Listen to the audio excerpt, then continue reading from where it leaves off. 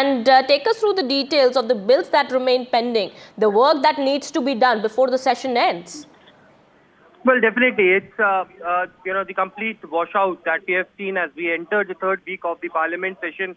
It is a minimal work that had been done. Of course, the opposition parties and the treasury benches both blaming each other for not letting the Parliament function. The opposition protested outside the Parliament, stating that it is the government who is not letting the Parliament function. Therefore, the reason perhaps important legislative bills are not being allowed to be tabled. On the other side, it is the government who had been stating that opposition is not responding on the serious allegations of Sonia Gandhi and Rahul Gandhi with Mr. George Soros Foundation. But it is something which is hampering the legislative business.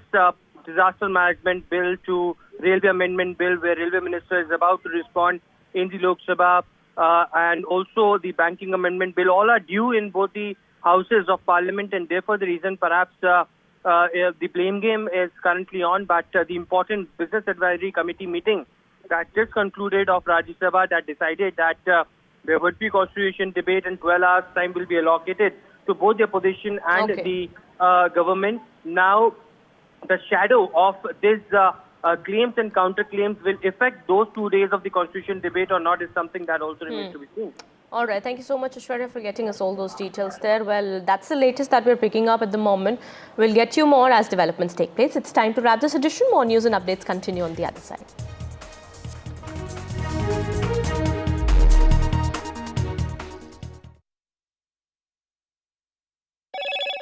Hello, Moto.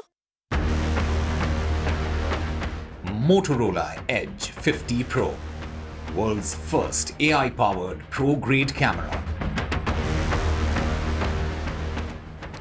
India bloc allies question Congress's leadership as chorus grows for leadership change in the India bloc.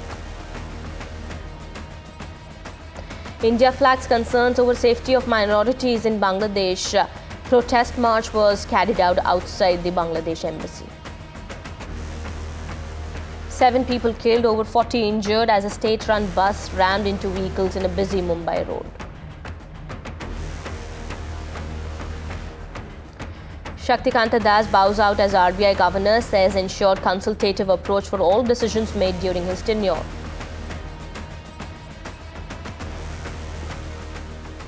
New day, new show, a new experience. Start your day with the news, not views. We bring you stories that matter and impact your lives. News that informs and keeps you ahead. From Maximum City, Mumbai, to the seat of governance, Delhi, NDTV brings to you the best breakfast show.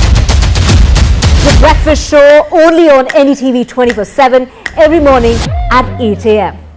This December, NDTV Auto's Maiden Conclave brings together the brightest minds and leaders of the auto industry under one roof. From green mobility to AI-driven road safety, discover innovations shaping the future. Join us for an exclusive conversation with Sri Nitin Gadkari as we delve into India's journey to becoming a global manufacturing hub. Mark your calendar, December 10th at the NDTV Auto Conclave. In today's interconnected world, India's voice is more crucial than ever. When India speaks, the world listens.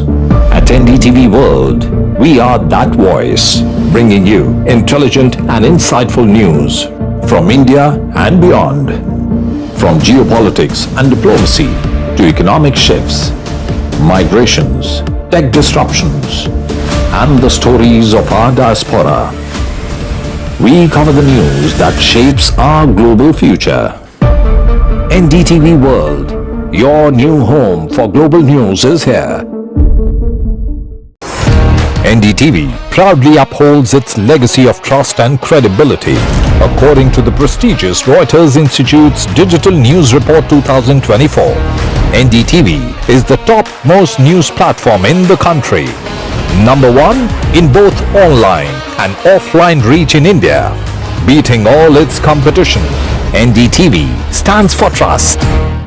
have been reporting on all issues, big and small, from Andhra Pradesh, Telangana, rest of South India, bringing you all the action, all that you need to know, all that you want to know. The energy of Maximum City is infectious. I bring in that energy in our news coverage from financial capital Mumbai. Covering from the southernmost part of India over the last 23 years, I bring in-depth and 360-degree coverage from the Dravidian heartland. The land of Mishti is also known for its bitter politics. I have seen much water flow under the Howrah Bridge, covering Bengal in all its vivid colors. New day, new show, a new experience. Start your day with the news, not views. We bring you stories that matter and impact your lives. News that informs and keeps you ahead. From Maximum City Mumbai To the state of governance, Delhi, NDTV brings to you the best breakfast show.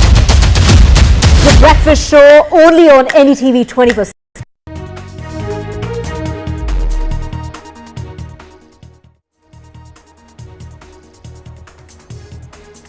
Hello and welcome. You're watching NDTV. I'm Aditi Bhardwaj and let's take a look at the top stories that we're tracking here at this hour.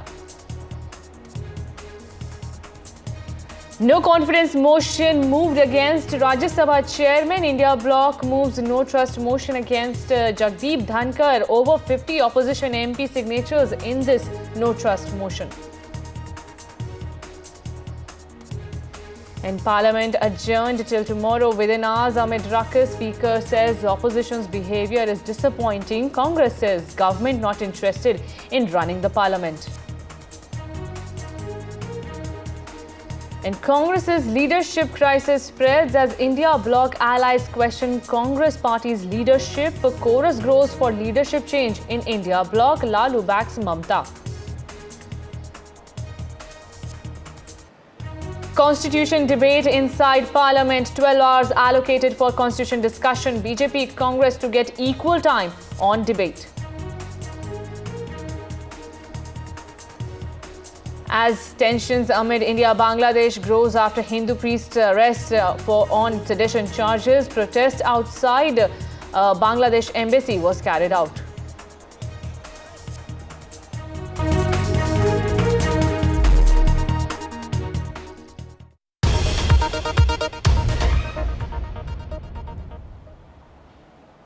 And big story that we are tracking here at NDTV is the no confidence motion that has been submitted now by the India bloc. The opposition has moved the no confidence motion against Rajya Sabha Chairman Jagdeep Dhankhar. As per reports, the Congress-led India bloc has accused Dhankhar of being biased and functioning in a biased manner, claiming that he is only favouring the ruling party during House proceedings and stifling the opposition's voice. Remember, Jagdeep Dhankhar held meetings with both the leader of House and the opposition in Rajya Sabha. Jagdeep Dhankhar assured the smooth functioning, but despite that, there is a growing dissent against Jagdeep Dhankhar. Listen into what the opposition leaders had to say. क्यों आज बार बार adjourn हो रहा है ma'am? House आज भी नहीं चलने दिया गया। देखिए, वो नो कॉन्फिडेंस वाला जो रेजोल्यूशन हुआ उसमें हम अपोजिशन यूनाइटेड है, वो तो एक इम्पोर्टेंट मुद्दा है ही, लेकिन आज सिर्फ आज ही नहीं, फर्स्ट डे से सदन चलने नहीं दे रहा है ट्रेजरी बेंच। खुद ट्रेजरी बेंच जानते हैं कि पीपल्स इशू अपोजिशन उठाएंगे। हमारे पास बहुत सारे पीपल्स इशू हैं, वो पीपल्स इशू अगर हम उठाएंगे, प्राइस राइज इन्फ्लेशन से लेकर अनएम्प्लॉयमेंट तक, मणिपुर से लेकर अपराजिता बिल अभी तक क्यों सिग्नेचर नहीं हुआ राष्ट्रपति जी का, और हमारे बंगाल बीइंग डिप्राइव्ड और all other non BJP governments, state governments are being deprived for Awas Yojana due and MGNREGA due etcetera etcetera. Fertiliser के इश्यू है, किसान वाले के इश्यू है, बहुत सारे ऑपोजिशन के इश्यू हैं। ट्रेजरी बेंच को पता है वो आंसर नहीं दे सकेंगे, उसका फ्लॉ क्या है उनको पता है, इसीलिए इस सब पीपल्स इशू पर वो सदन चलाना नहीं चाहते। ऑपोजिशन चाहते हैं, हम चाहते हैं पीपल्स इशू पर सदन चलाए, और हम एक के बाद एक ये सब इशू पर 0 hour special mention, short duration discussion डाला, लेकिन एक भी डिस्कशन में नहीं आया। वो नॉन इशू पर एक के बाद एक के दिन ट्रेजरी बेंच की तरफ से सदन बंद कर रहा है, जो बहुत अनफॉर्चुनेट है। And my colleague Aishwarya Jain is joining me for more on this. Aishwarya, growing dissent against Jagdeep Dhankhar motion has been moved by the India bloc. What can be its impact be? Well, certainly, as we entered the third week of winter session of Parliament today as well, there was minimal work that was done in both the upper house and lower house of the Parliament. It was in Rajya Sabha where we saw more adjournments. There was ruckus in the Lok Sabha as well. There was similar scenes that were witnessed, and there were claims and counterclaims both by the opposition and the government. It is the opposition party who protested outside the Makar Dwar of the Parliament and stated that it is the government who is not letting the Parliament function. And on the other side, it is the Treasury benches who have been blaming opposition MPs that they are not letting the Parliament function. As far as the Lok Sabha is concerned, it is the opposition MPs who came to the well of the House, protested. They, in fact, did sloganeering as well. And because of the House was in disorder, there was adjournments that were seen in both the Lok Sabha and Rajya Sabha. There are three important bills that needs to be tabled, to be tabled for consideration passing as far as disaster management bill 2024, the railway amendment bill where the railway minister is scheduled to give a reply, and also the banking amendment bill in the Rajya Sabha. They all are due, but the important business advisory committee that was scheduled today, that decided that the constitution debate will take place on 16th and 17th in the Rajya Sabha, in which 6 hours time had been given to both the opposition parties and the treasury benches as well to speak upon. And there will be no question hour, there will be no 0 hour, there will be no special mentioning on those particular day. Now, whether the shadow of this uproar, which we are witnessing for the first 2 initial weeks of the Parliament session, will continue and will cast a shadow on the upcoming constitution debate or not is something that remains to be seen. But for the benefit of our viewers, let us tell that it is the no confidence, the no trust motion, which has been formally now submitted to the Secretary General of Rajya Sabha. In fact, all parties that belongs to India Group had no option but to formally submit a no confidence motion against the chairperson of Rajya Sabha. It's something that the Congress leader Jairam Ramesh had also stated on social media platform X. He went on to say that for extremely partisan manner in which he has been conducting the proceedings of councils of state, it is very painful decision for the India party to take. But in the interest of parliamentary democracy, that have had to take this step, more than 55 signatories from different India bloc parties had submitted this motion to Secretary General Rajya Sabha. Now, whether this will be accepted or not is something that remains to be seen. Absolutely, Aishwarya. Thank you so much for joining us with those updates. Now, amid the leadership tussle in India bloc, RJD chief and former Bihar chief minister Lalu Prasad Yadav extended support to Trinamool Congress chief Mamata Banerjee's candidature. Lalu Yadav said that Congress's objection means nothing. They will support Mamata Banerjee, and Mamata Banerjee should be given the leadership of the India bloc, and if she gets it, then they will form the government in the next year. Earlier, Lalu's son and senior RJD leader Tejashwi Yadav had said he had no objection to any senior leader of the India bloc, including Mamata Banerjee, leading the coalition. But he stressed that the decision must be reached through a consensus. Banerjee also had on December 6 expressed dissatisfaction with the way the India bloc is functioning, signalling that Mamata Banerjee's intent is to take charge of the alliance if given the opportunity. After Mamata Banerjee, TMC MP Kirti Azad said that she is the most suitable candidate for the job, as she is the only leader who had repeatedly defeated the BJP in Bengal. But the BJP says the statements from the opposition leaders expose Congress's inability to lead as the chorus grows for the change in the leadership role in the India bloc. It seems like the Congress's leadership crisis has further spilled to the India bloc now. Take a look at the reactions coming in. तो ममता जी को दे दिया जाए। हाँ दे दे। 25 में बोल रहे सरकार फिर से बना रहे हैं लालू जी। हाँ बनाएंगे हम लोग। तो ममता जी को दे दिया जाए। हाँ दे दे। 25 में बोल रहे सरकार फिर से बना रहे हैं लालू जी। हाँ बनाएंगे हम लोग। सबको एक साथ बैठकर इंडिया ब्लॉक के लीडरशिप के बारे में जो समय दे सके इंडिया ब्लॉक के काम को देश भर में, उस बारे में, नेतृत्व के बारे में चर्चा करने की हमारी सबकी इच्छा है। चाहे शरद पवार जी हो, चाहे ममता जी हो, लालू जी, अखिलेश जी, उद्धव ठाकरे साहब, शायद नवीन पटनायक भी उसमें आ सकते हैं, नवीन बाबू भी आ सकते हैं। तो हम सब बात करेंगे, चर्चा चल रही है, आपस में एक दूसरे के साथ संपर्क चल रहा है। Well, joining with me is Trinamool Congress MP Kirti Azad. Sir, after Sharad Pawar, it is Lalu Prasad Yadav. Omar Abdullah yesterday stated that let the meeting happen and then Mamata Banerjee can claim the leadership for the India bloc. Do you think that the chorus is growing for Mamata Banerjee to take the charge of India bloc? She hasn't claimed. The leaders have been asking her to lead the thing. And once they were all asking whether it was the Uddhav Shiv Sena or it was Samajwadi Party, or for that matter, it was the Bhishma Pitama of Indian politics, Sharad Pawar ji, and now Lalu Yadav ji. They all are saying, so once they all said, she said, I formed the India bloc and I'm ready to lead. She never claimed it. We never claimed it. We always said that she is the best to lead the India bloc. And that is what the voices from across the country of all leaders are coming. They have always been saying that there is a teamwork that is required to win a game. And in this India bloc, there are differences as far as opinions are concerned to who can lead the entire India bloc. Would you find it right that if Mamata Banerjee takes the charge, then everybody will be on the same page?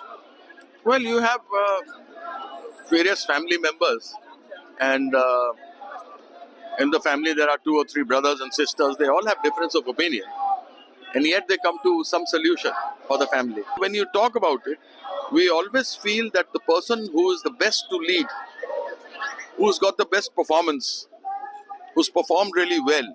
If you look at the strike rate of Congress and BJP, Congress only has 10% winning strike rate. And if you look at TMC and BJP, TMC has 70% winning strike rate. Ram Gopal Yadav ji ने भी press conference करके बड़ा स्पष्टता के साथ कहा कि राहुल गांधी जी ने ऐसा कुछ भी हासिल नहीं किया है कि इंडी गठबंधन के नेता के रूप में राहुल गांधी को देखा जाए। हमारे नेता राहुल गांधी नहीं है। ठीक उसी प्रकार उन्होंने मल्लिकार्जुन खड़गे का नाम लिया कि मल्लिकार्जुन जी नेता है। ठीक उसी प्रकार टीएमसी ने बड़े स्पष्ट रूप से स्ट्राइक रेट की बात की है कि राहुल गांधी जी के नेतृत्व में इंडी गठबंधन का स्ट्राइक रेट क्या था, क्या अचीव किया है उन्होंने। हम क्यों राहुल गांधी को अपना नेता माने, क्यों न ममता बनर्जी को ही इंडी गठबंधन के नेता के रूप में प्रोजेक्ट किया जाए। देखिए, अभी हमारी पार्टी की तरफ से अभी कोई ऑफिशियल स्टेटमेंट नहीं आया है, तो अभी मैं इस पर फिलहाल कुछ बोल नहीं पाऊंगी। सभी पार्टीज की अपनी अपनी राय होती है, फिर आपस में मिल बैठ के जब मीटिंग होगी उसमें सर्वसम्मति से जो भी होगा वो हमारी पार्टी को स्वीकार होगा। जी का नाम लगातार आगे आ रहा है, तमाम जो अलायंस मेंबर्स हैं वो उनका ही नाम ले रहे हैं कि उनको लीड करना चाहिए। आज इस पर कहीं कोई चर्चा नहीं है, न कोई आवश्यकता है। आज जरूरत है इस देश में सौहार्द कायम करने की। आज जरूरत है इस देश में महंगाई घटाने की। आज जरूरत है हमारे देश का करोड़ों नौजवान जो बेरोजगार है, भारतीय जनता पार्टी की सरकार रहते चलते पेपर लीक हो रहा है। आज इस पर सब पर हमें सोचना है और इस पर समाधान का रास्ता भरना है। और इस तरह की इंडिया गठबंधन इसके लिए का है क्योंकि लालू प्रसाद यादव से लेकर उमर अब्दुल्ला से लेकर शरद पवार ऐसा है, बोल रहे हैं कि राहुल गांधी की जगह ममता बनर्जी को लीड करना। ये सब इन लोगों का अपने विचार है, ये इन लोगों के विचार हो सकते हैं, लेकिन आज जो राष्ट्र के सामने, देश के सामने, हम लोगों के सामने बड़ा सवाल है, वो किसानों का सवाल है। बड़ा सवाल है इस देश के करोड़ों नौजवानों का जो पढ़े लिखे हैं, जो हमारी दौलत है। किसी देश की दौलत हीरा जवाहरात सोना चांदी नहीं होता है, उस देश की दौलत हमारा नौजवान है, हमारा किसान है और देश के रहने वाले लोग हैं। हमें उनकी भलाई के लिए, हमें उनके वेलफेयर के लिए आज चर्चा करना है, सोचना है, सदन में रखना है। आज ये सवालात हैं। देखिए, इंडिया ब्लॉक में कई सारी पार्टीज हैं, आज से नहीं है, लोकसभा से पहले है। तो जो मंच गणतांत्रिक है, डेमोक्रेटिक अगर कोई अलायंस है, उसमें सब अपने विचार रख सकते हैं, पर निर्णय सब मिलकर ही लेंगे। Even though YSRCP is not part of India bloc or NDA, I sincerely feel, because of the past experience, and I have been seeing the Congress party for the last 8 years in Rajya Sabha. This is the 9th year. At this point of time, I feel that the Congress party has failed to lead India bloc for the last one and a half years. DDG will be in a position to lead the India bloc parties, and DDG will be able to handle any issue, any problem that crops up in any given situation, and handle more effectively and efficiently than Congress party. Therefore, DDG should be made to lead the India bloc parties. लगातार जो India block के alliance partners हैं, शरद पवार, लालू प्रसाद यादव, उमर अब्दुल्ला, तमाम leaders अब बोल रहे हैं कि ममता बनर्जी को इंडिया ब्लॉक की लीडरशिप दे देनी चाहिए। खुद ममता बनर्जी ने बोला, मैं वेस्ट बंगाल से इंडिया ब्लॉक लीड कर सकती हूँ। किस तरीके से देखते हैं आप इन तमाम जो कोरस ग्रो हो रहा है? आज तो आपको अपना रिकॉर्ड स्ट्रेट और ठीक रखना चाहिए। अभी आपने देखा होगा, सीनियर मेंबर पार्लियामेंट आरजेडी के नेता अभी यहाँ बोल के गए कि out of context Lalu ji की बात की गई है। लालू जी ने ऐसा नहीं कहा, तो वो बात छोड़िए। हाउस नहीं चलता है, रूलिंग पार्टी के एमपी 3 दिन से नहीं चला रहे हैं। क्यों नहीं चला रहे भाई? रूलिंग पार्टी की तो जिम्मेवारी होती है हाउस चले। आज तक इतिहास में कभी ऐसा नहीं हुआ कि सत्ता पक्ष हाउस ना चलने दे, तो इसके लिए जिम्मेवारी सत्ता पक्ष की है। You want to comment on the leadership crisis of the India bloc as well, because several non-India bloc parties, including the YSRCP, had requested Mamata Banerjee to take over the India bloc. What's the Biju Janata Dal stand on it, or if you want to comment on that? You see, as far as India bloc is concerned, since we are not part of the India bloc, for us to comment on it would be inappropriate. If we were, probably I would have held a view. But I would believe that when we are not a part of the India bloc, to talk about its leadership, at least from the Biju Janata Dal's perspective, would not be right. Thank you so much for that. Of course, Biju Janata Dal MP Sasmita Patra speaking to NDTV. ये स्वार्थ का गठबंधन बहुत देर नहीं चलता है। ये सब हिडन एजेंडा लेकर के अपने परिवारवादी जमींदारी को बढ़ाने के लिए, जनता की लूटी हुई गाड़ी कमाई बचाने के लिए एकजुट हुए थे। अब उनका चेहरा असली सामने आने लगा है। गठबंधन से एक एक करके सब बाहर हो जाएंगे। And my colleague Aishwarya is joining me for more on this. Aishwarya, there is a growing demand to make Mamata Banerjee the new leader of the India bloc. But how is the Congress party looking at it? Will Congress party accept that there are some shortfalls in its leadership? Well, several Congress MPs have stated that Rahul Gandhi is a fighter, and therefore the reason perhaps as many as people who can give opinions and as many as people who can comment on the leadership of Rahul Gandhi, he can survive. And therefore the reason perhaps it is the Congress which is confident of Rahul Gandhi leading the entire India alliance. But several of the India alliance members have openly targeted the leadership of Rahul Gandhi. They have stated that in the recently held elections of Maharashtra and Haryana, it is the Congress party which has completely failed, and Mamata Banerjee's strike rate, the Trinamool Congress strike rate in the state of West Bengal had been very good, and therefore the reason perhaps Mamata Banerjee should lead the India alliance. It remains to be seen how things unfold in the upcoming days. But of course, the chorus has grown as far as Mamata Banerjee's leading the entire India bloc is concerned, looking at the recent results where its own allies are now not at the same page. Certainly, Aishwarya, there is a huge amount of concern that is being raised among the India bloc leaders. They are all worried about the future of its bloc and alliance, but it remains to be seen how the Congress party will tackle this growing dissent. Thank you so much, Aishwarya, for joining us. Now, in Business Advisory Committee meeting of Rajya Sabha, it has been decided that 12 hours will be allocated for discussion on Constitution Day. Depending on the strength of the party, the time will be allocated. BJP will get 6 hours, while opposition will also get 6 hours. There will be no 0 hour, no question hour, no special mentioning. If there will be consensus amongst these leaders, then House can be added and decision will be taken on same day. In Rajya Sabha, Home Minister Amit Shah will initiate the debate at 11 o'clock in the morning on 16th December, while Prime Minister Narendra Modi will respond to the Constitution debate on December 14. For more on this, my colleague Aishwarya stays with me. Aishwarya, we are seeing that both the camps will be ready for the Constitution debate. As per sources, we are hearing that Prime Minister will be responding to the Constitution debate on December 14. Is it correct?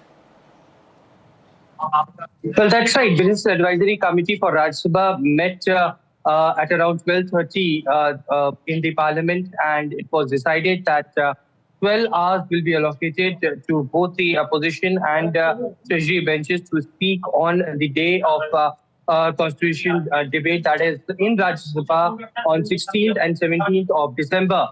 There will be no special mentioning, there will be no 0 hour, there will be no question hour on these 2 days. And from morning to evening, the debate on Constitution will continue. The respected parties will have to send across the names of the speakers who will be speaking on the Constitution debate. Now, on that particular day, it has also been decided that if the floor leaders will be willing to increase the time, then that could be the prerogative of the Rajya Sabha chairperson, that whether to increase or not. But it has been very clearly decided from the Bharatiya Janata Party that it would be in Lok Sabha, where 13th or 14th the Constitution debate will commence. The Prime Minister Narendra Modi will be responding to it, while in the Rajya Sabha, Home Minister Amit Shah will be initiating the debate of Constitution sharp at 11 a.m. on 16th of December.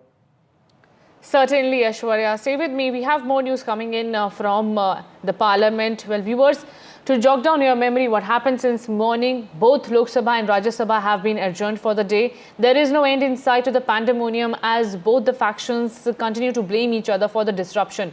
In fact, this comes after Lok Sabha Speaker Om Birla began the proceedings by urging the members of the House to maintain the decorum of the House and highlighted the methods adopted by the opposition parties to protest.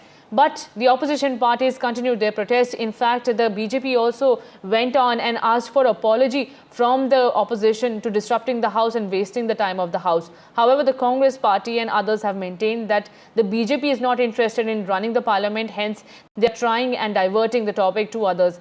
Meanwhile, the BJP continues to amp up its attack against the Congress party, linking Sonia Gandhi to a US billionaire George Soros and saying that the Congress party is working with India forces to destabilize the government and India in the country. However, this comes also after Jagdeep Dhankhar also initiated meetings with both the House's leaders, with the leaders of the Rajya Sabha. Jagdeep Dhankhar met Mallikarjun Kharge and JP Nadda and urged both of them to let the House function smoothly. But the pandemonium continues. The House has been adjourned for the day and the politics continues to bruise in. Take a look at what the others had to say. संसद एक पवित्र स्थल है और इस भवन की एक उच्च गरिमा, प्रतिष्ठा, मर्यादा है और इसी भवन में हमने आजादी भी प्राप्त की है और दुनिया का सबसे बड़ा लोकतंत्र सर्वोच्च प्रतिनिधि संस्था है। संसद में देश की आकांक्षाओं, अपेक्षाओं को पूरा किया जाता है। सहमति असहमति हमारे लोकतंत्र की परंपरा रही है, जो संविधान बनते समय भी हमने अभिव्यक्ति की है। लेकिन मेरा आपसे आग्रह है कि हमें गरिमा रखनी चाहिए। पिछले कुछ दिनों से मैं देख रहा हूं संसद परिसर में जिस प्रकार के प्रदर्शन किए जा रहे हैं, जिस प्रकार के नारे, पोस्टर, मुक्तों का प्रयोग किया जा रहा है, वह सिर्फ न अशोभनीय है बल्कि हमारी नियम प्रक्रियाओं, संसदीय परंपराओं के अनुरूप भी है। मुझे बड़े अफसोस के साथ कहना पड़ रहा है, इसमें प्रतिपक्ष के बड़े नेताओं का आचरण व्यवहार भी संसदीय मर्यादा के अनुकूल नहीं है। सभी दल के लोग संसद की गरिमा, परंपरा, मर्यादा, प्रतिष्ठा को बनाए रखें। चलाने के लिए सदन को अडान में लाने कि आपका शर्मनाक व्यवहार की वजह से जो सदन की गरिमा को ठेस पहुंचा है, आपको माफी मांगना चाहिए। और जॉर्ज सोरोस और कांग्रेस के नेतृत्व के बीच में क्या रिश्ता है और देश विरोधी ताकतों के साथ आपका क्या संबंध है, इसके बारे में भी आप यहाँ सदन में माफी मांगना चाहिए। And my colleague Aishwarya Jain stays with me. Aishwarya, George Soros and Congress Party's links are certainly a hot potato. Is Congress Party mulling on a statement? Do they want to steer clear of the allegations that the BJP is levelling against them?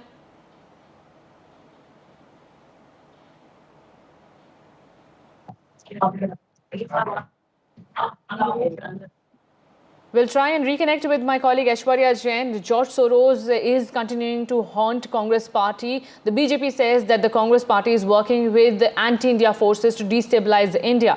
The Congress Party has in fact come out and said that these are the darkest fantasies of the Bharatiya Janata Party and such allegations are not true.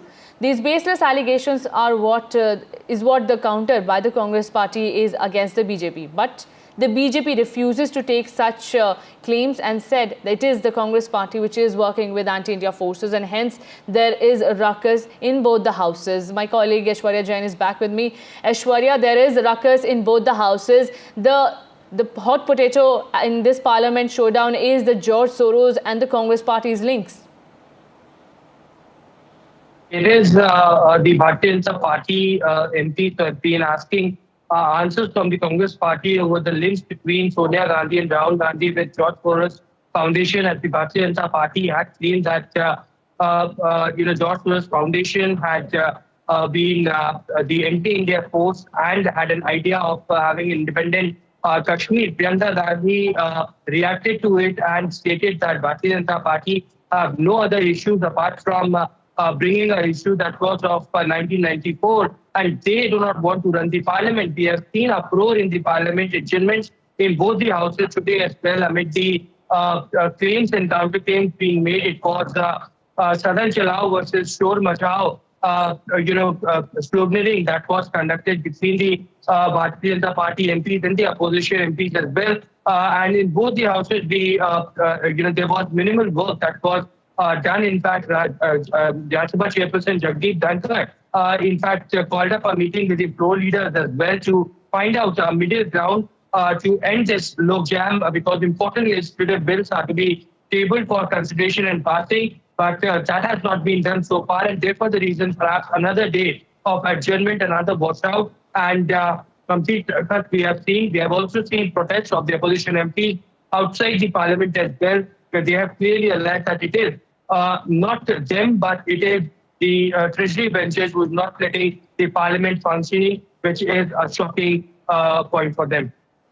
Certainly, Aishwarya, and the Aam Aadmi is asking these politicians, while they indulge in blame game, when will the House function and the key bills that are pending will be passed? Thank you so much, Aishwarya, for joining us.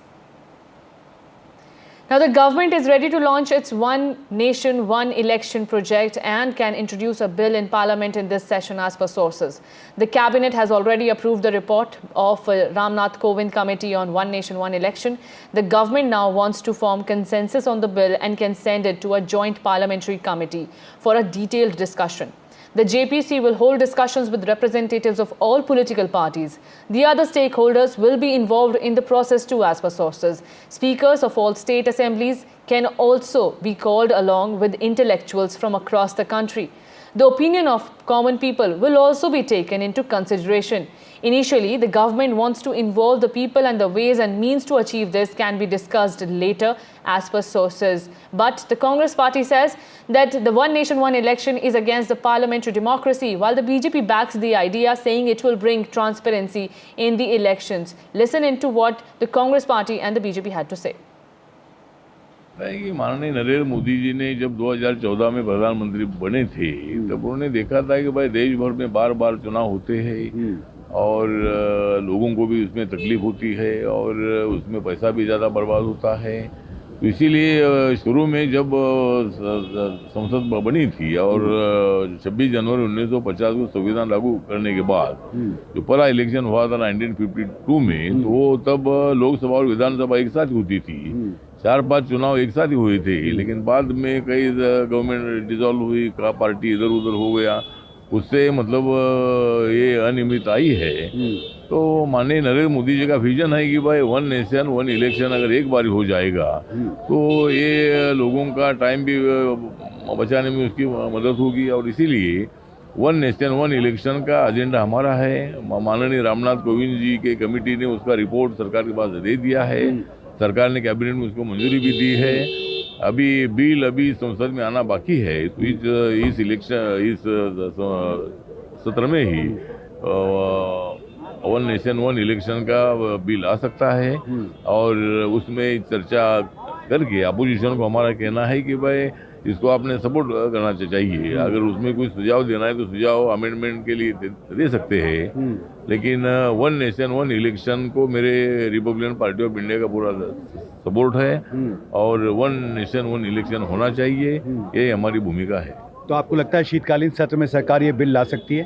हाँ, मतलब अभी ला सकती है। अभी 2 सप्ताह बाकी है, अभी इसमें क्या हंगामा भी चल रहा है, इस पर बहस होना जरूरी है, चर्चा होना बहुत जरूरी है और सबका सुनकर सरकार अंतिम निर्णय लेगी। लेकिन सरकार ने तो निर्णय लिया है कि ऐसा होना चाहिए, तो मुझे लगता है कि इस सत्र में भी बिल आ सकता है।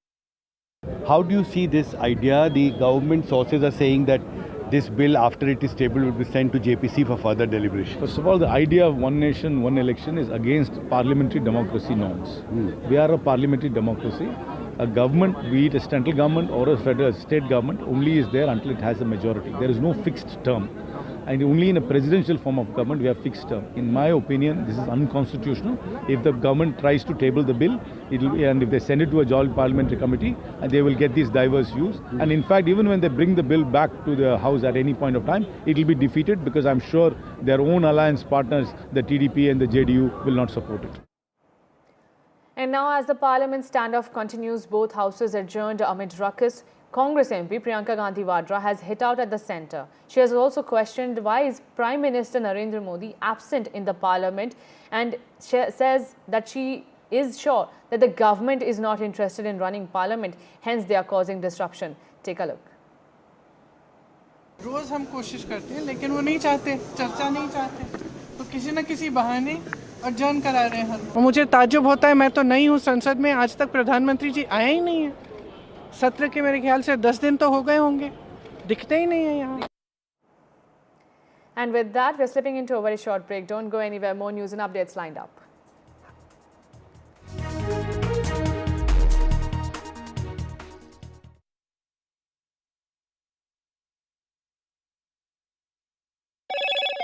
Hello, Moto.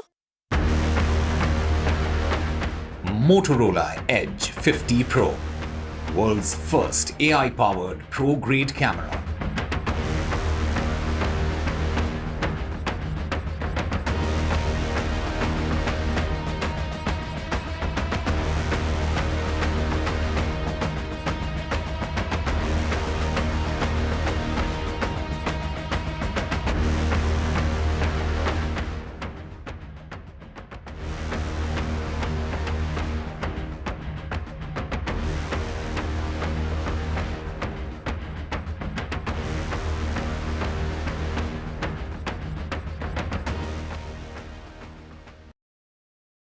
In today's interconnected world, India's voice is more crucial than ever. When India speaks, the world listens. At NDTV World, we are that voice, bringing you intelligent and insightful news, from India and beyond. From geopolitics and diplomacy to economic shifts, migrations, tech disruptions, and the stories of our diaspora. We cover the news that shapes our global future. NDTV World, your new home for global news is here. NDTV proudly upholds its legacy of trust and credibility. According to the prestigious Reuters Institute's Digital News Report 2024, NDTV is the top-most news platform in the country. Number one in both online and offline reach in India, beating all its competition. NDTV stands for trust. This December, NDTV Auto's Maiden Conclave brings together the brightest minds and leaders of the auto industry under one roof. From green mobility to AI-driven road safety, discover innovations shaping the future. Join us for an exclusive conversation with Sri Nitin Gadkari as we delve into India's journey to becoming a global manufacturing hub. Mark your calendar, December 10th at the NDTV Auto Conclave. I've been reporting on all issues big and small from Andhra Pradesh, Telangana, rest of South India, bringing you all the action, all that you need to know, all that you want to know. The energy of Maximum City is infectious. I bring in that energy in our news coverage from financial capital Mumbai. Covering from the southernmost part of India over the last 23 years, I bring in-depth and 360-degree coverage from the Dravidian heartland. The land of Mishti is also known for its bitter politics. I have seen much water flow under the Howrah Bridge, covering Bengal in all its vivid colors. New day, new show, a new experience. Start your day with the news, not views. We bring you stories that matter and impact your lives. News that informs and keeps you ahead. From Maximum City, Mumbai, To the seat of governance, Delhi, NDTV brings to you the best breakfast show. The breakfast show only on NDTV 24/7 every morning at 8 a.m.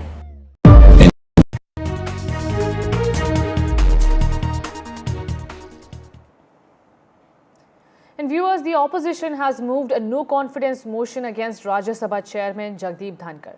The Congress-led India bloc has accused Jagdeep Dhankhar of being biased and functioning in a biased manner, claiming that he only favors the ruling party during House proceedings and stifles the opposition's voice.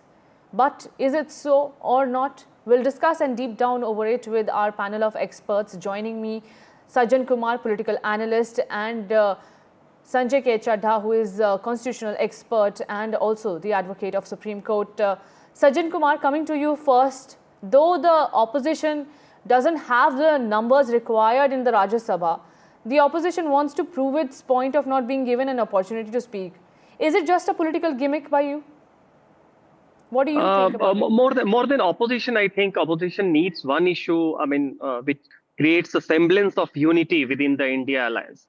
That is why despite the numbers stacked against them, and the way there has been divergences, even how to protest against the BJP, UC, Congress and the rest of the opposition are not on board. So therefore, all of them are desperately needing some issue because there is no internal chemistry. So something which is outside, like moving this motion, at least give them a notion of or a semblance of the unity. And that is where you see, I see more, the story is more about the creating a kind of chemistry within India alliance rather than, achieving a success. So that's why I think it's a gimmick, but the gimmick has a purpose of internal solidarity and consolidation in the India alliance.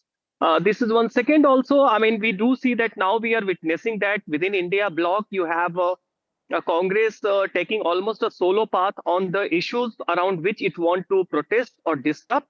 Even within the politics of disruption, you have divergences, while the rest of them are diverging. So that is how I think this is some sort of a afterthought, and in a sudden they want to move this motion so that the debate shifts away from the internal problems of the India alliance.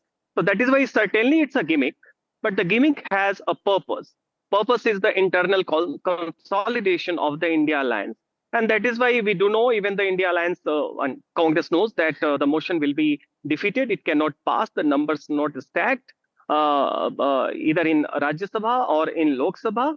As per the, Article 67B, you require kind of a majority in both Rajya Sabha and Lok Sabha. So that way, despite knowing that, going ahead with that is just, and therefore, besides gimmick, we also didn't know the kind of optics that has been happening. One day it would be about Adani, one day it would be about some sort of Manipur. Then you bring the motion against Dhankar. We do not know what will happen tomorrow. So that way, every day you see some sort of optics, some sort of a image war, some sort of a performativity that is happening. So certainly it's a gimmick with a attempt to create some sort of a unity within India Alliance, which is slipping out. Yeah. Okay. Point taken, a political gimmick by the opposition. Mr. Chadha, opposition had contemplated a no-trust motion against Dhankar in August as well. So this is not the first time. Tell us about the significance of the no-trust motion.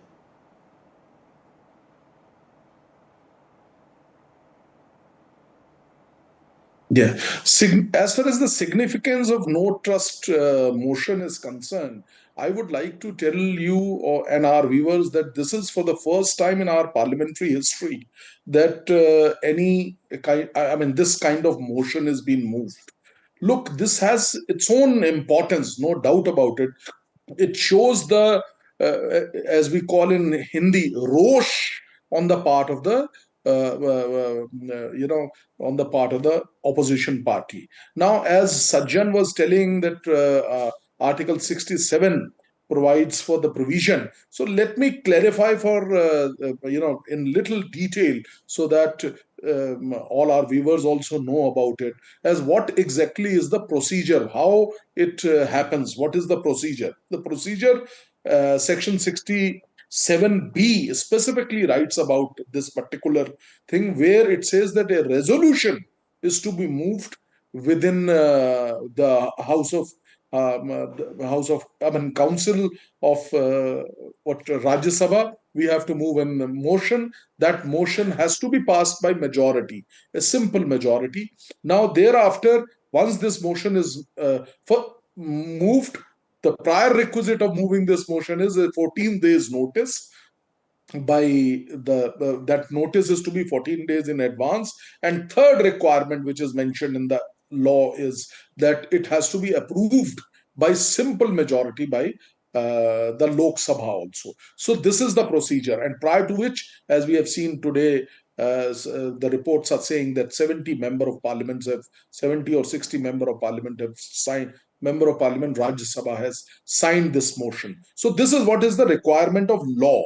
Now, what is the ground on which it can be done, if it can be moved? So there are two specific grounds, though it is not written anywhere in the constitution per se, but proven misbehavior and incapacity are the two grounds. So from this is what is the law. When we talk about the impeachment of a judge, there also these are the two grounds. So from where? But the judicial interpretations, constitutions interpretations have shown that these are the primary two grounds. Here, the Congress and the alliance has taken the first one, proven misbehavior, by showing the biasness, basically. This is what is the crux of the matter. We all know that Vice President is the ex officio chairperson of Rajya Sabha. So this is what, as far as the law is concerned. Right. As it is happening for the first time, I think now onwards the law will also develop as to what exactly is the state of affair and what happens, what are the procedure. Like as per the rules of Lok Sabha, it has to be presented and submitted to the Secretary General of the Rajya Sabha, and that letter or motion is already been given to the Secretary General of the Rajya Sabha. Right, point taken. Sajjan Kumar, big accusation has been made against Vice President as well as Rajya Sabha Chairman Jagdeep Dhankhar. The opposition claims that they are not being given a chance in the Rajya Sabha to speak against the centre and the treasury benches. While such sort of accusations had been made in the past also, but what had changed the context remains to be that the days of statesmanship, the political statesmanship wherein leaders across the party, even the senior leaders from the opposition ranks and from the treasury benches used to have the kind of chemistry and used to have a mutual admiration. So those days are over. And that is why you see there have been bantering in the past also. Say, for example, when Somnath Chatterjee was the Speaker of Lok Sabha and BJP was in opposition, there have been bantering between Atal Bihari Vajpayee and Somnath Chatterjee. But then there was a kind of chemistry. The way politics has moved from deliberation to rhetoric and polemics, and the way, I mean, everyone is about performativity, you are, I mean, kind of imposing your own narrative. Such sort of accusations is just the beginning of a new trend. We should not be thinking this is one of the exceptional things. Yes, it has happened for the first time, but our political, nature and political culture has also gone a paradigm shift into a kind of quite polarizing. So that is why these accusations are just a symptom of a new sort of polarized, polemical, rhetorical politics, wherein disruptions are going to be the order of the day. And legislative business has to learn to, continue amidst these overall overarching, context of disruption. So that is why accusations, I am not surprised. I see it more as a symptom of a larger shift into the politics, wherein more polarized, you see, whoever comes next, such sort of accusations will be more frequent, and therefore we do expect this to be a kind of new normal. Yeah. Okay, new norm, can this be or not? Let's see. Sajjan Kumara, thank you so much for joining us. Sanjay K. Chadha, thank you so much for giving that deep analysis on the significance of the no trust motion. Remains to be seen when this parliament pandemonium will end. Shifting our focus to now Punjab, where the Youth Congress is protesting against the Punjab government. The Congress stir is against Punjab drug menace. The Congress party is asking the government that they should work and give employment to youth and curb the drug menace that is spiraling in Punjab. The Youth Congress workers are protesting in Chandigarh. Congress has staged a massive protest in Chandigarh against the Aam Aadmi Party government in the state. The Chief Minister Bhagwant Mann there facing the ire of the opposition parties. My colleague Gurpreet Chinna has more details. Showing all these visuals from ground, what is happening at this point of time. We have seen Punjab Congress youth, the youth have come from across the state and they are holding protests in Chandigarh, where they are demanding that there is need to give employment to the youth of the state, and it seems the drug menace has already been increased in the state of Punjab. One side they are saying why the employment has not been given to the youth within the state, and we have seen they are giving this slogan of this protest, Berujgaron de badle nasha nahi. Kahin na kahin they want to give a very strong message to the state of Punjab that there is a need to provide employment to the youth, so that the way they are getting into drugs, that should not happen in the state. Nobody is allowed to move from this place. A few minutes back we have seen there was a confrontation between the police officials as well as these protesters who wanted to cross over the barricade so that they will be able to march toward the Chief Minister residence and garrow the Chief Minister residence in Chandigarh, but they are being stopped by Chandigarh police. What we have learned that the Chandigarh police say they don't want to disturb law and order on the ground, and that is one of the main reasons why huge number of barricades have been put up on their way, and they are not supposed to allow to cross over these barricades. So as of now, we have seen Punjab youth, they have been demanding that there should be employment to youth in the state, and the way the drug menace is increasing in the state of Punjab, and the youth are getting into this drugs, that should be avoided at this point of time. So somewhere down the lane it seems they want to give a very strong message to the state government that unemployment has become one of the major issue in the state of Punjab. With Vijay, Rajesh Kumar, this is Gurpreet Singh Chinna for NDTV, Chandigarh. Hundreds of men and women gathered in Imphal today for a massive rally calling for the repeal of the Armed Forces Act. The rally coincided with International Human Rights Day today. The march began in Imphal West, where protesters raised slogans as they made their way towards the main stadium in Imphal East, covering a distance of approximately 5 kilometers. The rally was organized by the All Manipur United Clubs organization with support from various groups including the Manipur Students Federation.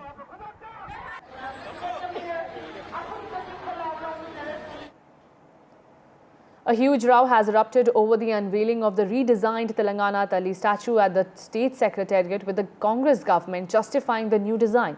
The government claimed that no official approval was given to the previous version during the VRS regime, prompting the current government to formalize the design.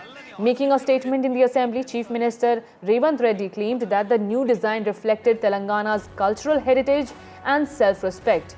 In fact, BRS leader K. Kavita also performed the Palabhishekam of Telangana Talli statue at the BRS headquarters. Sample the reactions coming in.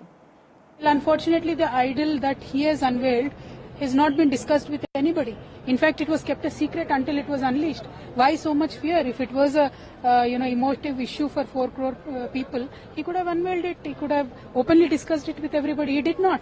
He just put it. I think media also chased to get a glimpse of what was there. You know it very well. So I am only saying that it is a fear that Revanth Reddy has, that because he has always opposed the formation of Telangana, his name is not there in the history. Now he is trying to somehow make a comeback into the history of Telangana, which is not going to happen.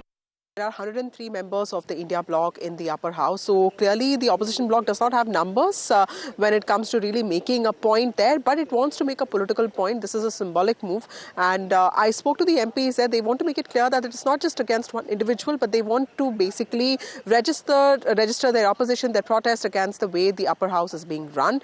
Remember that they've already had raised some objections against Rajya Sabha Chairperson Jagdeep Dhankhar's way of working. They felt that some of their motions, adjournment motions, their requests for discussions have been not really accepted by Jagdeep Dhankhar, while those of the ruling party MPs have been accepted. But of course, we'll have to wait and see. There are many technicalities to this. This notice should have come 14 days prior to the resolution being moved, and that has really not happened. Remember, it's 10 days to go for the winter session to conclude. But all that it shows is this continuous, flashpoint that's emerging between the opposition parties and the India bloc over running of the house, and basically, the Congress party insisting on having a debate on not just the Adani issue but also on Manipur issue, on farmers' protest, and the ruling party also coming down very heavily on the Congress party for allegations of its links with George Soros funded individuals and entities. So clearly this is a political flashpoint that's being played out. While the opposition India bloc does not have numbers to bring in an impeachment motion against Jagdeep Dhankhar, this is a political move where they want to show their might, and they also want to show their dissent and opposition, and in some ways how upset they are with the way the upper house is being run. Authorities have arrested the man suspected of killing United Health executive Brian Thompson and charged him with murder. The accused has been arrested after a massive 5-day hunt. The 26-year-old was captured in Pennsylvania and is an Ivy League graduate from Maryland. Take a look at what the cops had to say. Members of the Altoona Police Department arrested Luigi Mangione, a 26-year-old male, on firearms charges.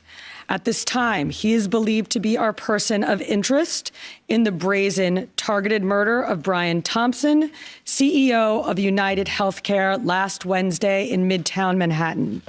The suspect was in a McDonald's and was recognized by an employee who then called local police. And to learn more about this story, I'm being joined by my colleague Vishal Vivek. Vishal, give us a background of the accused, and have the cops been able to identify the motive behind the killing? To give you the background of the guy who's caught, he's just a 26-year-old Ivy League graduate.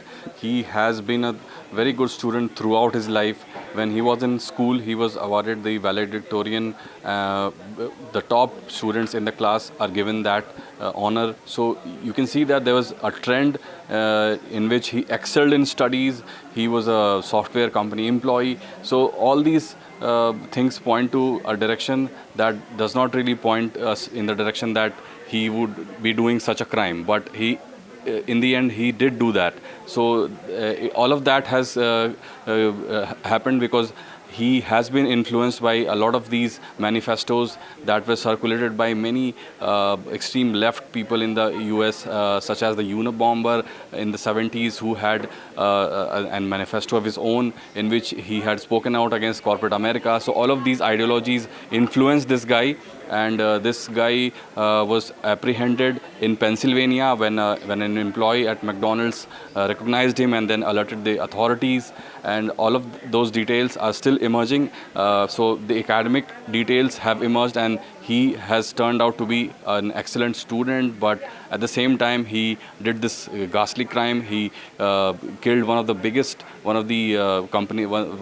companies CEOs in the US, and that goes to show as to how people can change in matter of years. And he also had some health problems in the last few years. He had a surgery. So all of those details have been emerging. And he grew up in Maryland, in Baltimore, Maryland. He had a upper middle class upbringing, and he went to some of the top schools in the US. He was a University of Pennsylvania graduate. So all of those details have emerged.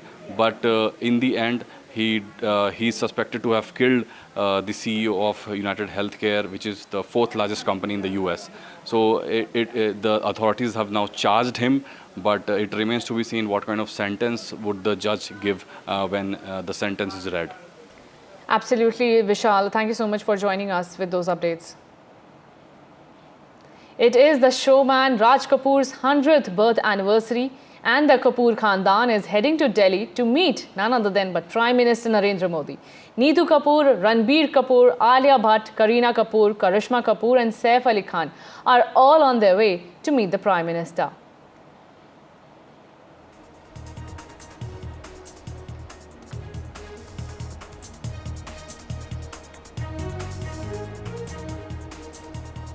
And with that, we're slipping into a very short break. My colleague Ankit Tyagi joins you next.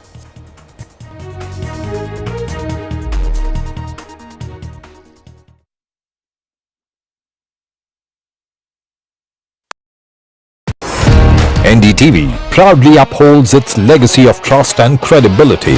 According to the prestigious Reuters Institute's Digital News Report 2024, NDTV is the top-most news platform in the country. Number 1 in both online and offline reach in India, beating all its competition. NDTV stands for trust. This December, NDTV Auto's Maiden Conclave brings together the brightest minds and leaders of the auto industry under one roof. From green mobility to AI-driven road safety, discover innovations shaping the future. Join us for an exclusive conversation with Sri Nitin Gadkari as we delve into India's journey to becoming a global manufacturing hub. Mark your calendar, December 10th at the NDTV Auto Conclave. I've been reporting on all issues big and small from Andhra Pradesh, Telangana, rest of South India, bringing you all the action, all that you need to know, all that you want to know. The energy of Maximum City is infectious. I bring in that energy in our news coverage from financial capital Mumbai. Covering from the southernmost part of India over the last 23 years, I bring in-depth and 360-degree coverage from the Dravidian heartland. The land of Mishti is also known for its bitter politics. I have seen much water flow under the Howrah Bridge, covering Bengal in all its vivid colors. New day, new show, a new experience. Start your day with the news, not views. We bring you stories that matter and impact your lives. News that informs and keeps you ahead. From Maximum City, Mumbai, To the state of governance, Delhi, NDTV brings to you the best breakfast show. The breakfast show only on NDTV 24/7 every morning at 8 a.m. In today's interconnected world, India's voice is more crucial than ever. When India speaks, the world listens. At NDTV World, we are that voice, bringing you intelligent and insightful news from India and beyond. From geopolitics and diplomacy to economic shifts, migrations, tech disruptions, and the stories of our diaspora. We cover the news that shapes our global future. NDTV World, your new home for global news is here. NDTV proudly upholds its legacy of trust and credibility. According to the prestigious Reuters Institute's Digital News Report 2024, NDTV is the top-most news platform in the country. Number one in both online and offline reach in India. Beating all its competition, NDTV stands for trust. I've been reporting on all issues big and small from Andhra Pradesh, Telangana, rest of South India, bringing you all the action, all that you need to know, all that you want to know. The energy of maximum city is infectious. I bring in that energy in our news coverage from financial capital Mumbai. Covering from the southernmost part of India over the last 23 years, I bring in-depth and 360-degree coverage from the Dravidian heartland. The land of Mishti is also known for its bitter politics. I have seen much water flow under the Howrah Bridge, covering Bengal in all its vivid colors. New day, new show, a new experience.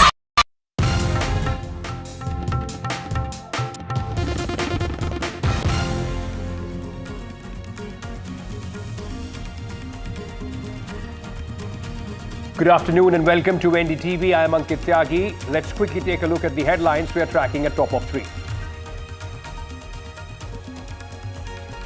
No confidence motion against Rajya Sabha Chairperson. First motion against Rajya Sabha Chair in 72 years. India blocs moved no trust motion against Dhankhar. Over 50 MPs from the opposition signed the no trust motion. Parliament adjourned within hours amid ruckus. Speaker says opposition behaviour disappointing. Congress fires back. Government not interested in Parliament's functioning. Chorus grows for Mamata as India leader. Lalu bats for Didi. Congress underplays remarks. BJP, YSRCP slam the Congress leadership.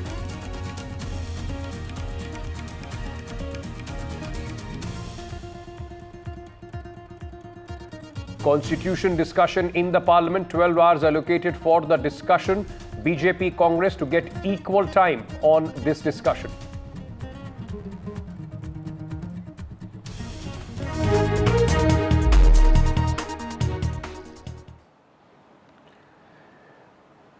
The chorus is growing for Mamata Banerjee to take over as the leadership of the India bloc. RJD chief and former Bihar Chief Minister Lalu Prasad Yadav has now extended support to Trinamool Congress Chief Mamata Banerjee's candidature and has said Congress's objection means nothing. We will support Mamata Banerjee. Mamata Banerjee should be given the leadership of the India bloc. We will form the government in 2025 in Bihar. Earlier, Lalu's son and senior RJD leader Tejaswi Yadav had said he had no objection to any senior leader of the India bloc, including Banerjee leading the coalition, but stressed that the decision must be reached through consensus. Mamata Banerjee had on December 6 expressed dissatisfaction over the functioning of the India bloc, signalling her intent to take charge of the alliance if given the opportunity. Now, TMC MP Kirti Azad has also said she is most suitable for the job as she is the only leader who has repeatedly defeated the BJP in Bengal. BJP says the statements from the opposition leader exposes the Congress's inability to lead.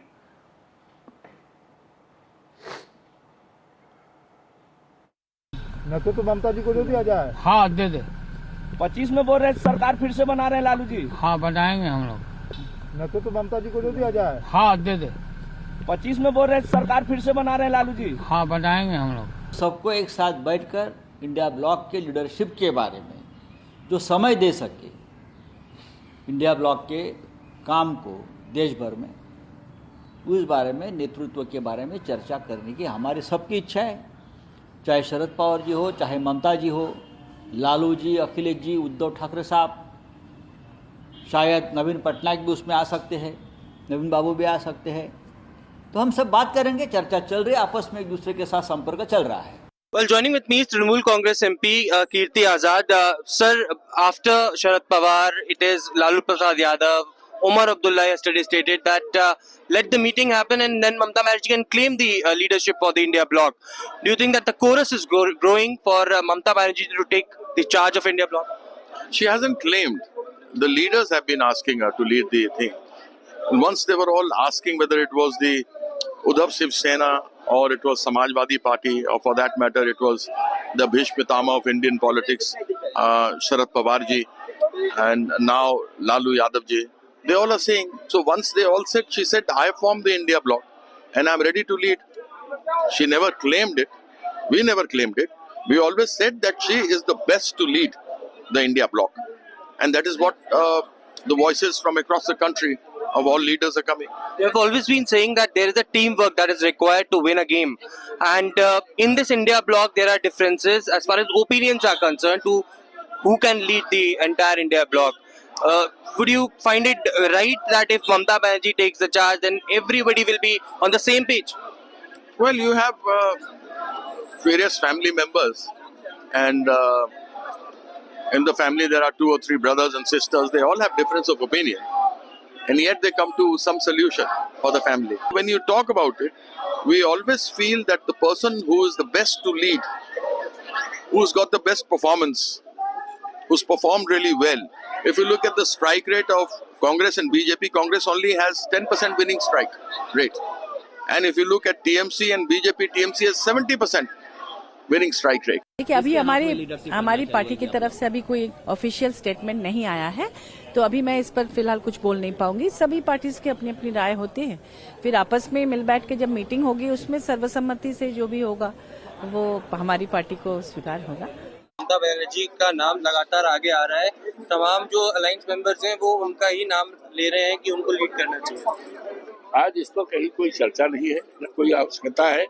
आज जरूरत है इस देश में सौहार्द कायम करने की।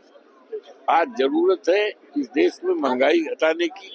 आज जरूरत है हमारे देश का करोड़ों नौजवान जो बेरोजगार है, भारतीय जनता पार्टी की सरकार रहते चलते पेपर लीक हो रहा है। आज इस पर सब पर हमें सोचना है और इस पर समाधान का रास्ता भरना है, और इस तरह की इंडिया गठबंधन इसके लिए का है। क्योंकि लालू प्रसाद यादव से लेकर उमर अब्दुल्ला से लेकर शरद पवार ऐसा है, बोल रहे हैं कि राहुल गांधी की जगह ममता बनर्जी को लीड करना। ये सब इन लोगों का अपने विचार हैं, ये इन लोगों के विचार हो सकते हैं, लेकिन आज जो राष्ट्र के सामने, देश के सामने, हम लोगों के सामने बड़ा सवाल है, वो किसानों का सवाल है। बड़ा सवाल है इस देश के करोड़ों नौजवानों का, जो पढ़े लिखे हैं, जो हमारी दौलत है। किसी देश की दौलत हीरा जवाहरात सोना चांदी नहीं होता है, उस देश की दौलत हमारा नौजवान है, हमारा किसान है और देश के रहने वाले लोग हैं। हमें उनकी भलाई के लिए, हमें उनके वेलफेयर के लिए आज चर्चा करना है, सोचना है, सदन में रखना है। आज ये सवालात हैं। देखिए, इंडिया ब्लॉक में कई सारी पार्टीज हैं, आज से नहीं है, लोकसभा से पहले है। तो जो मंच गणतांत्रिक है, डेमोक्रेटिक अगर कोई अलायंस है, उसमें सब अपने विचार रख सकते हैं, पर निर्णय सब मिलकर ही लेंगे। Even though YSRCP is not part of India bloc or NDA, I sincerely feel, because of the past experience, and I have been seeing the Congress party for the last 8 years in Rajya Sabha. This is the 9th year. At this point of time, I feel that the Congress party has failed to lead India bloc for the last one and a half years. Didi ji will be in a position to lead the India bloc parties, and Didi ji will be able to handle any issue, any problem that crops up in any given situation, and handle more effectively and efficiently than Congress party. Therefore, Didi ji should be made to lead the India bloc parties. लगातार जो India block के alliance partners हैं, शरद पवार, लालू प्रसाद यादव, उमर अब्दुल्ला, तमाम leaders अब बोल रहे हैं कि ममता बनर्जी को इंडिया ब्लॉक की लीडरशिप दे देनी चाहिए। खुद ममता बनर्जी ने बोला, मैं वेस्ट बंगाल से इंडिया ब्लॉक लीड कर सकती हूँ। किस तरीके से देखते हैं आप इन तमाम जो कोरस ग्रो हो रहा है? आज तो आपको अपना रिकॉर्ड स्ट्रेट और ठीक रखना चाहिए। अभी आपने देखा होगा सीनियर मेंबर पार्लियामेंट आरजेडी के नेता अभी यहाँ बोल के गए कि out of context Lalu ji की बात की गई है, लालू जी ने ऐसा नहीं कहा। तो वो बात छोड़िए, हाउस नहीं चलता है, रूलिंग पार्टी के एमपी 3 दिन से नहीं चला रहे हैं। क्यों नहीं चला रहे भाई? रूलिंग पार्टी की तो जिम्मेवारी होती है हाउस चले। आज तक इतिहास में कभी ऐसा नहीं हुआ कि सत्ता पक्ष हाउस ना चलने दे, तो इसके लिए जिम्मेवारी सत्ता पक्ष की है। If you want to comment on the leadership crisis of the India bloc as well, because several non-India bloc parties, including the YSRCP, had requested Mamata Banerjee to take over the India bloc. What's the Biju Janata Dal stand on it, or if you want to comment on it? You see, as far as India bloc is concerned, since we are not part of the India bloc, for us to comment on it would be inappropriate. If we were, probably I would have held a view. But I would believe that when we are not a part of the India bloc, to talk about its leadership, at least from the Biju Janata Dal's perspective, would not be right. Thank you so much for that. Was Biju Janata Dal MP Sasmita Patra speaking to NDTV.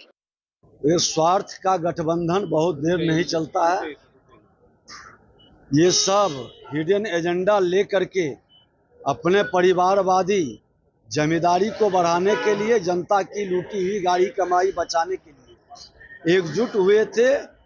अब उनका चेहरा असली सामने आने लगा है। गठबंधन से एक एक करके सब बाहर हो जाएंगे। Some breaking news coming in at this moment, ladies and gentlemen. The controversy over a Allahabad High Court judge's remark. Now, the Supreme Court has taken cognizance of these remarks which have been made by a sitting judge of the Allahabad High Court, who has said India will be run as per the majority. The Supreme Court has sought details of the High Court judge statement. Now, this is very important, which is coming information which is coming in at this moment. The Allahabad High Court, Mr. Yadav, in fact, had made this remark at an meeting, RSS meeting, is what the allegation is. I beg your pardon. And it is said that now the Supreme Court has stepped in. Sunil Prabhu,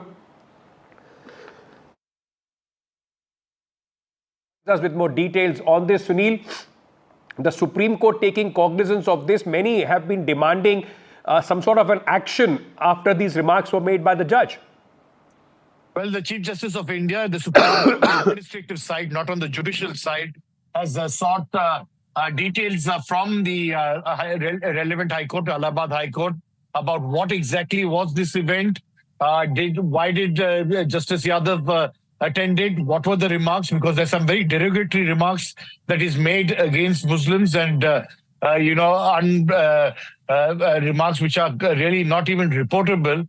And it's in that backdrop they want to get to the bottom of it to find out what exactly has he said, in what context has it said. This is, of course, an administrative decision, and the Chief Justice of India and the Supreme Court have definitely taken note of these public utterances, and they'll wait for the report from the Allahabad High Court before dealing with this matter administratively. We understand from you, Sunil, what powers that the Supreme Court has over a High Court judge. What can the Supreme Court do if they want to reprimand the judge? What kind of a punishment can they in fact levy? Very important question, and we must tell our viewers that there are actually really no powers with the Chief Justice of India to act against the most they can do is take away judicial work from him. But beyond that, there is really no administrative action that they can take against them. The Chief Justice of India and others do not have the powers to act beyond, administratively removing judicial work from him. They can't do it. There have been instances where the Chief Justice of India have moved and requested for the impeachment of a judge, and written to the Prime Minister to move in impeachment, but that has never seen the light of day unless it is moved by members of Parliament. So in this case, unless there is some, what they call some corrective measures from the legislature, or somebody moves a motion from there, only then can he be impeached. But at present, the most that the Chief Justice of India and his brother judges can do is to remove administratively remove judicial work from him, and that's about it. Very important, clarification there by Sunil Prabhu. Thank you so much for joining us with all those details. Moving on now, the opposition moved a no-confidence motion against Rajya Sabha Chairman Jagdeep Dhankhar. In fact, reports suggest that the Congress-led India bloc has accused Dhankhar of being biased and partisan in his functioning, claiming that he favors the ruling party during House proceedings and stifles the voice of the opposition.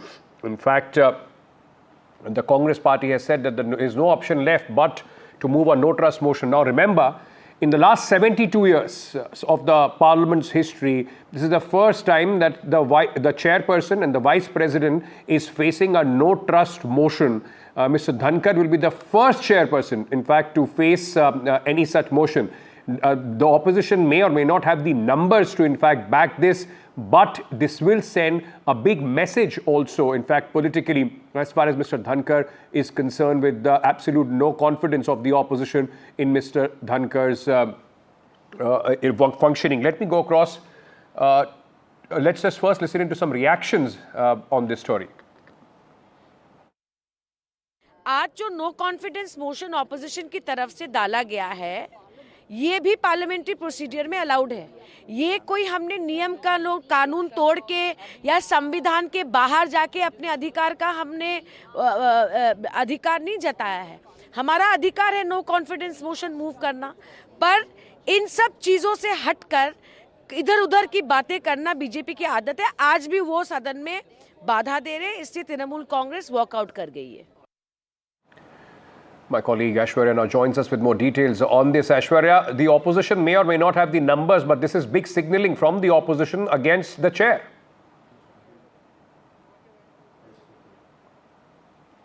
Well, certainly, and as per constitutional experts, this is for the very first time when a removal of a vice chairperson motion will be moved in the Rajya Sabha. Of course, as far as the letter is concerned, there are 60 signatories which had submitted a letter to the Secretary General.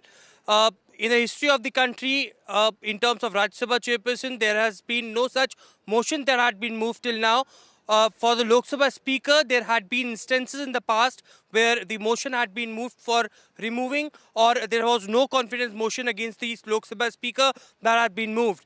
But according to the procedures as well, the constitutional experts suggest that there had been laid a process to remove the Lok Sabha Speaker. 50 signatories in Lok Sabha is required, but there has been no mention for the Rajya Sabha chairperson that how much signatures are required. And therefore, the reason going by that norm, it is only one or more than one Rajya Sabha member of any political party who can submit this letter of no confidence, and that can be moved later. But here in this case, 60 of the MPs from the India bloc unitedly had signed this this referendum, and they had submitted to the Secretary General. The numbers are not with them, but the opposition parties have made it clear that they wanted to send across that the behavior that is of the Rajya Sabha chairperson is complete bias according to them, and they want to remove the Rajya Sabha chairperson. They are very, this is a straight message they wanted to send across, that the entire India is also one. Now, since day one of the winter session, what we have seen is the Congress leading the entire protest, the Congress leading the entire marches and any of the India bloc decisions. But here, for the very first time, it is the Trinamool Congress who had first moved it, and it was seconded by the Congress party and also by other opposition parties who are the part of the India bloc. So it has been submitted to the Secretary General office. Whether this will be accepted or not is something that time will tell. But the opposition members have also made it clear that this will definitely put a shadow on the upcoming constitution debate that is scheduled in Lok Sabha on 13th and 14th and in Rajya Sabha on 16th and 17th of December. Thank you so much. So the first chair, in fact, of the Rajya Sabha facing the no confidence motion by the opposition. Aishwarya, stay on with me. The Business Advisory Committee, in fact, of the Rajya Sabha has decided that 12 hours will be allocated for discussion on Constitution Day. Depending on the strength of the party, the time will be allocated.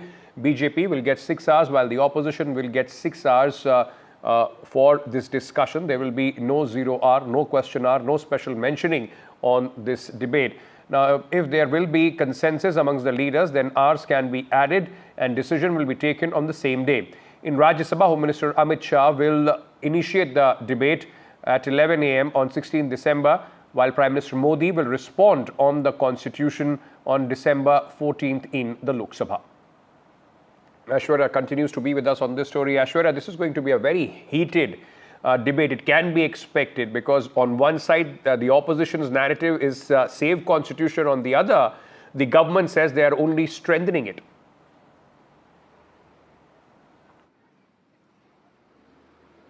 Well, Business Advisory Committee met this afternoon in the Parliament, and they have decided and allocated time for the opposition bloc and to the Treasury benches to have a say on the Constitution, as there was letter that was earlier written by the opposition MPs both to the Lok Sabha Speaker and Rajya Sabha Chairperson that a Constitution debate should be conducted within the Parliament, as well as they also wanted to share ideas of Baba Saheb Ambedkar, thoughts according to them, and therefore the reason now time has been allocated 6 hours to the opposition and 6 hours to the Treasury benches in the Rajya Sabha. That means 12 hours in total. There will be no 0 hour, there will be no question hour, there will be no special mentioning. So from morning to evening the House will be conducted, and there would be these political parties who have to give in writing as to who the speakers will be from their respective political parties, and the allocated time will be given to those political parties as well. In Lok Sabha, we have been told 13 hours time had been allocated, and in Rajya Sabha it is 12 hours time. On 14th of December, that is the second day of the Constitution debate in Lok Sabha, Prime Minister Narendra Modi will be responding to the debate and will be concluding it. On 16th, that is Monday, in Rajya Sabha, Home Minister Amit Shah will be initiating this debate. Certainly very important to see whether the shadow of the ongoing ruckus and the uproar will put an impact on the Constitution debate or not, or whether it will be a smooth functioning of the House and some healthy debate on Constitution can be witnessed. Thank you so much for joining us with all those details. Meanwhile, Lok Sabha and Rajya Sabha both have been adjourned for the day. There was no end to the pandemonium which continues in the winter session. Lok Sabha Speaker Om Birla began the proceedings by urging the members of the House to maintain the decorum of the House and highlighted the methods adopted by the opposition parties to protest goes against the fundamental principles of the House. Meanwhile, Junior Minister Kiran Rijiju lashed out at the opposition and said opposition should apologize for wasting the time of the House. As soon as the House assembled, the opposition and the ruling party members started trading charges over the issue of George Soros and the Adani Group. MPs from both sides raised slogans in support of the issues they wanted to raise, forcing the chairperson, Jagdeep Dhankhar, to adjourn the proceedings till 11 a.m. tomorrow. Leader of the House, JP Nadda, on Tuesday had said Congress is linked with the organization that has called for independent Kashmir. Meanwhile, the Congress, in fact, has hit back and has said that this is the diversionary tactic being used by the government. संसद एक पवित्र स्थल है और इस भवन की एक उच्च गरिमा, प्रतिष्ठा, मर्यादा है और इसी भवन में हमने आजादी भी प्राप्त की है और दुनिया का सबसे बड़ा लोकतंत्र सर्वोच्च प्रतिनिधि संस्था है। संसद में देश की आकांक्षाओं, अपेक्षाओं को पूरा किया जाता है। सहमति असहमति हमारे लोकतंत्र की परंपरा रही है, जो संविधान बनते समय भी हमने अभिव्यक्ति की है। लेकिन मेरा आपसे आग्रह है कि हमें गरिमा रखनी चाहिए। पिछले कुछ दिनों से मैं देख रहा हूं संसद परिसर में जिस प्रकार के प्रदर्शन किए जा रहे हैं, जिस प्रकार के नारे, पोस्टर, मुक्तों का प्रयोग किया जा रहा है, वह सिर्फ न अशोभनीय है बल्कि हमारी नियम प्रक्रियाओं, संसदीय परंपराओं के अनुरूप भी है। मुझे बड़े अफसोस के साथ कहना पड़ रहा है, इसमें प्रतिपक्ष के बड़े नेताओं का आचरण व्यवहार भी संसदीय मर्यादा के अनुकूल नहीं है। सभी दल के लोग संसद की गरिमा, परंपरा, मर्यादा, प्रतिष्ठा को बनाए रखें। चलाने के लिए सदन को हटाने कि आपका शर्मनाक व्यवहार की वजह से जो सदन का गरिमा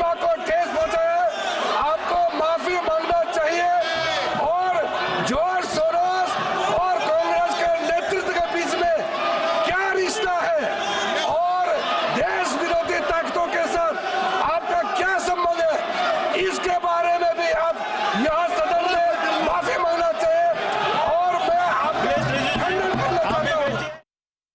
Aishwarya joins us on this story as well. Aishwarya, this to and fro between the government on both their issues continues. It just seems that both the sides, the treasury benches and the opposition, are unwilling to move an inch from their position.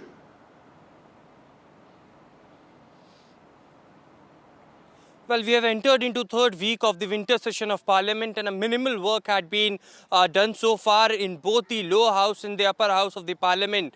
In fact, Railway Minister is awaiting and has been waiting very patiently for giving a response to the Railway Amendment Bill that had been passed and had been discussed in the upper house, but in the lower house that was something that was not that was not happening because of the amid ruckus and the blame game that continues. The opposition party leaders had been protesting and stating that it is the treasury benches which is not allowing the house to function, while the Bharatiya Janata Party had been demanding answers from the Congress party over the alleged links between the international investor George Soros and Rahul Gandhi and Sonia Gandhi. So clearly they demand answers, they demand statements, and amid of that there had been no work that had been done so far. The opposition MPs also protested outside the Parliament gate at the Makar Dwar and stated that it is the Bharatiya Janata Party and the Treasury benches MPs which are not letting the Parliament to function, which is shocking.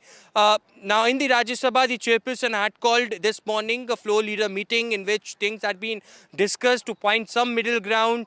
There had been from the Congress party, Pramod Tiwari, Jairam Ramesh, JP Nadda from the Treasury benches, who is also leader of House, had been called, but nothing had been nothing constructive came out, and therefore the reason we saw another adjournment that is something in the Lok Sabha and Rajya Sabha, and therefore the reason perhaps both the houses got adjourned till tomorrow. Now whether there would be some groundwork that will happen this evening, or there would be some meetings that can change the scenario from tomorrow onwards, is something that remains to be seen, because all eyes would be again on the constitution debate in Lok Sabha, that is later this week, and whether this uproar and this adjournments continue, then certainly the Aam Aadmi will ask questions from the lawmakers that why not the Parliament is able to function and why disruption every week. Okay, thank you for joining us with all those details. Stay on with me, Aishwarya. Aishwarya covers the government and the Parliament for us, so we are going to go back to him on this other story that we are tracking at this moment. The government is ready to launch its one country, one nation, one election project, and can introduce a bill in the Parliament in this session itself. This is what sources are telling NDTV. The Cabinet has already approved the report of Ramnath Kovind, the former president who was heading the committee on one nation, one election. Now, the government wants to form consensus on the bill and can send it to the JPC, or the Joint Parliamentary Committee, for detailed discussion. The JPC will hold discussion with representatives from all political parties.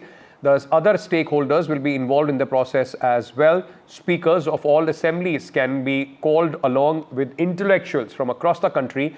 The opinion of common people will also be taken. Initially, the government wants to involve people and the ways by means to achieve this can be discussed. Sources have told NDTV. कि माननीय नरेंद्र मोदी जी ने जब 2014 में प्रधानमंत्री बने थे तब उन्होंने देखा था कि भाई देश भर में बार बार चुनाव होते हैं और लोगों को भी उसमें तकलीफ होती है और उसमें पैसा भी ज़्यादा बर्बाद होता है। तो इसीलिए शुरू में जब संसद बनी थी और 26 जनवरी 1950 को संविधान लागू करने के बाद जो पहला इलेक्शन हुआ था 1952 में, तो तब लोकसभा और विधानसभा एक साथ होती थी। 4-5 चुनाव एक साथ ही हुए थे, लेकिन बाद में कई गवर्नमेंट डिसॉल्व हुई, पार्टी इधर उधर हो गया, उससे मतलब ये अनियमित आई है। तो माननीय नरेंद्र मोदी जी का विजन है कि भाई वन नेशन वन इलेक्शन अगर एक बार हो जाएगा तो ये लोगों का टाइम भी बचाने में उसकी मदद होगी, और इसीलिए वन नेशन वन इलेक्शन का एजेंडा हमारा है। माननीय रामनाथ कोविंद जी के कमेटी ने उसका रिपोर्ट सरकार के पास दे दिया है, सरकार ने कैबिनेट में उसको मंजूरी भी दी है। अभी बिल संसद में आना बाकी है, तो इस सत्र में ही वन नेशन वन इलेक्शन का बिल आ सकता है और उसमें चर्चा करके अपोजिशन को हमारा कहना है कि भाई इसको आपने सपोर्ट करना चाहिए। अगर उसमें कोई सुझाव देना है तो सुझाव अमेंडमेंट के लिए दे सकते हैं, लेकिन वन नेशन वन इलेक्शन को मेरे रिपब्लिकन पार्टी ऑफ इंडिया का पूरा सपोर्ट है और वन नेशन वन इलेक्शन होना चाहिए, ये हमारी भूमिका है। तो आपको लगता है शीतकालीन सत्र में सरकार ये बिल ला सकती है? मतलब अभी ला सकती है, अभी 2 सप्ताह बाकी है, अभी इसमें क्या हंगामा भी चल रहा है, इस पर बहस होना जरूरी है, चर्चा होना बहुत जरूरी है और सबका सुनकर सरकार अंतिम निर्णय लेगी। लेकिन सरकार ने तो निर्णय लिया है कि ऐसा होना चाहिए, तो मुझे लगता है कि इस सत्र में भी बिल आ सकता है। How do you see this idea? The government sources are saying that this bill, after it is tabled, will be sent to JPC for further deliberation. First of all, the idea of one nation, one election is against parliamentary democracy norms. We are a parliamentary democracy. A government, be it a central government or a federal state government, only is there until it has a majority. There is no fixed term.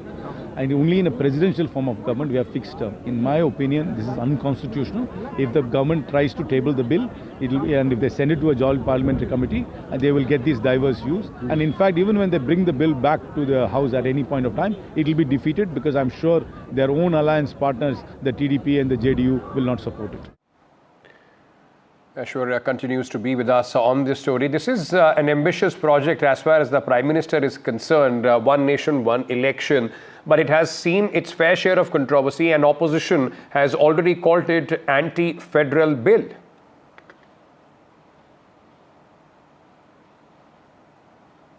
Well, remember this September, the Ramnath Kovind report on One Nation, One Election was submitted to the President of India, in which we saw Home Minister Amit Shah accompanying former President who was heading the entire committee. And this committee had also consulted different stakeholders, legal eyes, former judges, bureaucrats and Election Commission of India officials from different states as well. And after that, the report was submitted, in which the conclusive part was, of course, that there could be in the entire nation one simultaneous elections can happen in just not the general elections but also in the state elections and in the local bodies as well.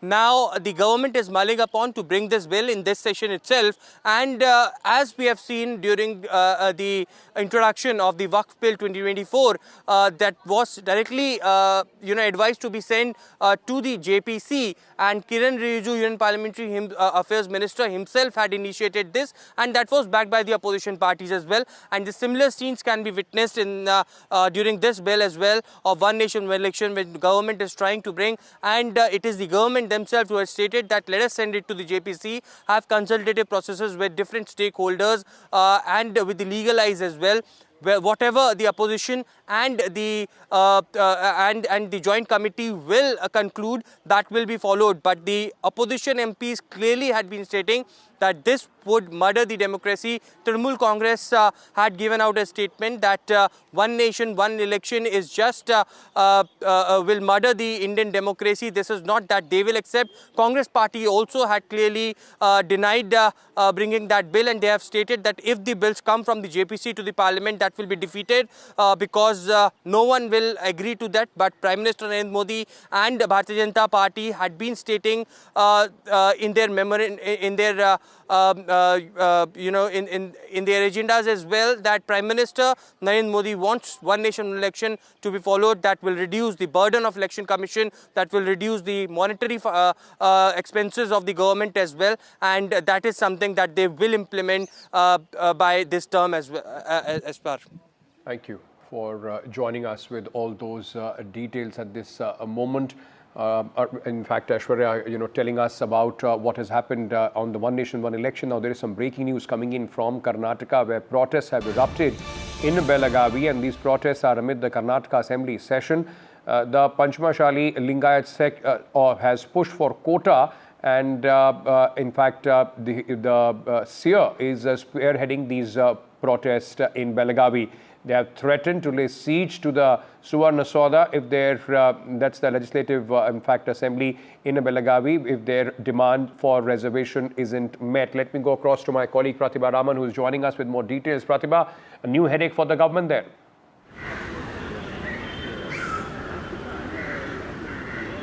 That's right. The Panchamasale Lingayat issue has been one that has been spearheaded by several of these seers ever since 2011.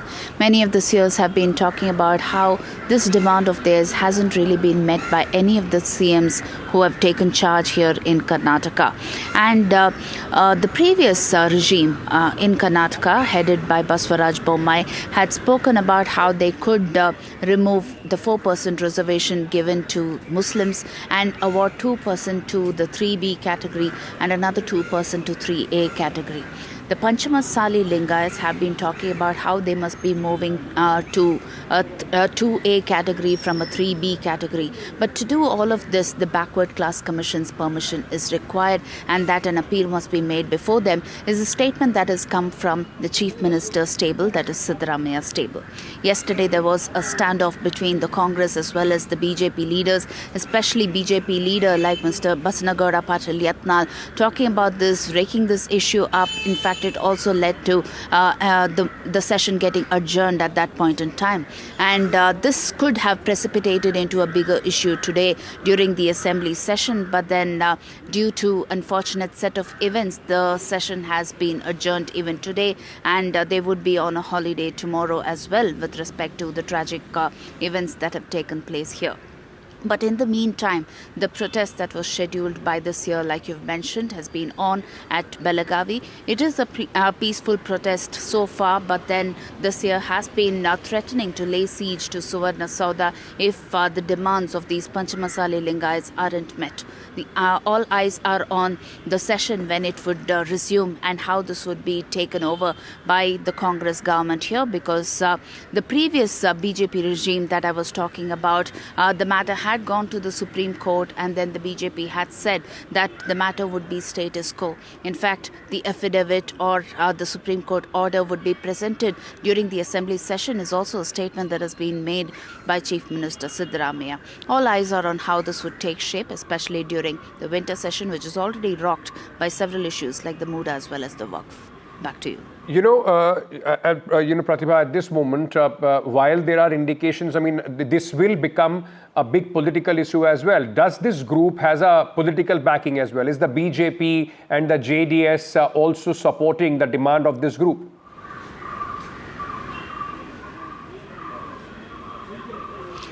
Yes, the BJP as well as the JDS have been supporting the demand of this group, mainly because the Lingayats form the major vote bank for the BJP. And especially the North Karnataka belt are home to Lingayats, and Lingayats also form one of the major communities here as part of the vote bank when it comes to Karnataka. And remember, several of the veteran leaders from the BJP, including Mr. Yediyurappa, are termed as the Lingayat strong men here. And Basanagowda Patil Yatnal as well has been spearheading the demands of these Lingayats, especially the Panchamasale Lingayat that we are talking of, especially from the belt of Vijaypura as well as to Belagavi. All of these regions falling in the North Karnataka belt, most of them are showing their support to the BJP as well as the JDS there.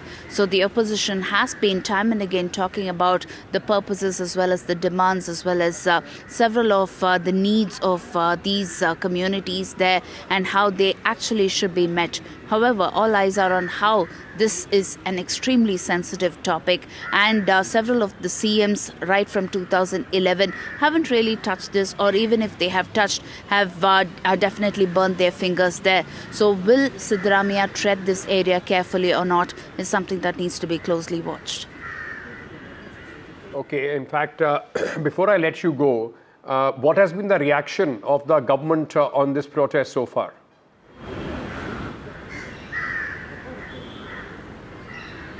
Like I mentioned, yes, this has been one of the war of words kind of a situation that was witnessed on the first day of the Belagavi winter assembly session that took place. A heated exchange that took place, which also led to the speaker adjourning the session for the time being there.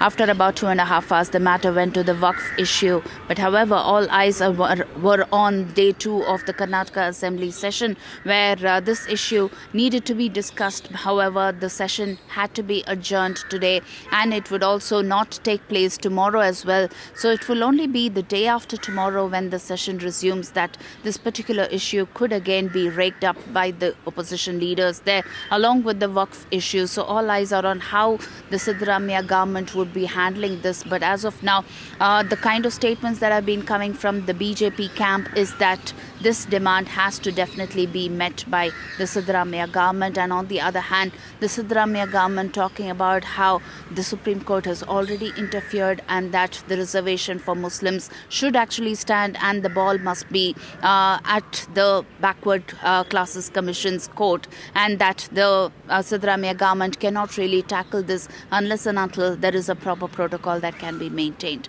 However, we'll have to wait to see whether there could be an amicable solution that can be sought as far as the reservation for Panchamasali Lingayats are concerned.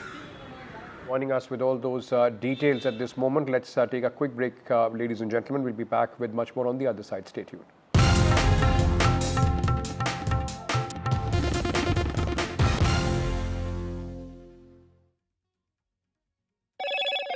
Hello, Moto. Motorola Edge 50 Pro, world's first AI-powered pro-grade camera.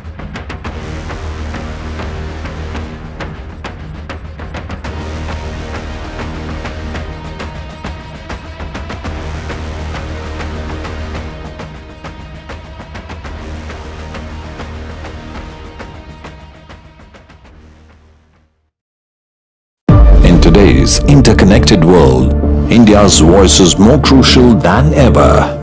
When India speaks, the world listens. At NDTV World, we are that voice, bringing you intelligent and insightful news from India and beyond.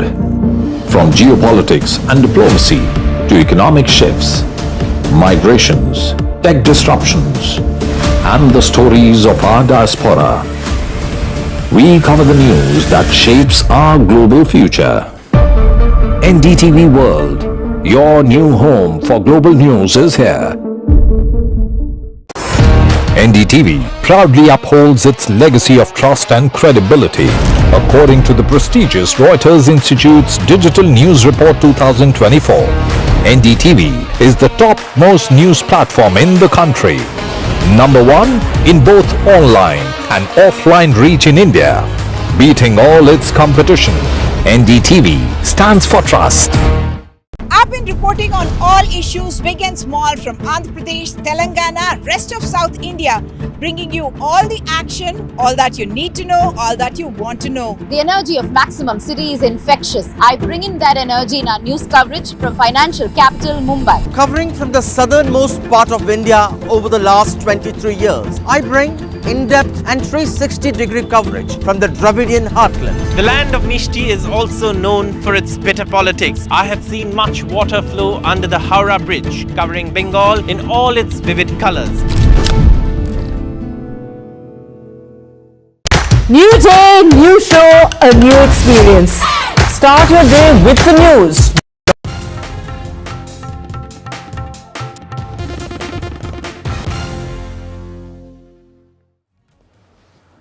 There is a protest going on in Belagavi, Karnataka, where a Lingayat sect is in fact seeking reservation. Let's go across, in fact, to my colleague Pratibha, who is with us at this moment. Pratibha, as we see these hundreds of people holding these flags, and what is the government doing? I mean, we've been told that certain curbs have been put in. There was a larger protest with tractors which was planned. What's happening at this moment?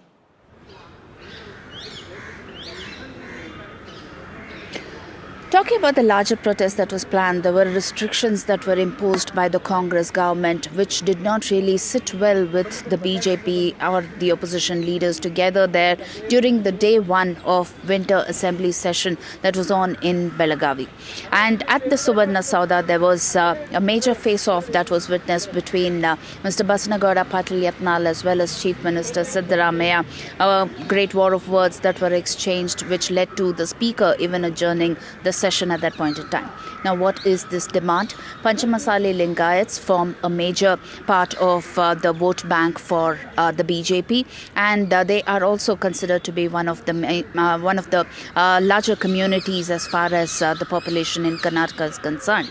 And the Panchamasali Lingayats have been demanding to move from the 3A category to the 2A category. And earlier, during the BJP's regime, Mr. Baswaraj Bommai had actually initiated a plan to remove the 4% reservation awarded to the Muslims and divide it into 2% for the 3B and 2% for 3A, which also went up to the Supreme Court, and then Mr. Baswaraj Bommai had to maintain that this would be status quo for the time being.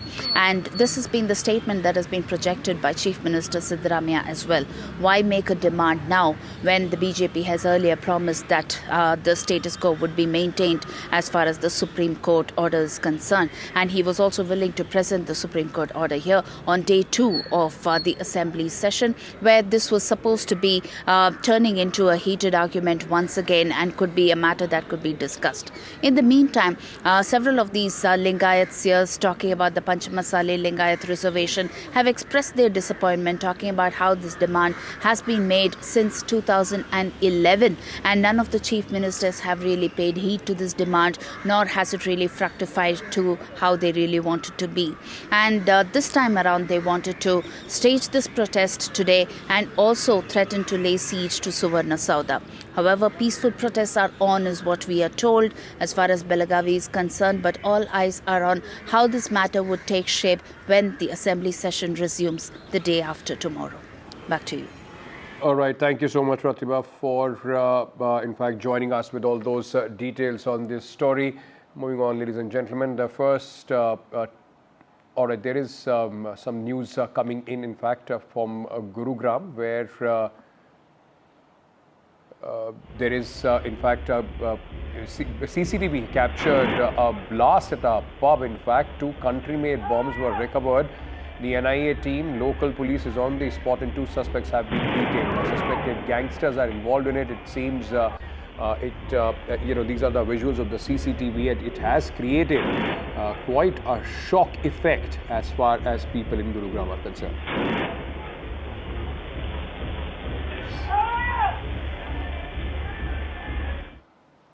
Meanwhile, hundreds of people gathered in Imphal today for a massive rally calling for the repeal of the Armed Force Special Powers Act called the AFSPA.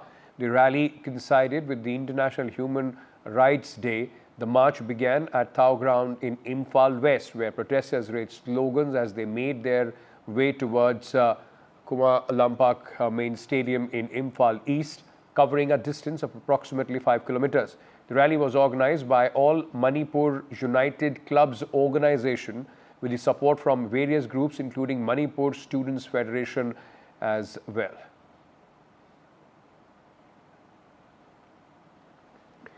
Remember, in many places in Manipur, because of the ongoing clashes and the violence that the state has witnessed, the AFSPA was reimposed in few places where it was earlier repealed. Ratnadeep Chaudhary, my colleague, joins us with more details at this moment. Ratnadeep, a huge protest there, that too, in Manipur, which has been quite sensitive for over a year now. Now, what is this demand? And if you could tell our viewers the areas where AFSPA was reimposed after this violence had started. That's right.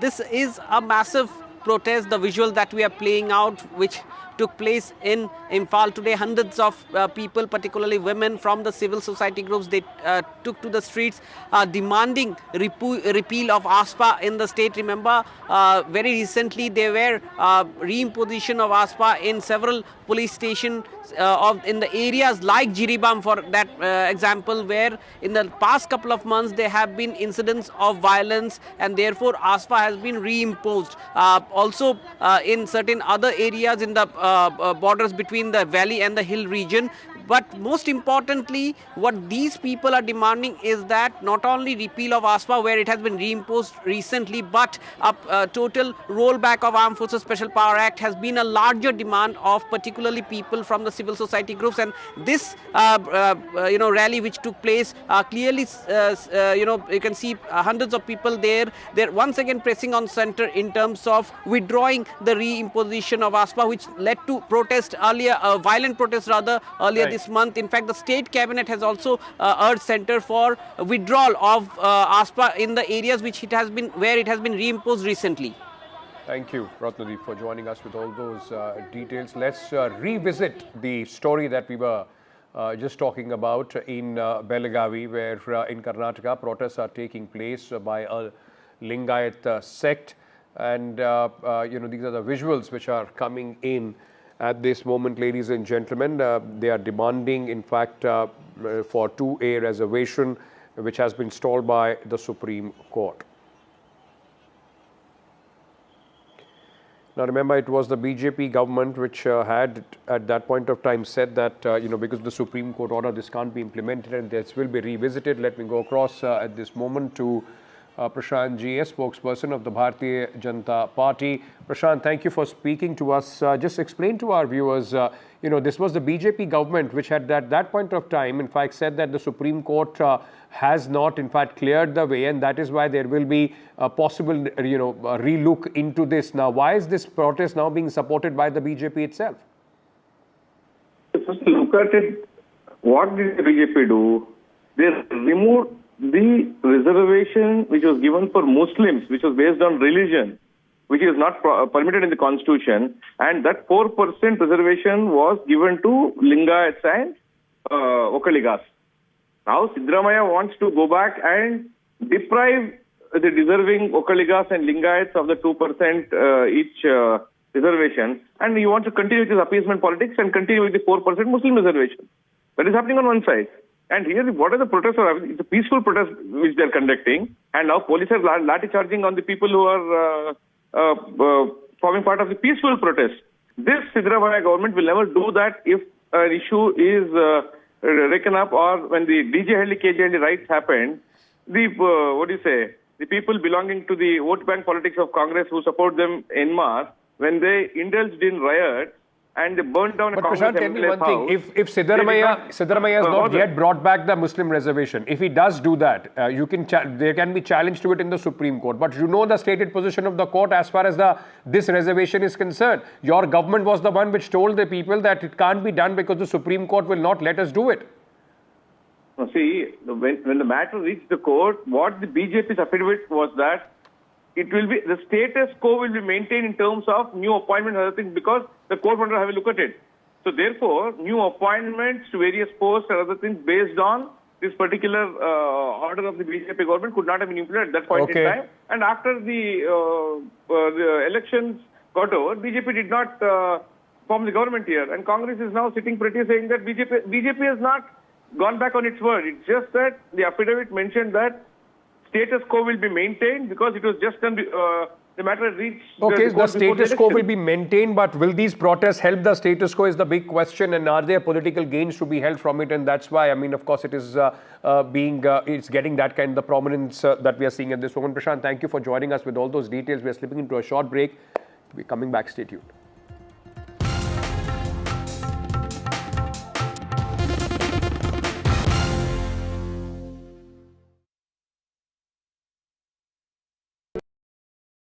In today's interconnected world, India's voice is more crucial than ever. When India speaks, the world listens.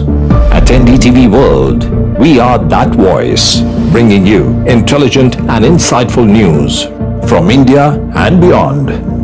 From geopolitics and diplomacy to economic shifts, migrations, tech disruptions, and the stories of our diaspora.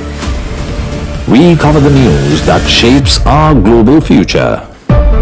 NDTV World, your new home for global news is here.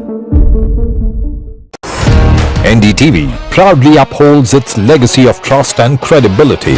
According to the prestigious Reuters Institute's Digital News Report 2024, NDTV is the top-most news platform in the country.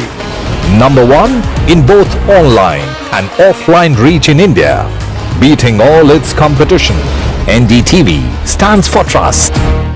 I've been reporting on all issues big and small from Andhra Pradesh, Telangana, rest of South India, bringing you all the action, all that you need to know, all that you want to know. The energy of Maximum City is infectious. I bring in that energy in our news coverage from financial capital Mumbai. Covering from the southernmost part of India over the last 23 years, I bring in-depth and 360-degree coverage from the Dravidian heartland. The land of Mishti is also known for its bitter politics. I have seen much water flow under the Howrah Bridge, covering Bengal in all its vivid colors.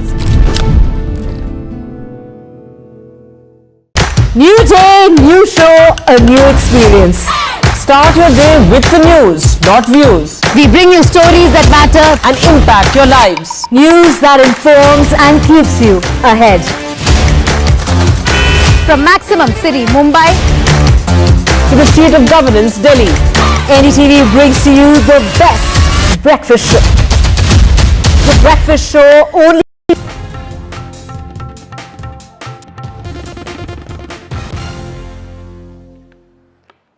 Now, controversy continues on the redesigned Telangana Tali statue in the state secretariat, with the Congress government justifying the new design. The government claimed that no official approval was given to the previous version during the BRS regime, prompting to the current government to formalize the design. Making a statement on the Assembly, Chief Minister Revanth Reddy claimed the new design reflected Telangana's cultural heritage and self-respect. Well, unfortunately, the idol that he has unveiled has not been discussed with anybody. In fact, it was kept a secret until it was unleashed. Why so much fear? If it was a emotive issue for 4 crore people, he could have unveiled it. He could have openly discussed it with everybody. He did not. He just put it. I think media also chased to get a glimpse of what was there. You know it very well. So I am only saying that it is a fear that Revanth Reddy has, that because he has always opposed the formation of Telangana, his name is not there in the history. Now he is trying to somehow make a comeback into the history of Telangana, which is not going to happen.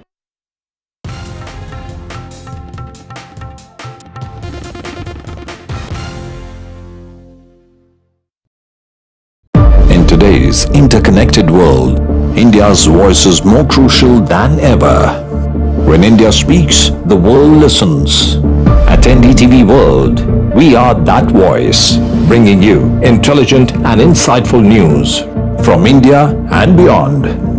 From geopolitics and diplomacy to economic shifts, migrations, tech disruptions, and the stories of our diaspora, we cover the news that shapes our global future. NDTV World, your new home for global news, is here. NDTV proudly upholds its legacy of trust and credibility. According to the prestigious Reuters Institute's Digital News Report 2024, NDTV is the top-most news platform in the country. Number 1 in both online and offline reach in India, beating all its competition. NDTV stands for trust. I've been reporting on all issues big and small from Andhra Pradesh, Telangana, rest of South India, bringing you all the action, all that you need to know, all that you want to know. The energy of Maximum City is infectious. I bring in that energy in our news coverage from financial capital Mumbai. Covering from the southernmost part of India over the last 23 years, I bring in-depth and 360-degree coverage from the Dravidian heartland. The land of Mishti is also known for its bitter politics. I have seen much water flow under the Howrah Bridge, covering Bengal in all its vivid colors. New day, new show, a new experience. Start your day with the news, not views. We bring you stories that matter and impact your lives. News that informs and keeps you ahead. From Maximum City, Mumbai, to the seat of governance, Delhi. NDTV brings to you the best breakfast show.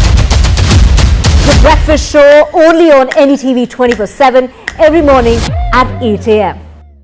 In today's today's interconnected world, India's voice is more crucial than ever. When India speaks, the world listens. At NDTV World, we are that voice, bringing you intelligent and insightful news from India and beyond.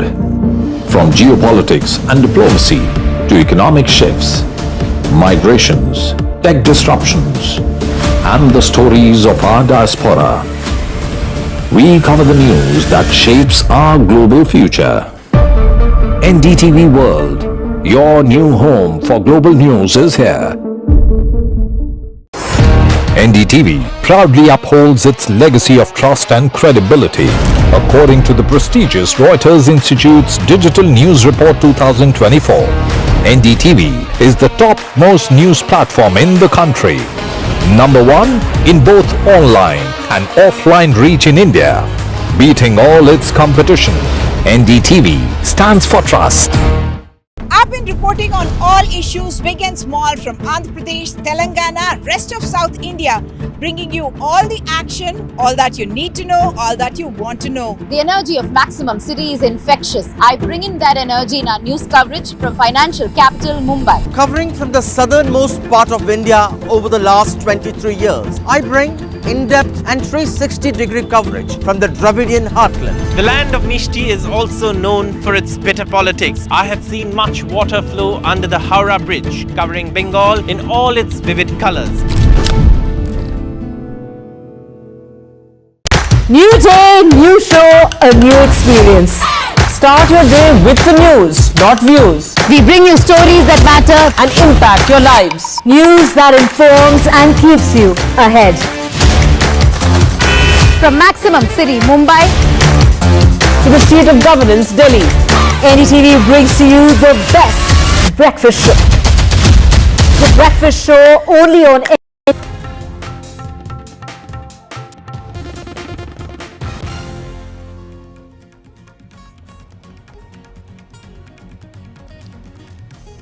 India bloc moves no confidence motion against RS chairman Jagdeep Dhankhar, first motion against Rajya Sabha chair in 72 years.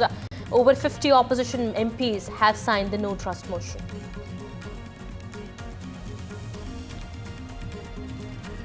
Parliament was adjourned within hours amid ruckus today. The speaker said that the opposition's behaviour was disappointing. Congress says government is not interested in functioning of the parliament.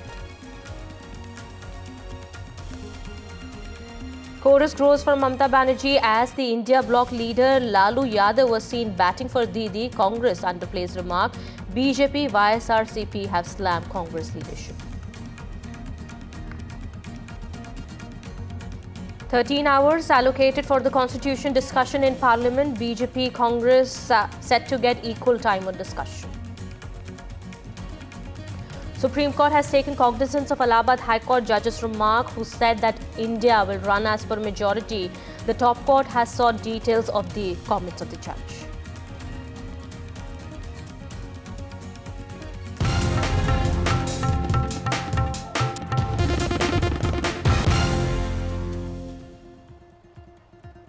Hello and welcome. You're watching NDTV 24/7. My name is Kitty Behel. Huge protests have erupted in Belagavi in Karnataka. We are learning these protests are taking place even as the Karnataka Assembly session is underway in Belagavi.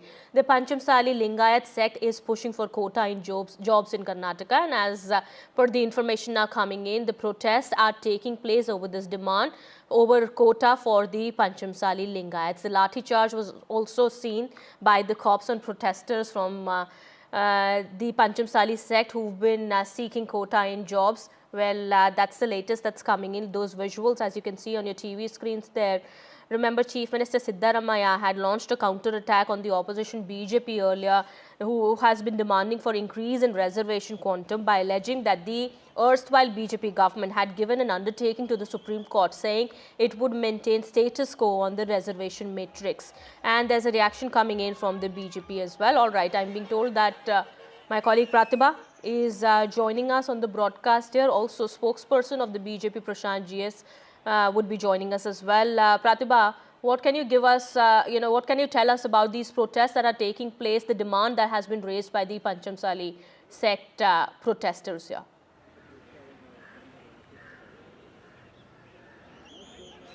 Well, the demand has been laid out by several of the seers who have been emerging from that community, which is the Panchamasali Lingayats, and they have been talking about how the reservation or the category that they fall in, which is the 3A or the 3B category, must actually be pushed to a 2A category so that they could gain more benefits out of this. And despite Lingayat being a strong vote bank of the BJP as well as the JDS, they have been alleging that none of the chief ministers, be it from the BJP regime or the Congress regime, have really fulfilled their demands. And this has been one of the pain points. And this protest has been led both by the seer as well as Mr. Basanagowda Patil Yatnal from the BJP, who also raked up this issue yesterday, day one of the Karnataka Assembly's winter session that was held at Belagavi.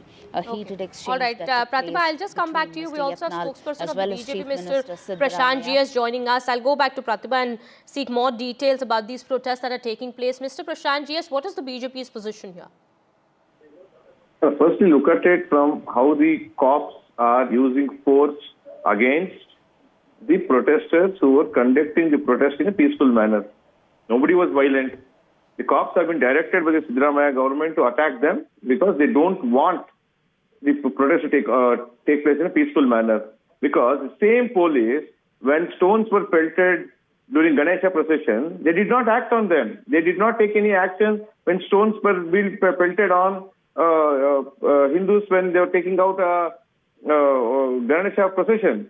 And the same Hindus, when they are protesting for one of their subsections reservation, the cops are using force.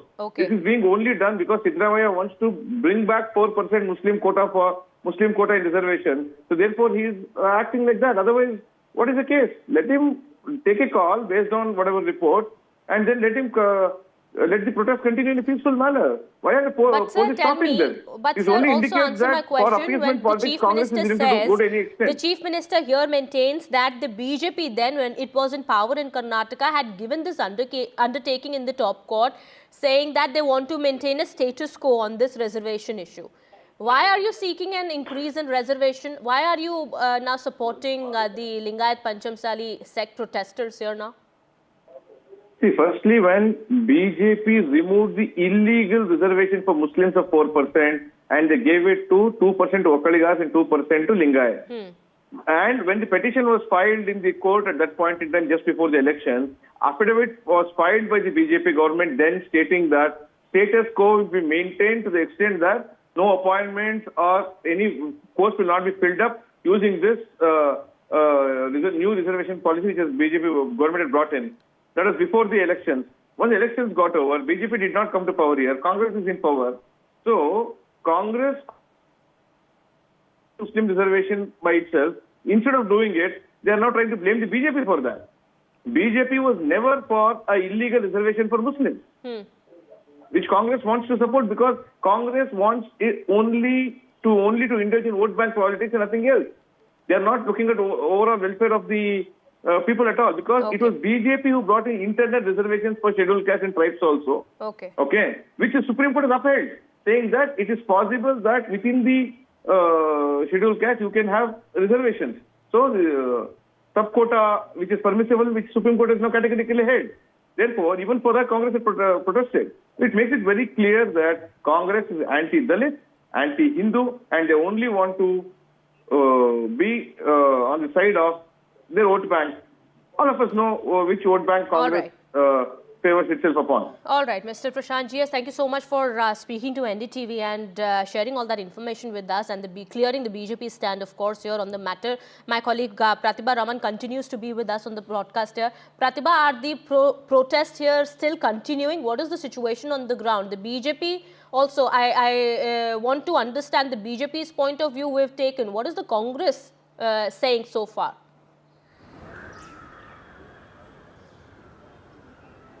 Well, the Congress has been maintaining that when it comes to reservation, the entire matter would lie in front of the backward class commission, and that they need to take a call on this. And also considering the fact that the BJP during its previous regime had spoken about how they would be maintaining the status quo in this regard with respect to having mentioned this at the top court, why make a demand like this, especially on the floor of the House?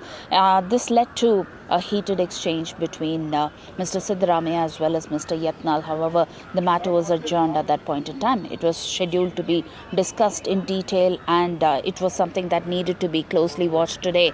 However, due to unfortunate turn of events, the assembly session did not really take place in full swing today. But in the meantime, the protest did take place, and the police had to resort to lathi charge, like you've already mentioned. Several of them who have also been taken into preventive custody as far as these protests go. And this happened only when they tried to or attempted to lay siege to the Suvarna Sauda. In fact, earlier too, there were demands that were made in terms of having a large-scale protest with tractors, but then restrictions were imposed which did not really go well. Another interesting thing that took place is also when Mr. Vijayendra, the Karnataka BJP chief, tried to come and speak during the protest. He was sent back mainly because they were pretty upset. Pratibha, I'm sorry, I'll have to interject you there. We have these latest visuals, of course, coming in. We'll come back to this. We have some big breaking news now coming in that we're tracking. We're learning in connection with the Allahabad High Court judge's remarks on the majority. Now we are learning the National Conference MP, Aga Syed Ruhullah, has decided to move an impeachment motion in the Parliament against the Allahabad High Court judge over his recent remarks. All right, my colleague Sunil Prabhu now joining us on the broadcast here. Sunil, the NCMP says that he would need 100 signatures to move this motion. That's right. If he moves it in the Lok Sabha, he needs 100 signatures. If it is done in the Rajya Sabha, it requires 50 signatures. That is the requirement as per law for an impeachment motion to be moved. And then, of course, it will be subject to the presiding officer of either house, wherever it is moved, to take a decision on that, and then accordingly move the requisite resolution. And then, of course, there will be a committee which will have to be constituted and look into the aspects of it, and then give a report which will be whether it is a fit case for impeachment or not. So there's a long procedure. It's extremely cumbersome and very legal, and a long legislative process. And it's in fact we'll have to wait and see whether this goes through in terms of the number of signatures and the other procedures. So the Supreme Court now also has taken cognizance of the matter and has sought details over on the remarks that were made by the Allahabad High Court judge on the majority population, and take us through the details also as to what was said by the Allahabad High Court, which sparked this huge controversy that the Supreme Court also had to step in. Well, Justice Yadav's remarks have created quite a stir, and as you rightly pointed out, on the administrative side, the Chief Justice and the Supreme Court have sought a report from the Allahabad High Court about why did Justice Yadav attend the VHP rally meeting, and what were his remarks? Were they derogatory remarks made against the minority as reported? To take a full-fledged view on this. As you're well aware, the Chief Justice of India really does not have too much of power, or he can at most stop judicial work because that's the powers that the Chief Justice of India has. There have been requests earlier by a Chief Justice to the Prime Minister to impeach a judge when they haven't been able to get him to resign, when they have found him wanting. But it's in that backdrop now that the Supreme Court has taken the matter administratively, and they will have to take a decision on this. In the meanwhile, simultaneously, as you are saying, the NCP MP is planning to move an impeachment motion. For that, he will require in the Lok Sabha a minimum of 100 signatures. Right. And if it is to be in the Rajya Sabha, he has to be a member of the House with at least 50 people to move for the impeachment. Okay. Thank you so much, Sunil Prabhu, for getting us all those details there. We'll be keeping an eye on the developments here on this big story that we're tracking. Meanwhile, that's the latest that we are getting at this point in time. Now, some more news also that we're tracking amid the leadership tussle in the India bloc. RJD chief and former Bihar Chief Minister Lalu Prasad Yadav has extended support to TMC chief Mamata Banerjee. Lalu Yadav said, and I quote, "Congress's objections mean nothing. We will support Mamata Banerjee. Mamata Banerjee should be given the leadership of the India bloc." Well, Lalu Yadav just did not stop there. He went on to say that the India bloc will be forming the government in 2025. Well, remember earlier, Tejashwi Yadav also had said that he had no objection to any senior leader of the India bloc, including Mamata Banerjee, leading the coalition, but also stressed that the decision must be reached through consensus. Mamata Banerjee had earlier expressed dissatisfaction with the functioning of the India bloc, signalling her intent to take charge of the alliance. Now, TMC MP Kirti Azad today said that she is the most suitable for the job, as she is the only leader who's defeated repeatedly the BJP in Bengal. Meanwhile, the BJP says the statements from opposition leaders expose the Congress party's inability to lead. Listening. हाँ दे दे 25 में बोल रहे सरकार फिर से बना रहे हैं लालू जी। हाँ बनाएंगे हम लोग। तो ममता जी को जो दिया जाए। हाँ दे दे 25 में बोल रहे सरकार फिर से बना रहे हैं लालू जी। हाँ बनाएंगे हम लोग।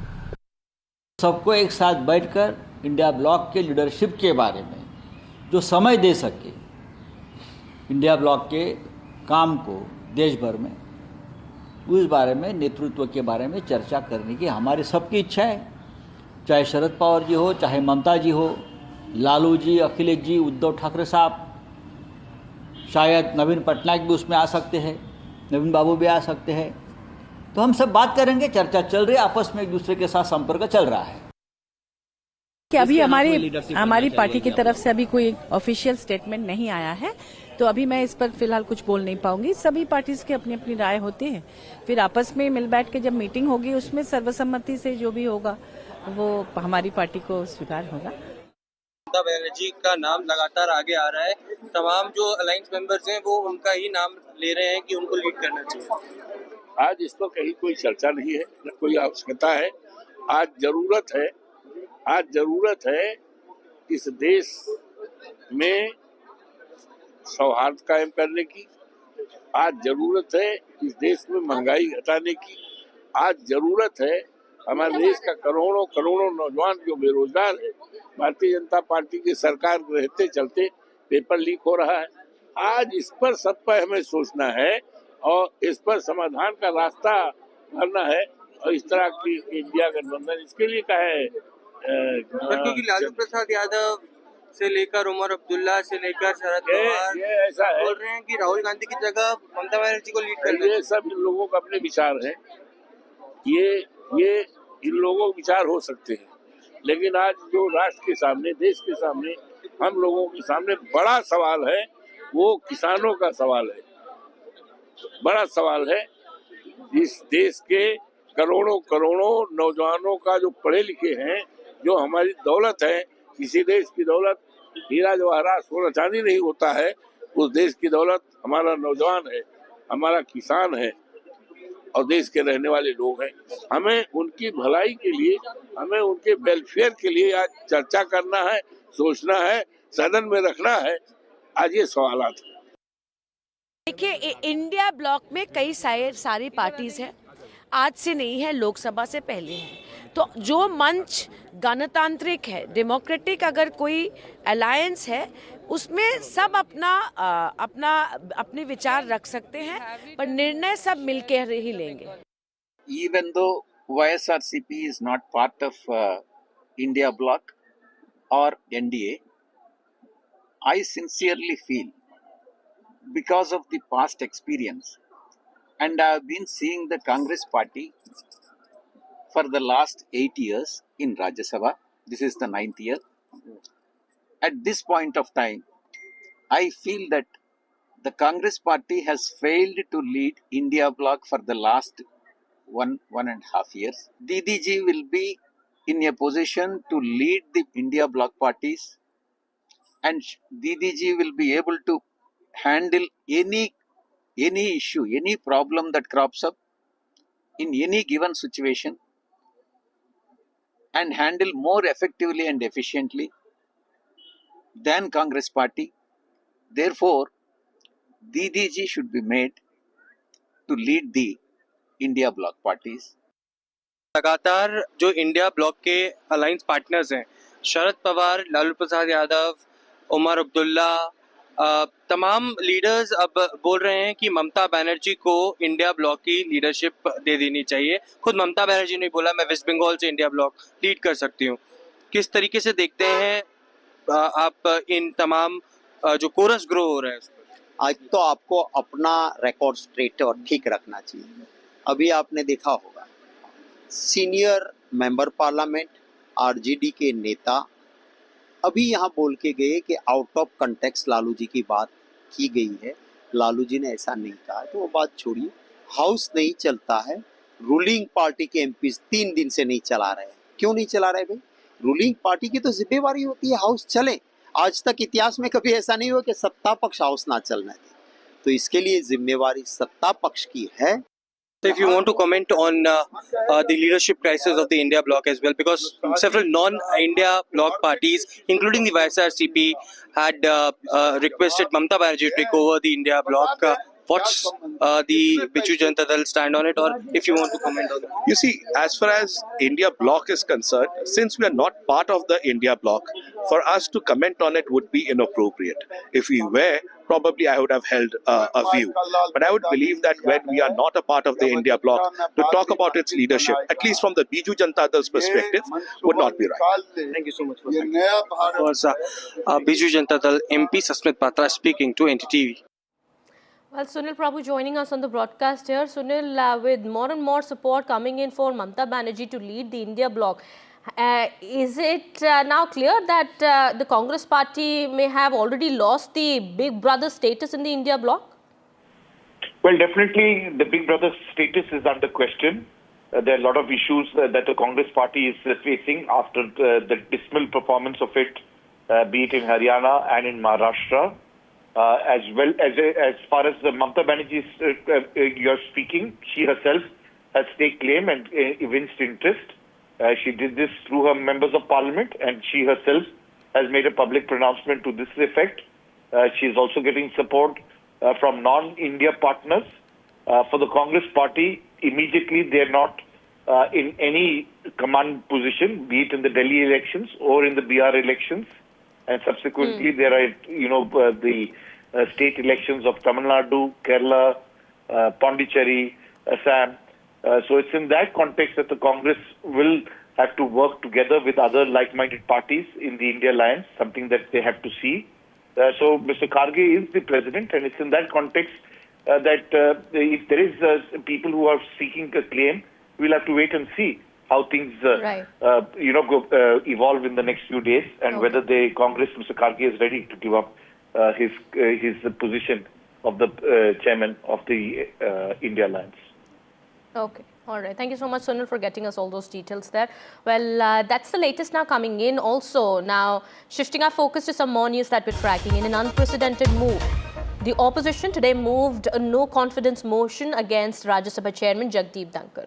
The India bloc has accused Jagdeep Dhankhar of bias and partisan functioning, claiming he favors the ruling party during House proceedings and stifles the opposition's voice. Listen into reactions. आज जो नो कॉन्फिडेंस मोशन ऑपोजिशन की तरफ से डाला गया है, ये भी पार्लियामेंट्री प्रोसीजर में अलाउड है। ये कोई हमने नियम का कानून तोड़ के या संविधान के बाहर जाके अपने अधिकार का हमने अधिकार नहीं जताया है। हमारा अधिकार है नो कॉन्फिडेंस मोशन मूव करना, पर इन सब चीज़ों से हटकर इधर उधर की बातें करना बीजेपी की आदत है। आज भी वो सदन में बाधा दे रहे हैं, इसलिए तृणमूल कांग्रेस वॉकआउट कर गई है। It's an India bloc, India alliance led initiative. Biju Janata Dal is not part of the India alliance. We are equidistant from both the India alliance as well as the NDA alliance, and therefore getting associated with this does not arise. All right, Vasudha joining us on the broadcast here. Vasudha, this is an unprecedented move. First motion that has been First time that the motion now has been moved against the RS chair in the last 70 years or so. What will it take for the opposition to go ahead with the proceeding, with the process, and to remove the RS chair? That's right.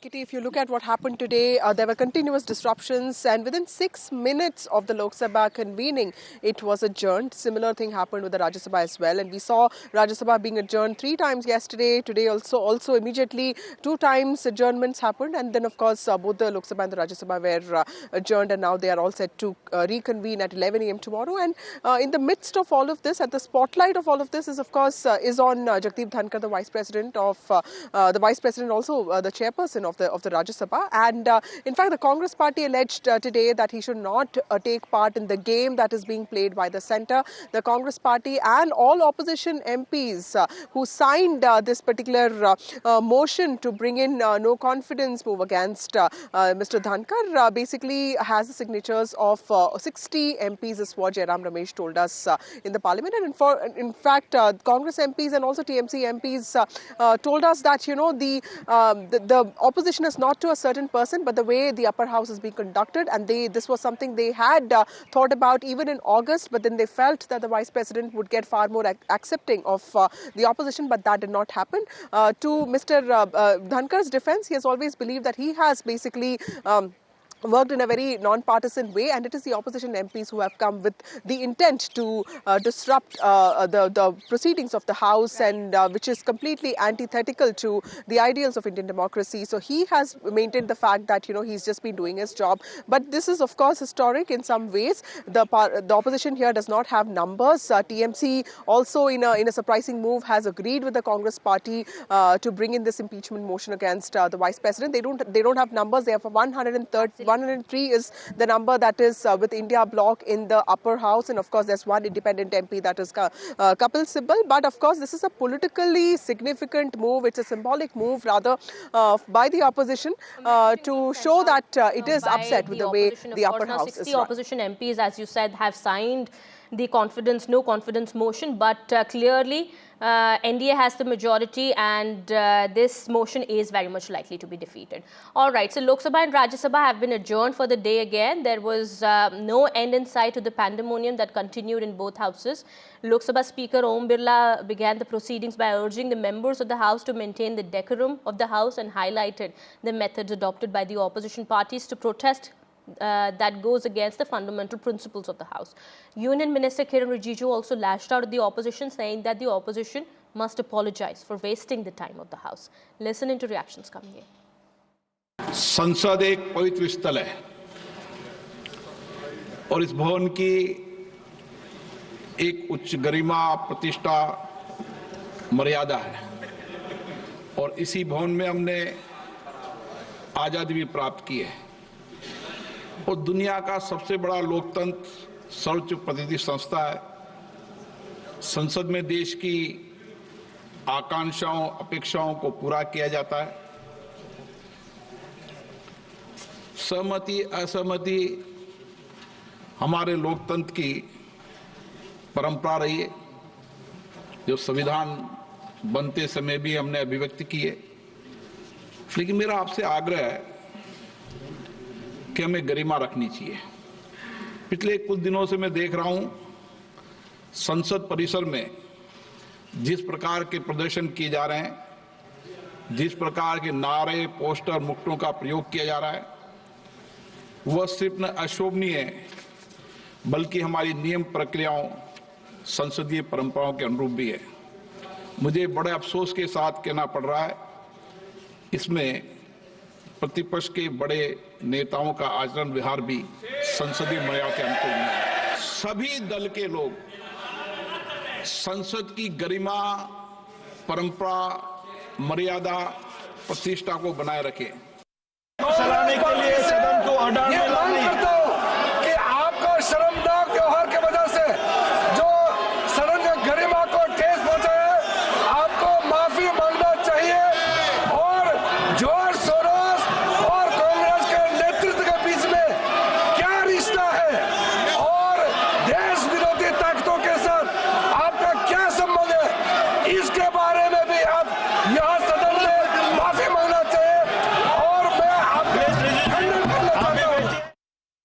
ridiculous thing they could come up with.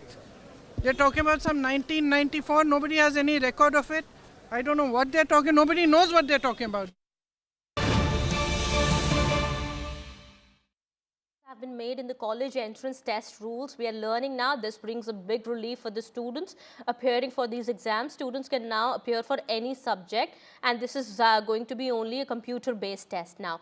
The college entrance test is being used by about 283 universities, and what we are learning now, the UGC chief has informed that students will be allowed to appear for the college entrance test in any subject, irrespective of the subjects they studied in class 12th. My colleague Tanushka joining us on the broadcast here.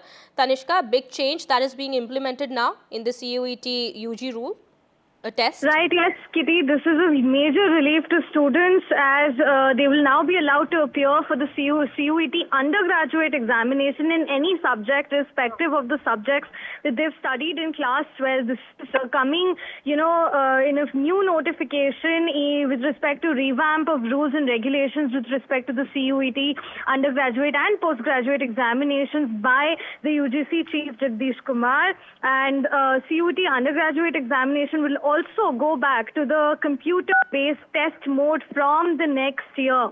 So this essentially means that if I have, say, studied psychology in my, 12th standard boards, I can still appear for exams in, say, English or economics for the CUET undergraduate examination. There is no bar on the subject, therefore, in which the student can appear for the exam.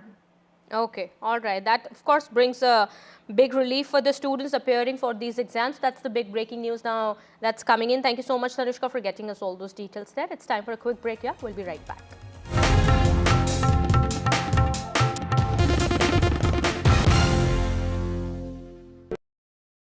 In today's interconnected world, India's voice is more crucial than ever.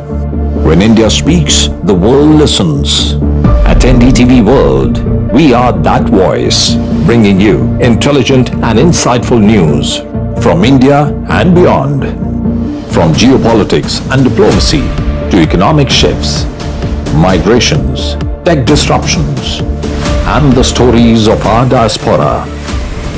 We cover the news that shapes our global future. NDTV World, your new home for global news, is here. NDTV proudly upholds its legacy of trust and credibility. According to the prestigious Reuters Institute's Digital News Report 2024, NDTV is the top-most news platform in the country. Number one in both online and offline reach in India, beating all its competition. NDTV stands for trust. I've been reporting on all issues big and small from Andhra Pradesh, Telangana, rest of South India, bringing you all the action, all that you need to know, all that you want to know. The energy of Maximum City is infectious. I bring in that energy in our news coverage from financial capital Mumbai. Covering from the southernmost part of India over the last 23 years, I bring in-depth and 360-degree coverage from the Dravidian heartland. The land of Mishti is also known for its bitter politics. I have seen much water flow under the Howrah Bridge, covering Bengal in all its vivid colors. New day, new show, a new experience. Start your day with the news, not views. We bring you stories that matter and impact your lives. News that informs and keeps you ahead. from Maximum City, Mumbai, to the seat of governance, Delhi. NDTV brings to you the best breakfast show. The breakfast show only on NDTV 24/7 every morning at 8 a.m. In today's interconnected world, India's voice is more crucial than ever. When India speaks, the world listens. At NDTV World, we are that voice, bringing you intelligent and insightful news from India and beyond.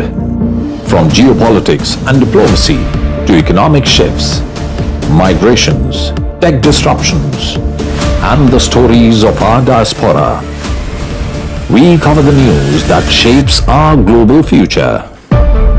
NDTV World, your new home for global news, is here.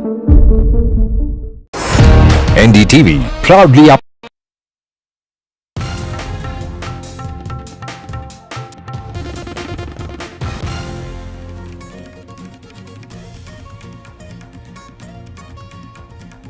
Protests in Belagavi amid the Karnataka Assembly session. Panchamasli Lingayats push for reservation. The police lathi charge to disperse the crowd.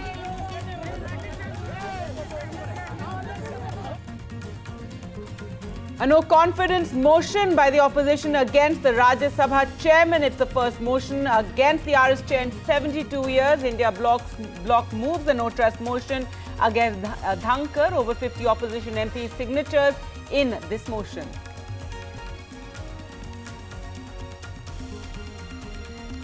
Meanwhile, divisions in the opposition India bloc chorus grows from Mamata Banerjee to be the leader of the bloc. Lalu too backs for Didi. The Congress underplays the remarks. BJP and YSRCP slam the Congress leadership.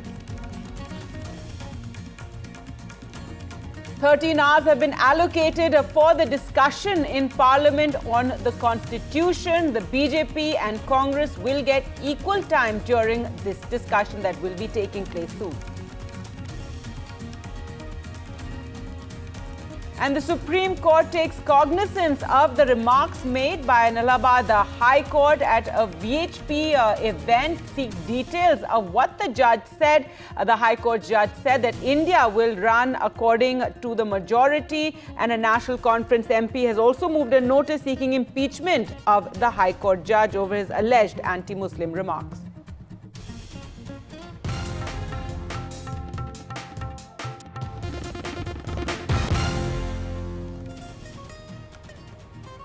The government is ready to launch its One Country, One Election project and can introduce a bill in Parliament in this session, is what sources have told NDTV. The Cabinet has already approved the report of Ramnath Kovind Committee on One Country, One Election, and the government now wants to form consensus on the bill and can send it to a joint Parliamentary Committee or JPC for detailed discussion, is what sources have said. Now, the JPC will hold discussions with representatives of all political parties. The other stakeholders will be involved in the process too.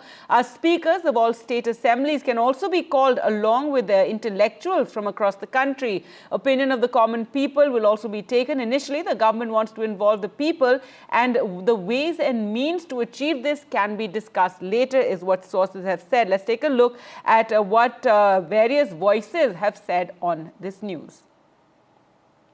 मेरे साथ BJP के वरिष्ठ नेता और लोकसभा सांसद जगदम्बिका पाल हैं। One nation one election bill सरकार ला सकती है, ऐसा रामदास अठावले केंद्रीय मंत्री ने कहा है इसी सत्र के दौरान। आप कैसे देखते हैं इस पहल को? नहीं, देखिए, ये देश के हित में है और सरकार सभी दलों से इस बात पे चर्चा भी कर रही है, इस पे एक सहमति बनाने की कोशिश भी हो रही है। क्योंकि एक इलेक्शन क्यों होता है? गवर्नेंस के लिए, गवर्नमेंट बनाने के लिए। लेकिन लगातार अगर इलेक्शंस हो, लोकसभा के इलेक्शंस हो, फिर कुछ राज्यों के इलेक्शंस हो, फिर दूसरे इलेक्शंस हो, तो लगातार ये असेंबली और पार्लियामेंट के इलेक्शंस राउंड द ईयर जो हुआ करते हैं, उससे आचार संहिता लगती है, मॉडल कोड ऑफ कंडक्ट लगता है, उससे कहीं ना कहीं विकास बाधित होता है। जब एक तरफ प्रधानमंत्री का विजन ये हो कि हम 2027 तक दुनिया की टॉप 3 इकोनॉमी में होंगे, तो टॉप 5 फ्रेजाइल इकोनॉमी जो 2014 में मिली थी, अगर टॉप 5 में हम फ्रेजाइल से आ गए और टॉप 3 में ले जाना है, तो इससे साफ है कि हम जब गवर्नेंस करेंगे, जब डिलीवरी करेंगे, जब डेवलपमेंट करेंगे, तभी कोई चीज़ होगी। तो विपक्ष ने कहा है कि इस पर ये संसदीय लोकतंत्र के खिलाफ है ये प्रस्ताव। देखिए, हमारा प्रयास है कि एक सहमति होती है, इस पे डायलॉग होगा, इस पे पार्टी हमारी ऑलरेडी कमेटी बना रखी है और उस पे आधार पे है। ये कोई सवाल है नहीं कि ये तो देश के हित की बात है ना, इसलिए सबके हित की बात है, सभी पार्टियों को इस पर विचार हमसे बात करने के लिए शुक्रिया। कि माननीय नरेंद्र मोदी जी ने जब 2014 में प्रधानमंत्री बने थे, तब उन्होंने देखा था कि भाई देश भर में बार बार चुनाव होते हैं और लोगों को भी उसमें तकलीफ होती है और उसमें पैसा भी ज़्यादा बर्बाद होता है। तो इसीलिए शुरू में जब संसद बनी थी और 26 जनवरी 1950 को संविधान लागू करने के बाद जो पहला इलेक्शन हुआ था 1952 में, तो तब लोकसभा और विधानसभा एक साथ होती थी। 4-5 चुनाव एक साथ ही हुए थे, लेकिन बाद में कई गवर्नमेंट डिसॉल्व हुई, पार्टी इधर उधर हो गया, उससे मतलब ये अनियमित आई है। तो माननीय नरेंद्र मोदी जी का विजन है कि भाई 1 नेशन 1 इलेक्शन अगर एक बार हो जाएगा तो ये लोगों का टाइम भी बचाने में उसकी मदद होगी, और इसीलिए 1 नेशन 1 इलेक्शन का एजेंडा हमारा है। माननीय रामनाथ कोविंद जी के कमेटी ने उसका रिपोर्ट सरकार के पास दे दिया है, सरकार ने कैबिनेट में उसको मंजूरी भी दी है। अभी संसद में आना बाकी है, तो इस सत्र में ही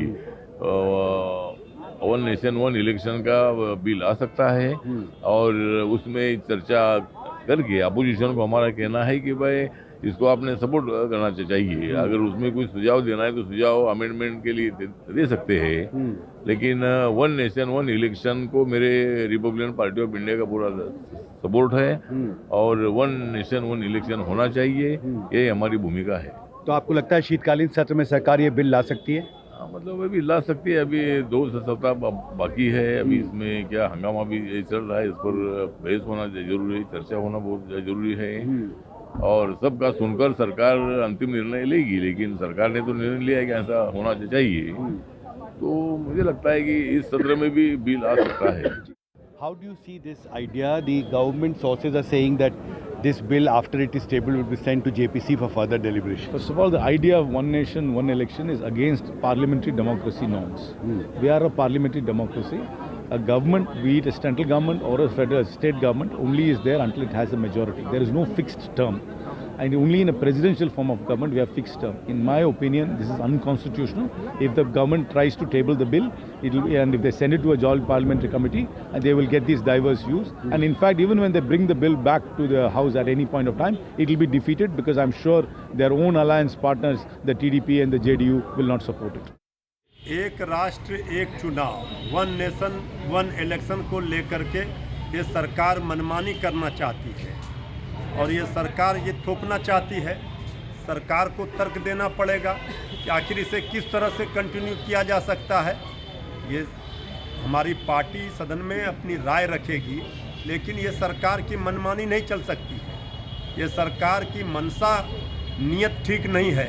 ये चाहते हैं क्षेत्रीय दलों को समाप्त करना, इसलिए इस तरह की सरकार 1 नेशन 1 इलेक्शन की बात कर रही है। सबकी राय से ही कुछ फैसला हो सकता है। इस बार विपक्ष मजबूत है। News now from Karnataka, and tensions flared in Belagavi as members of the Panchmasli Lingayat community staged a large-scale protest there demanding reservation. A massive crowd gathered to protest the demand for the Panchmasli Lingayats inclusion in the 2A reservation category. The police then resorted to mild force to disperse the protesters, but you can see there some protesters injured in that lathi charge that took place. Now, the Lingayat Panchamasli community's demand has been gaining heat, and the Lingayat Panchamasli seer is spearheading this protest, and they had earlier threatened to lay siege to the Savarna Sauda as assembly session was underway if their demand for reservation was not met. Chief Minister Siddaramaiah on Monday had launched a counter-attack on opposition BJP on this issue, on their demand for increasing its reservation quantum, by alleging that the earlier BJP government had given an undertaking to the Supreme Court saying that it would maintain status quo on the reservation matrix. Let's go across to Pratibha now for more. And Pratibha, lathi action there on the protesters. What's the situation like right now?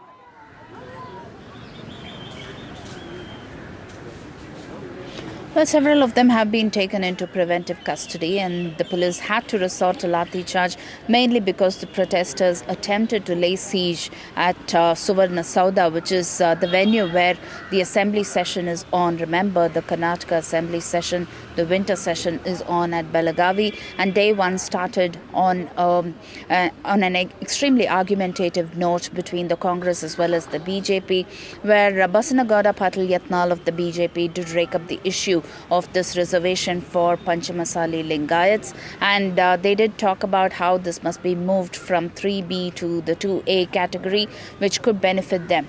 This has been a demand that has been laid down since 2011, and several of these seers as well as the activists have expressed their disappointment in the fact that none of the CMs, both from the Congress or the BJP, have paid heed to the demand.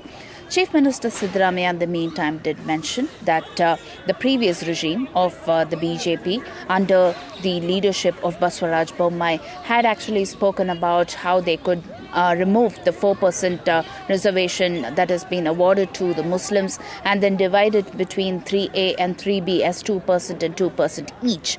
And this did not really go down well. The matter reached the Supreme Court and status quo had to be maintained, which has been an affidavit that was filed by the BJP leaders as well. And this was reminded by Chief Minister Siddaramaiah, and all eyes were on day 2 of the Assembly session, which did not really go on in full swing, mainly because some of the tragic political events that took place here in Karnataka. All eyes are on how this could perhaps be amicably solved, because Chief Minister Siddaramaiah does mention that the ball lies in the Backward Classes Commission's court. And also remember, the Lingayats form a major vote bank for the BJP leaders there, also becomes one of the strongest and largest communities here in Karnataka. A demand like that, how it would really affect the political landscape here, especially at a time when the Congress has been muddled in several allegations as well as controversies, is also something that needs to be closely watched. That's right, Pratibha, and also the BJP attacking the Congress over this, and as you mentioned, the Chief Minister there responding to this, saying that they were the ones who went to the Supreme Court and said that there should be status quo on the reservation matrix, as it were.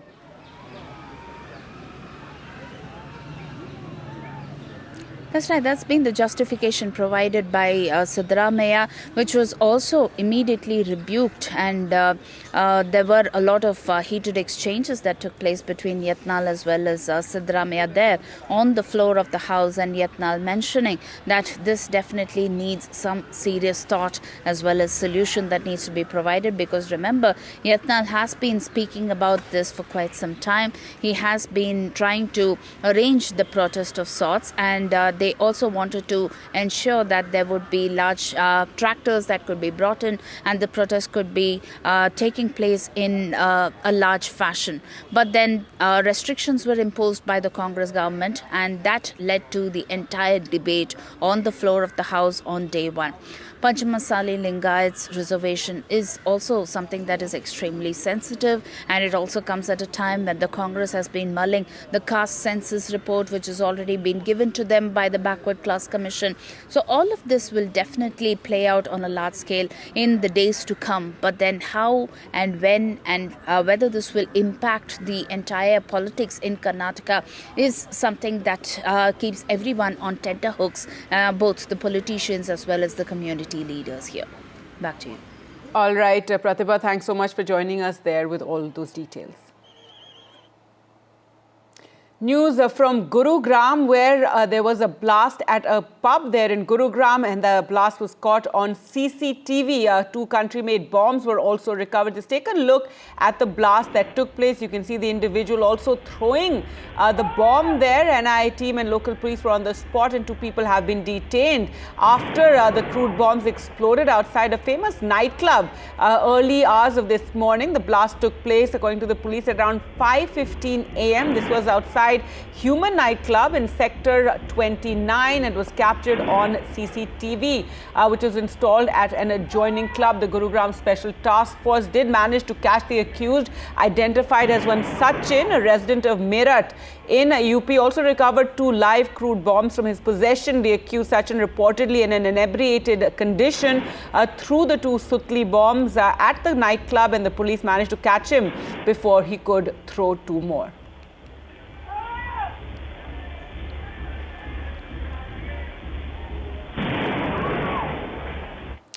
All right, that blast caught on CCTV. And news from Mumbai now, where at least 7 people were killed, over 49 injured after a speeding bus rammed into pedestrians and several vehicles. This was in Kurla West. That too was caught, as you can see on camera. The police have arrested the bus driver and booked him for culpable homicide. The Maharashtra Chief Minister has announced ex gratia of 5 lakh for family of those deceased. The driver has been remanded to police custody till the 21st of December.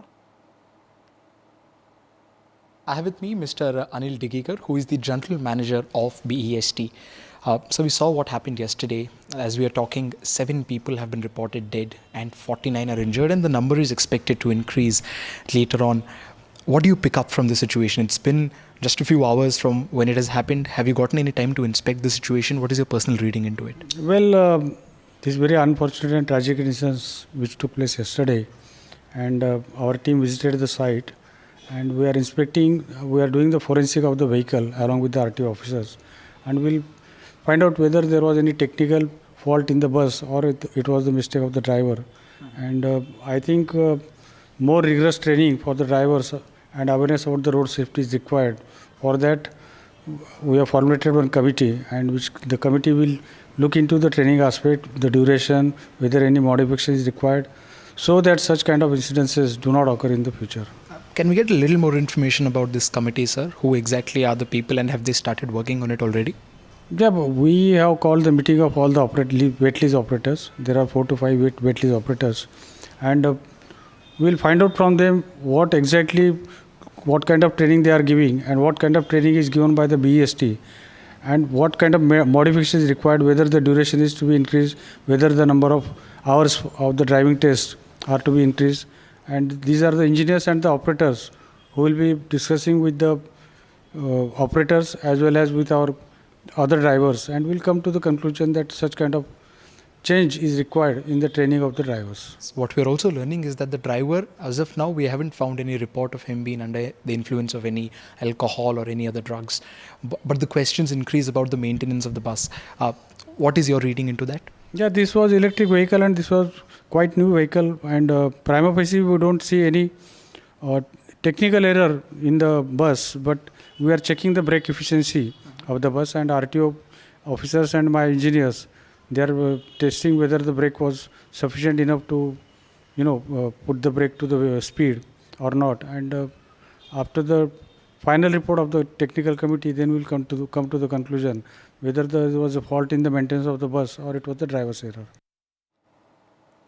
News now from the northeast, where hundreds of men and women gathered in Imphal today for a massive rally calling for the repeal of the Armed Forces Special Powers Act, or AFSPA as it's called. The rally coincided with International Human Rights Day today. The rally was organized by the All Manipur United Clubs organization with support from various groups, including Manipur Students Federation.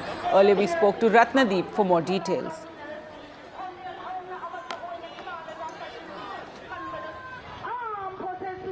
Hundreds of people, particularly women from the civil society groups, they took to the streets demanding repeal of AFSPA in the state. Remember, very recently there were reimposition of AFSPA in several police stations in the areas like Jiribam, for that example, where in the past couple of months there have been incidents of violence, and therefore AFSPA has been reimposed. Also in certain other areas in the borders between the valley and the hill region.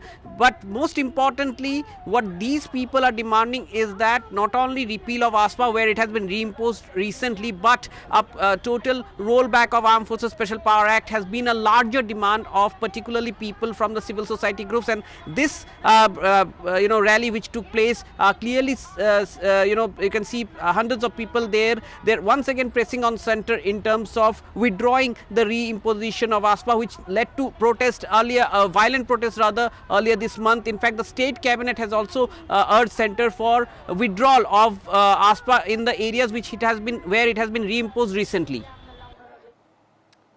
With that, time for us to slip into a short break. More news coming up on the other side. Do stay with us.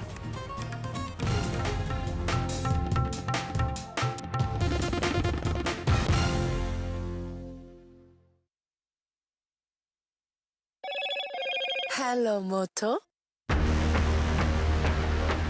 Motorola Edge 50 Pro, world's first AI-powered pro-grade camera.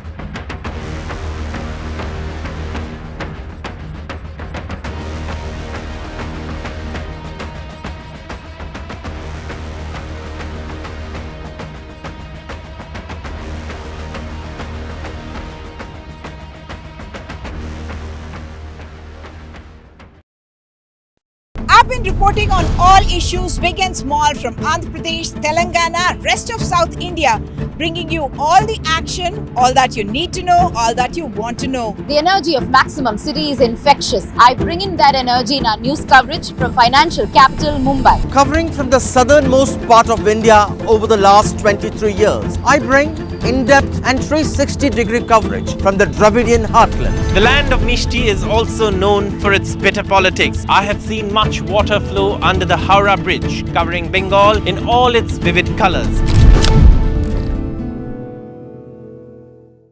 New day, new show, a new experience. Start your day with the news, not views. We bring you stories that matter and impact your lives. News that informs and keeps you ahead. From Maximum City, Mumbai, to the seat of governance, Delhi, NDTV brings to you the best breakfast show. The breakfast show only on NDTV 24/7 every morning at 8 a.m. In today's interconnected world, India's voice is more crucial than ever. When India speaks, the world listens. At NDTV World, we are that voice, bringing you intelligent and insightful news from India and beyond. From geopolitics and diplomacy to economic shifts, migrations, tech disruptions, and the stories of our diaspora. We cover the news that shapes our global future. NDTV World, your new home for global news is here. NDTV proudly upholds its legacy of trust and credibility. According to the prestigious Reuters Institute's Digital News Report 2024, NDTV is the top-most news platform in the country. Number one in both online and offline reach in India, beating all its competition. NDTV stands for trust.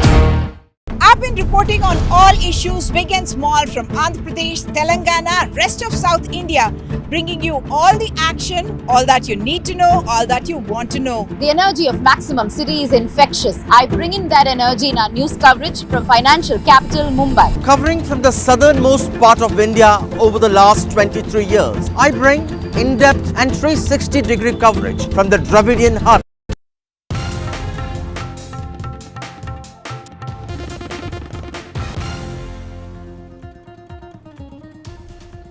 Welcome back. Some entertainment news now, and it is the showman Raj Kapoor's 100th birth anniversary, and the Kapoor Khandan is heading to Delhi to meet with Prime Minister Narendra Modi, Neetu Kapoor, Ranbir Kapoor, Alia Bhatt, Kareena Kapoor and Karishma Kapoor, as well as Saif Ali Khan, are all on their way to meet with the Prime Minister.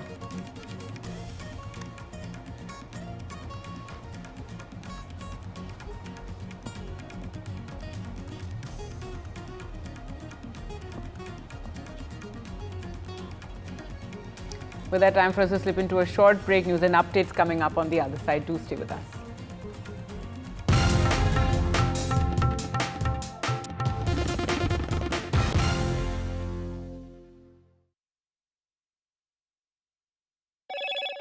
Hello, Moto. Motorola Edge 50 Pro, world's first AI-powered pro-grade camera.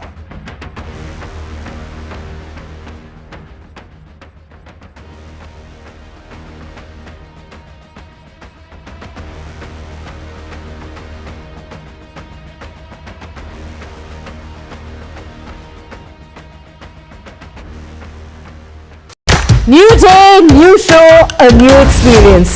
Start your day with the news, not views. We bring you stories that matter and impact your lives. News that informs and keeps you ahead. From Maximum City, Mumbai, to the state of governance, Delhi. NDTV brings to you the best breakfast show. The breakfast show only on NDTV 24/7 every morning at 8 a.m. In today's interconnected world, India's voice is more crucial than ever. When India speaks, the world listens. At NDTV World, we are that voice, bringing you intelligent and insightful news from India and beyond. From geopolitics and diplomacy to economic shifts, migrations, tech disruptions, and the stories of our diaspora. We cover the news that shapes our global future. NDTV World, your new home for global news, is here. NDTV proudly upholds its legacy of trust and credibility. According to the prestigious Reuters Institute's Digital News Report 2024, NDTV is the top-most news platform in the country.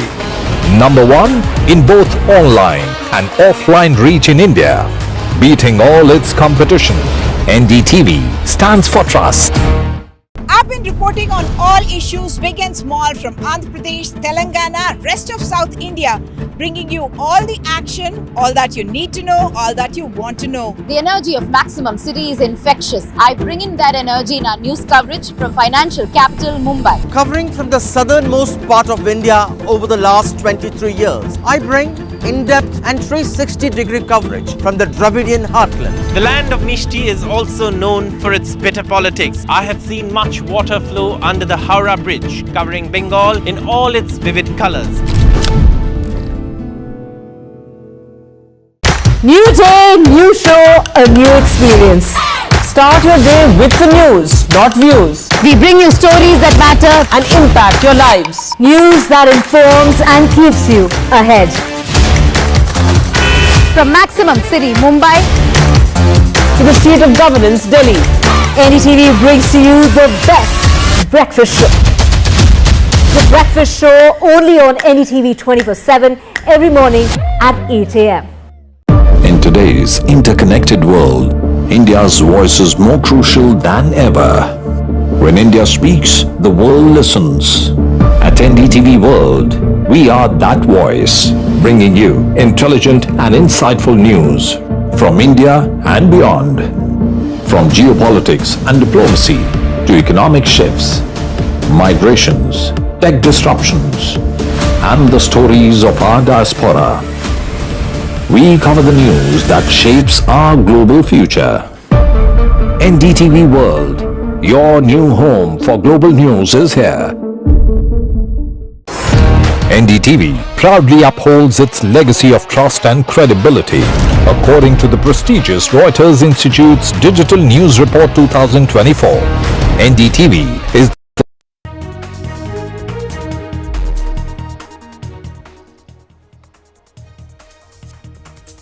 Hello and welcome. You're watching NDTV. I'm Gargi Rawat. Stay with us for all the news. Let's take a look at the headlines we're tracking at this hour. A large crowd protested in Belagavi as assembly was underway to protest the demand for Panchamasli Lingayats inclusion in the 2A reservation category. The police resorted to mild force to disperse the protesters. The Supreme Court takes cognizance of an Allahabad High Court judge's remarks his purported remarks on Hindus. He said that India will be run as per the majority. The Supreme Court has asked for a report. Also, National Conference MP has moved a notice seeking impeachment of the High Court judge.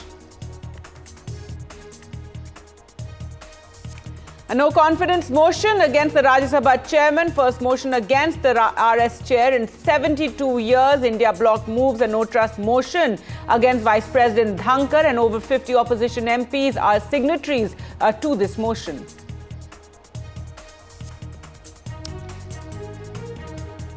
Meanwhile, the opposition is divided as well. The chorus grows for Mamata Banerjee to lead the India opposition bloc. Lalu Yadav too bats for Didi. The Congress, however, underplays the remarks.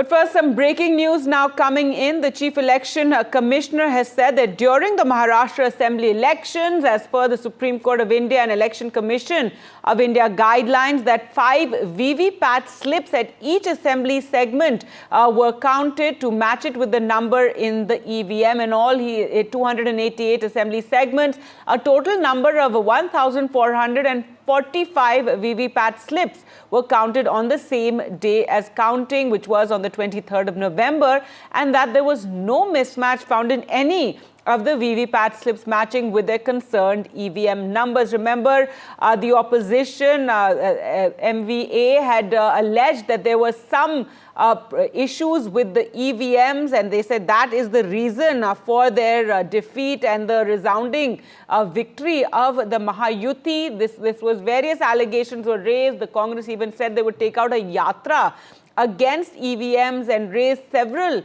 questions regarding the EVMs and the fairness really of the recent assembly election. Let's go across to Sunil Prabhu now for more. And Sunil, just explain this to us. What is it that the Election Commission has said? They said on the day itself that they had already tallied some of the VVPAT slips? That's right. They earlier tallied, and now, of course, once again, a confirmation that those 5%, which the Election Commission has decided is the appropriate number to tally. This is based on a study of the Indian Statistical Institute. Some would, of course, argue why, when the EVM and the VVPAT was introduced, this after a petition by Subramanian Swamy, that there should have been corroboration of the EVM and the VVPAT to at least to 20%. But be that as it may, the Supreme Court, based on a study of the ISI, has kept it to 5%. Now, the Chief Election Commissioner and the Election Commission has confirmed that there's been no discrepancy on that issue. So it's in that drop that they are giving themselves a complete and total clean sheet. Right, because this was a huge controversy raised, Sunil, by the opposition there in Maharashtra, given the resounding victory of the Mahayuti and the absolute numbers, with the BJP having a 90% conversion rate in terms of the numbers of seats they contested. All that, in fact, they were even planning, the Congress, to take out some kind of a yatra and talk more and attack the EVMs. Well, I think it's just not the EVMs. I think they have now said this has to be a national movement, a people's movement against the Election Commission and against what they believe is faulty procedures, because it's just not EVMs, it's an entire process. For example, how do you decide the date of an election? Be it Maharashtra, where they didn't hold it along with Haryana, or the dates were changed in Haryana based on the BJP's petition. In Maharashtra also, as you can see how things have progressed. Then, of course, the voter data. How do you, remove 40 lakh people from the list to include 40 lakhs? All those discrepancies and that entire process. It's a long process in the election. It's just not the EVMs. And then, as I pointed out, the EVMs and the VVPAT.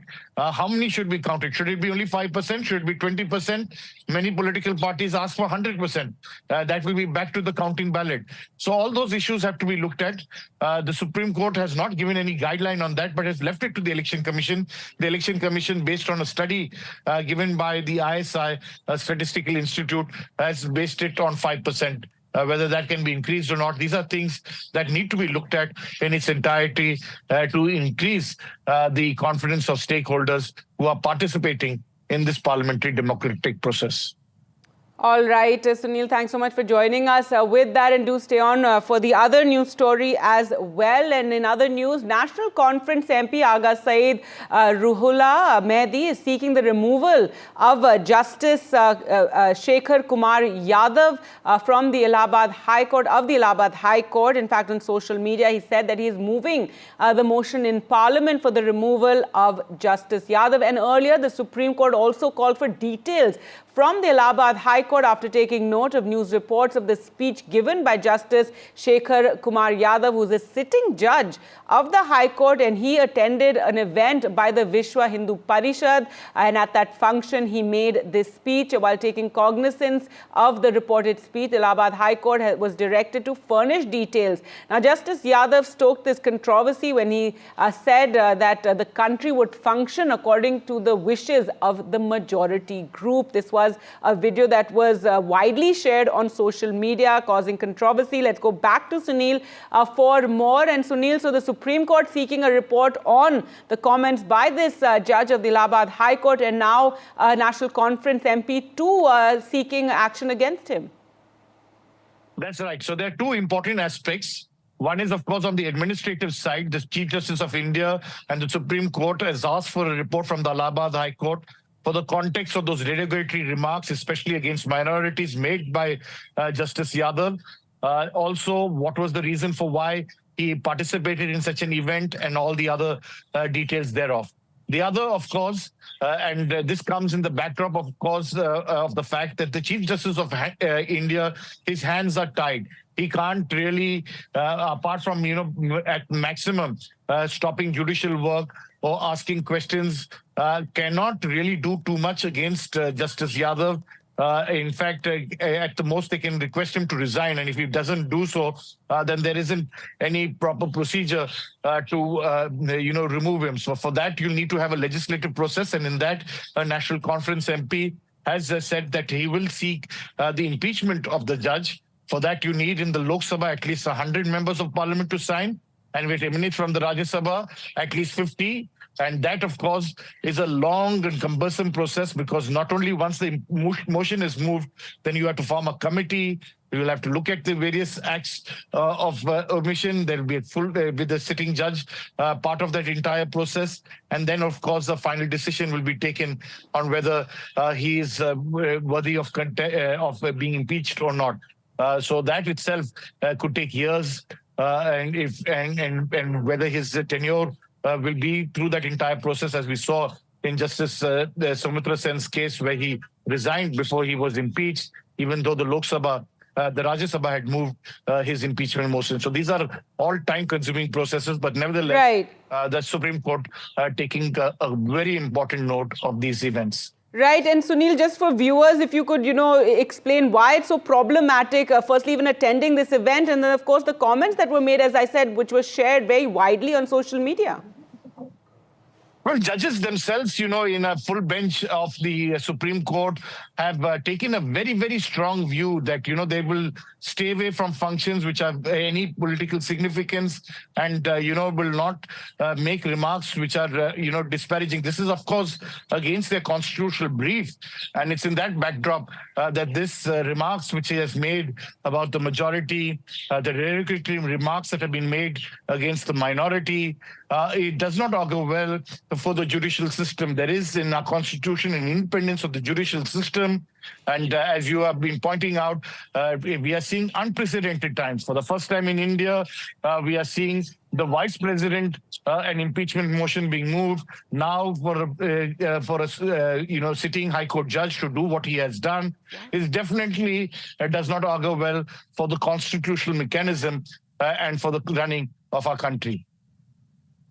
Sunil, thanks so much for joining us with all those details and developments. Let's move on to news now from Karnataka, where tensions flared in Belagavi as members of the Panchamasli Lingayat community staged a large-scale protest demanding reservation. This large crowd gathered to protest the demand for Panchamasli Lingayats' inclusion in the 2A reservation category, and the police then had to resort to mild force to disperse the protesters. There you can see some of the protesters injured as well, and a huge police presence there. The community's demand for a 2A reservation, and in fact a seer was spearheading the protest today in Belagavi, and they even threatened to lay siege to the Savarna Sauda where the assembly was underway if their demand for reservation was not met. Now, Chief Minister Siddaramaiah on Monday had launched a counter-attack on opposition BJP on this community's demand for increasing its reservation quantum. The Chief Minister alleged that in the previous BJP government that they had given an undertaking to the Supreme Court saying that it would maintain status quo on the reservation matrix, which he said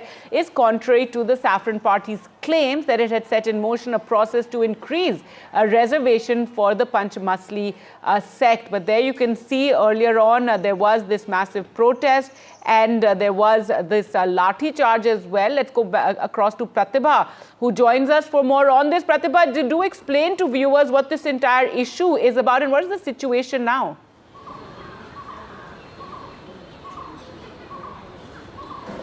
it all starts with the Lingayats forming one of the largest communities here in Karnataka. And under the Lingayat community, we have the Panchamasali Lingayats who have been demanding reservation, and they have been falling under the category called the 3B, which means 5% reservation, and they want to move to the 2A category, which would give them 15% reservation. And imagine the kind of benefits then they could possibly enjoy. This has been a demand that has been laid down by the community since 2011. Several of the seers have expressed their disappointment, talking about how many CMs have come and gone, but their demand has always remained unfulfilled. This time around, Basanagowda Patil Yatnal, one of the senior BJP leaders, raked up the issue on day one of the Karnataka Assembly session at Belagavi, and a heated exchange took place between Chief Minister Siddaramaiah as well as Mr. Yatnal there. Now, what has been the justification provided by the Congress government? Well, they have been claiming that an activity took place during the previous BJP regime under the leadership of Chief Minister Baswaraj Bommai then, who mentioned that he would be taking away 4% reservation that was already awarded to the Muslims, and he would be taking that and dividing it into 2% each for the 3A as well as the 3B category there. And this did not really sit well with many other communities. The matter reached the Supreme Court and status quo was maintained. Why bring up the issue now? And that is precisely how the entire issue has now hit the streets with this protest, and many of them who have been detained and taken into preventive custody. How this will affect the political landscape would be seen in the days to come with respect to the session. Back to you. All right, Pratibha, thanks so much for joining us with all those details. Well, it's over now to Maria for more. As the logjam continues in Parliament, what really is the way out? Remember, both the sides, the Treasury benches and the opposition, have taken a maximalist position.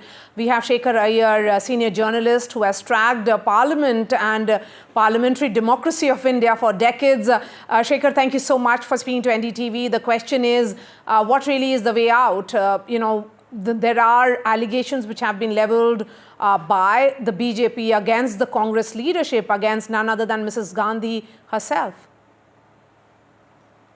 Indeed, it's a logjam, it's a stalemate which doesn't appear can easily be broken because there is absolutely no dialogue at the moment.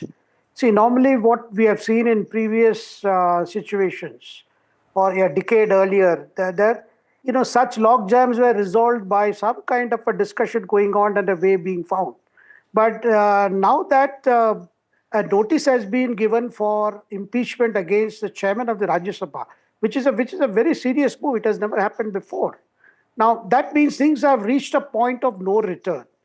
Now, obviously, the government is not going to easily accept that kind of a situation where they will easily let a motion being moved against the Rajya Sabha chairman.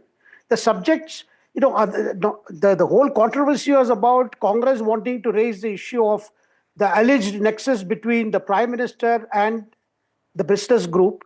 And on the other hand, the BJP has come out with a much more serious charge because this directly raises questions about the means adopted by the Congress party, its leadership in targeting the government. Now, both are serious. I mean, the opposition says you have never allowed a discussion. And on the other hand, the BJP maintains that this whole thing that is happening in Parliament, outside Parliament, is being done in some kind of a collaboration or in the guidance with people who are operating from abroad. These are very serious charges. And I feel, Maria, can this subject as such be discussed on the House? Because these are insinuations. These are, these are huge insinuations and allegations. Now, how do you move a debate in the two houses on the basis of insinuation? So there is obviously, the stand taken by the chair in both the houses is we can have a structured debate. But how do you have a debate on insinuation then? That's exactly the problem. You will have to word it in such a way that a motion, notice can be given. Because the opposition has been insisting on both the houses that the House, go for an adjournment motion kind of thing. Adjournment motion is always seen as some kind of a censure of the government. The government obviously is not going to accept some kind of a censure. And also the drama that is going on outside. Yesterday you saw people wearing masks of the Prime Minister and enacting a drama, and Rahul Gandhi interviewing the two people wearing masks. Now, so there is a lot of theatrics that is getting coming to foreplay.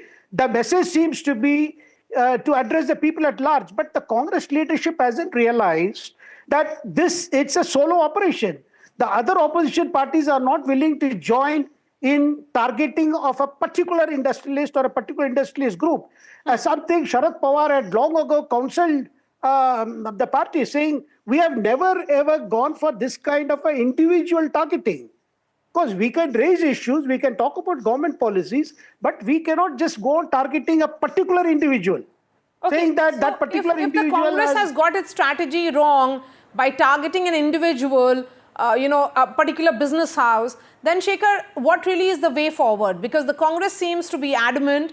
On the other hand, the government of the day has gone ahead and said that there is the larger nexus which is at play, which is making the Congress talk about this issue, because they realize that the entire OCCRP has come out with enough details talking about how there is the larger, play at works against India. No, see, obviously, what we can see, the current campaign that's going on. See, business houses do face international competition and international rivalries, and they have rivals and enemies. I mean, this is not something new. But why should a political party like the Congress get sucked into this game? That's the question that the government is asking. Because I think an erroneous approach, particularly of Rahul Gandhi, I must say, because this is not shared by all the Congress leaders. And none of the allies are willing to completely jeopardize the functioning of the parliament solely on the basis of one particular issue which they want to be discussed in a particular way. So I think, and also, this issue was taken up during the elections, the recent Maharashtra elections, as well as Haryana elections. But these doesn't seem to, resonate with the voters, with the electorate. They don't seem to understand what is this obsession of the Congress leadership when even the other opposition parties do not seem to be joining them on this. I think it is for the Congress party to realize, they have taken it to a point where they don't have the cooperation of other opposition parties. There doesn't seem to be resonation on the ground. And the government is sticking to its stand. And after all, a parliament, for it to function, you see, the golden rule, Maria, we have always seen is, the opposition has its say and the government has its way in terms of legislative work. But we are seeing a new situation where nobody wants to compromise, nobody wants to see the parliament works. And unfortunately, the leading opposition party feels that it is just stuck on one issue. And doesn't have the support of other opposition parties also. Okay. Now they want to escalate it by questioning the role of the chair. I mean, this is even more serious. All right, Shekhar Iyer, thank you so much for sharing your views on this ongoing pandemonium which is continuing in Parliament, leading to almost like a total and complete washout of the winter session. With that, it's back to you, Gargi. A lot of interesting debates lined up perhaps for the weekend, but at the moment what appears is that none of the two sides, be it the Treasury benches or the opposition, is ready to back down. All right, thanks so much for that, Maria. Now, divisions have emerged within the opposition amid the leadership tussle in the India bloc. RJD chief and former Bihar chief minister Lalu Prasad Yadav today extended support to Trinamool Congress chief Mamata Banerjee's candidature. In fact, when asked by journalists, Lalu Yadav said Congress's objection means nothing. We will support Mamata. Now, Mamata Banerjee should be given the leadership of the India bloc. We will form government, he goes on to say, in 2025. Now, remember earlier, Lalu's son and senior RJD leader Tejashwi Yadav had also said that no objection to any senior leader of the India bloc, including Banerjee, leading the coalition, but stressed that the decision must be reached through consensus. Banerjee had on December 6th expressed dissatisfaction with the functioning of the opposition India bloc led by the Congress party, signalling her intent to take charge of the alliance if given the opportunity. Trinamool MP Kirti Azad said she is the most suitable for the job as she is the only leader who has repeatedly defeated the BJP in Bengal. The BJP says statements from opposition leaders expose the Congress's and Rahul Gandhi's inability to lead. न तो ममता जी को जो दिया जाए। हाँ दे दे। 25 में बोल रहे सरकार फिर से बना रहे हैं लालू जी। हाँ बनाएंगे हम लोग। न तो ममता जी को जो दिया जाए। हाँ दे दे। 25 में बोल रहे सरकार फिर से बना रहे हैं लालू जी। हाँ बनाएंगे हम लोग। सबको एक साथ बैठकर इंडिया ब्लॉक के लीडरशिप के बारे में जो समय दे सके, इंडिया ब्लॉक के काम को देश भर में, उस बारे में, नेतृत्व के बारे में चर्चा करने की हमारी सबकी इच्छा है। चाहे शरद पवार जी हो, चाहे ममता जी हो, लालू जी, अखिलेश जी, उद्धव ठाकरे साहब, शायद नवीन पटनायक भी उसमें आ सकते हैं, नवीन बाबू भी आ सकते हैं। तो हम सब बात करेंगे, चर्चा चल रही है, आपस में एक दूसरे के साथ संपर्क चल रहा है। कि अभी हमारी पार्टी की तरफ से अभी कोई ऑफिशियल स्टेटमेंट नहीं आया है, तो अभी मैं इस पर फिलहाल कुछ बोल नहीं पाऊंगी। सभी पार्टीज की अपनी अपनी राय होती है, फिर आपस में मिल बैठ के जब मीटिंग होगी उसमें सर्वसम्मति से जो भी होगा वो हमारी पार्टी को स्वीकार होगा। ममता बनर्जी का नाम लगातार आगे आ रहा है, तमाम जो अलायंस मेंबर्स हैं वो उनका ही नाम ले रहे हैं कि उनको लीड करना चाहिए। आज इस पर कहीं कोई चर्चा नहीं है, न कोई आवश्यकता है। आज जरूरत है इस देश में सौहार्द कायम करने की। आज जरूरत है इस देश में महंगाई घटाने की। आज जरूरत है हमारे देश का करोड़ों नौजवान जो बेरोजगार है, भारतीय जनता पार्टी की सरकार रहते चलते पेपर लीक हो रहा है। आज इस पर सब पर हमें सोचना है और इस पर समाधान का रास्ता करना है। और इस तरह की इंडिया गठबंधन इसके लिए का है, क्योंकि लालू प्रसाद यादव से लेकर उमर अब्दुल्ला से लेकर शरद पवार ऐसा है, बोल रहे हैं कि राहुल गांधी की जगह ममता बनर्जी को लीड करना। ये सब इन लोगों का अपने विचार हैं, ये इन लोगों के विचार हो सकते हैं, लेकिन आज जो राष्ट्र के सामने, देश के सामने, हम लोगों के सामने बड़ा सवाल है, वो किसानों का सवाल है। बड़ा सवाल है इस देश के करोड़ों नौजवानों का, जो पढ़े लिखे हैं, जो हमारी दौलत है। किसी देश की दौलत हीरा जवाहरात सोना चांदी नहीं होता है, उस देश की दौलत हमारा नौजवान है, हमारा किसान है और देश के रहने वाले लोग हैं। हमें उनकी भलाई के लिए, हमें उनके वेलफेयर के लिए आज चर्चा करना है, सोचना है, सदन में रखना है। आज ये सवालात हैं। देखिए, इंडिया ब्लॉक में कई सारी पार्टीज हैं, आज से नहीं है, लोकसभा से पहले है। तो जो मंच गणतांत्रिक है, डेमोक्रेटिक अगर कोई अलायंस है, उसमें सब अपने विचार रख सकते हैं, पर निर्णय सब मिलकर ही लेंगे। Even though YSRCP is not part of India bloc or NDA, I sincerely feel, because of the past experience, and I have been seeing the Congress party for the last 8 years in Rajya Sabha. This is the 9th year. At this point of time, I feel that the Congress party has failed to lead India bloc for the last one and a half years. Didi ji will be in a position to lead the India bloc parties, and Didi ji will be able to handle any issue, any problem that crops up in any given situation, and handle more effectively and efficiently than Congress party. Therefore, Didi ji should be made to lead the India bloc parties. Well, joining with me is Trinamool Congress MP Kirti Azad. Sir, after Sharad Pawar, it is Lalu Prasad Yadav. Umar Abdullah yesterday stated that let the meeting happen and then Mamata Banerjee can claim the leadership for the India bloc. Do you think that the chorus is growing for Mamata Banerjee to take the charge of India bloc?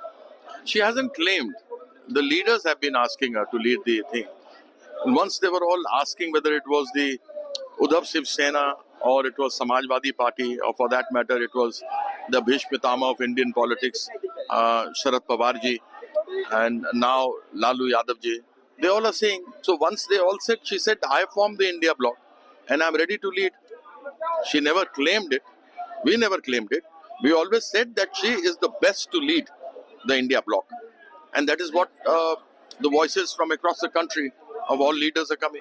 They have always been saying that there is a teamwork that is required to win a game.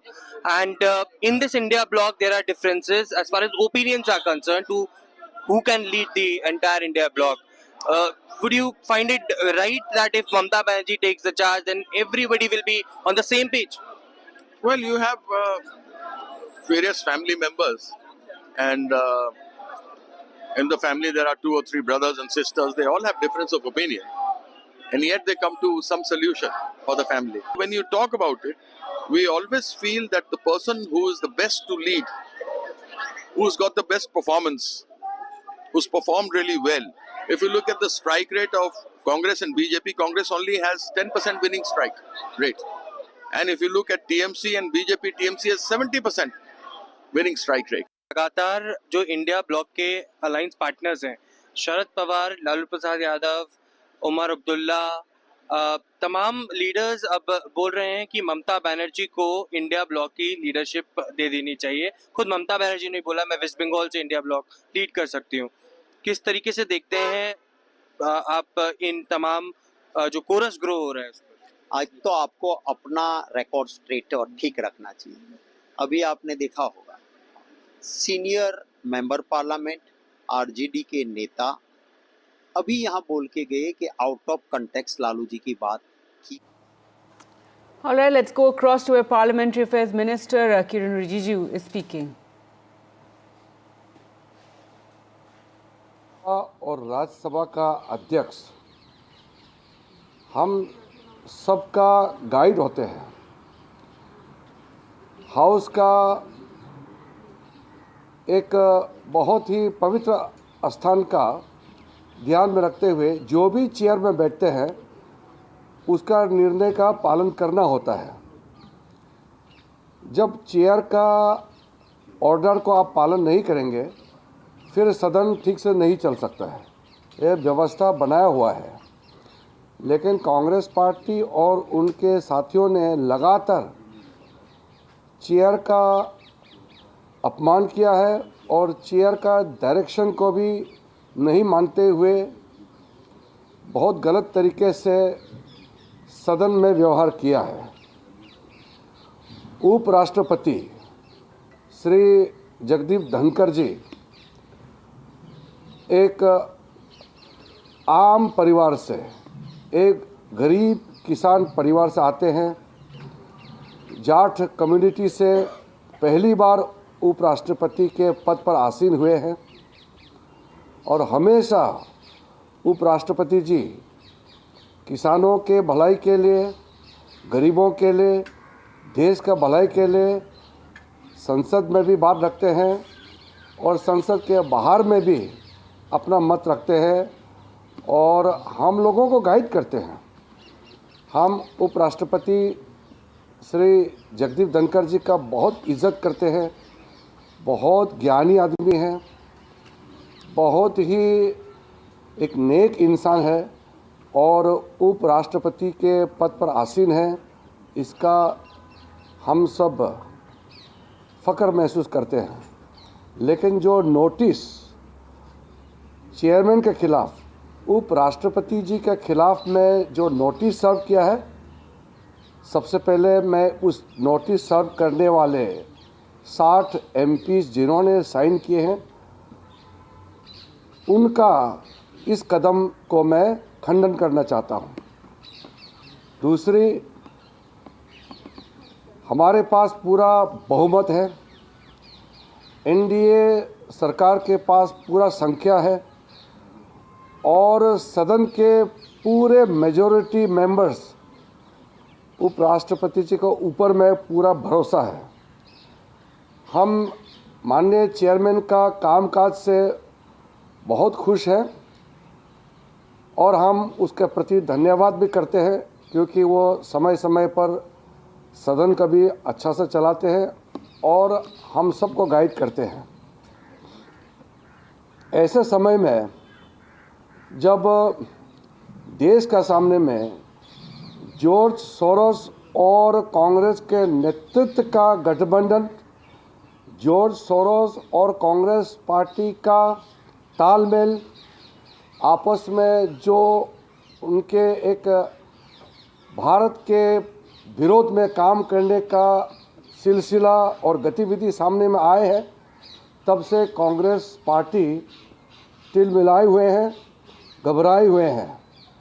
George Soros और Congress party के नेतृत्व के बीच में साठगांठ report सामने में आने के बाद OCCRP और कांग्रेस नेतृत्व का तालमेल जब से सामने में आए हैं तो कांग्रेस पार्टी और उनके कुछ साथी बहुत बुरी तरह से तिलमिलाए हुए हैं, घबराए हुए हैं।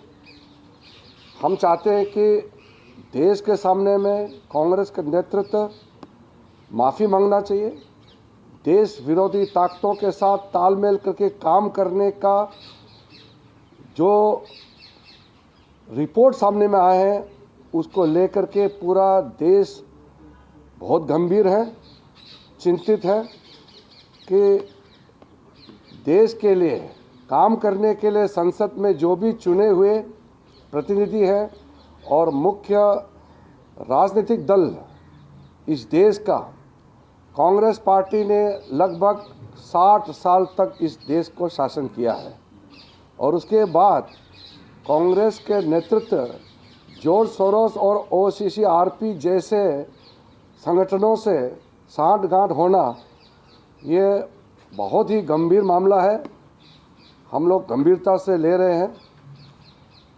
मैं कांग्रेस पार्टी और जो लोग उपराष्ट्रपति जी के खिलाफ में नोटिस का उस पत्र में साइन किया है उनको कहना चाहता हूं कि इस तरह के हरकतें ना करें, लोकतंत्र के लिए ठीक नहीं है।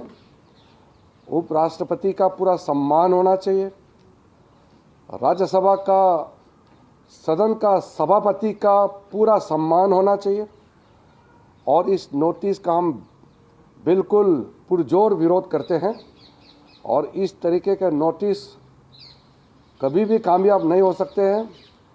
जो नोटिस अपना गलत काम को छुपाने के लिए, ध्यान भटकाने के लिए जो नोटिस सर्व किए हैं चेयरमैन के खिलाफ, वो शर्मनाक है, ऐसा हरकतों से बचना चाहिए।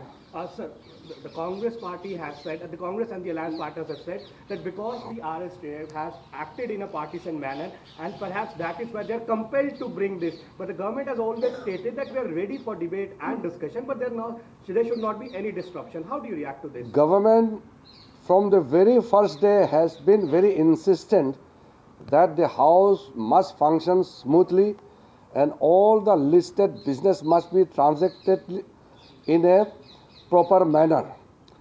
The business advisory committees of both Rajya Sabha and Lok Sabha have already sat, decided and allotted the times for bills as well as for the discussion on the Constitution of India and its adoption. This is the 75th year of the adoption of the Constitution of India. We have already given dates, 13th and 14th to be discussed in Lok Sabha and 16th and 17th of December in the Rajya Sabha. When all the business are decided, when the time allocation has already been finalized, there was no need for the Congress party and the opposition leaders to serve a notice against the Honorable Chairman of the Rajya Sabha. This notice is only prompted by their effort to get away from the exposure of the links between OCCRP, George Soros and the leadership of the Congress party. This kind of diversionary tactics will not succeed, and we are very strongly defending the Honorable Chairman of the Rajya Sabha. Honorable Vice President of India, Sri Jagdeep Dhankhar ji, is born in a very humble farmer family. He is a voice of the Kisan of our country. He is the first Uprashtrapati belonging to Jat community. This kind of assault on the chair of the Rajya Sabha is extremely regrettable, and I would urge the Congress party and those members who have signed the petition against the Honorable Chairman to seek apology and desist from conducting in this kind of regressible and reprehensible manner. Sir, लेकिन नियमानुसार उनका कहना यह है कि अगर 50 से ज़्यादा सांसद साइन करते हैं तो it has to be accepted for discussion. Acceptance करने में हमारा कोई समस्या नहीं है. It is not about the acceptance or discussion on the notice. It is a question of the integrity and the thought behind bringing such condemnable steps taken by the Congress party and the other members, those who have signed the petition. I am very, very clear about it. We are proud of the Honorable Vice President of India, and he has been extremely professional and impartial. One of the points mentioned in the petition is that the Honorable Vice President has praised the RSS. RSS is a proud nationalist organization of our country. You can praise any organization. You can have good words and thoughts about any organization in India as long as this organization is genuine and not illegal. What is wrong in praising RSS? I fail to understand how Congress party has taken a strong exception to Vice President having a good words about RSS. This attitude itself is showing that this Congress party and their allies are bereft of any agenda. This is purely a diversionary tactics to get away from the exposure which has come to the fore between the Congress leadership, the George Soros and OCCRP organization. Sir, the India bloc is constantly trying to raise the voice on the issue of what's happening in Manipur, and they have also held the protest in the national capital with the TMC, Aam Aadmi Party and NCP. All the issues which are tabled in the House, which are in the consideration of the chairman, they are, as per the rule, discussed once the permission is granted. The House cannot be run in the whims and fancies of some individuals. There should be no Maharaja, there should be no Rajkumar in India's Parliament House. Everybody is equal. All the members of the Parliament have the right to talk about, raise the issues concerning their constituency and the states they belong to. So one question, sir. Just now, Jairam Ramesh has come out with a statement. He basically alleges that Parliamentary Affairs Minister in front of the RS chairman and JP Nadda said will not allow RS to function if LS does not function. So the allegation is coming from Jairam Ramesh towards you, sir. How do you respond to this? I am very categorically saying again, once the Parliament has started functioning smoothly, what prompted the Congress party to create dramas in the House? What was the need to come with a dress printed with slogans in their mask and the jackets and toasting around in the House?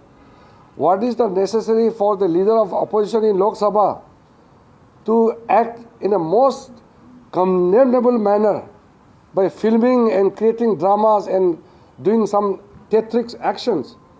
These are totally unbecoming of the member of the Parliament. And the gentleman is the leader of opposition in the Lok Sabha. Is it befitting for the leader of opposition to behave in this kind of a condemnable theatric manner? I fail to understand.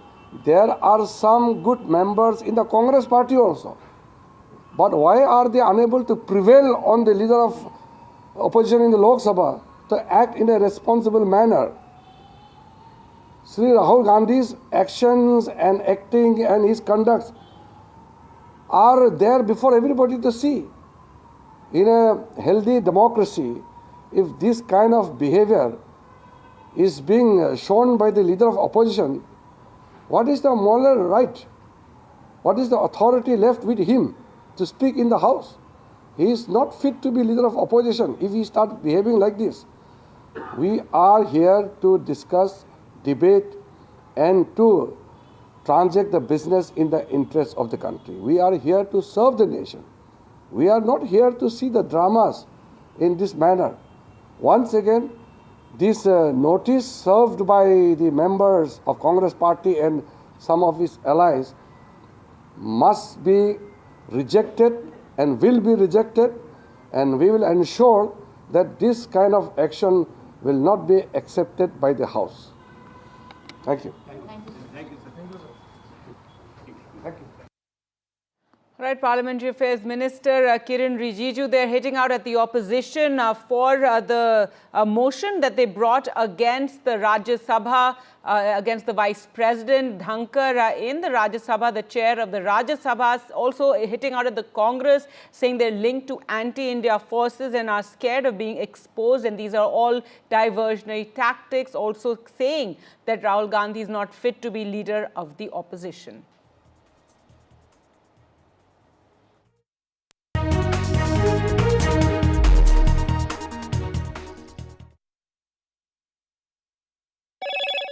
Hello, Moto.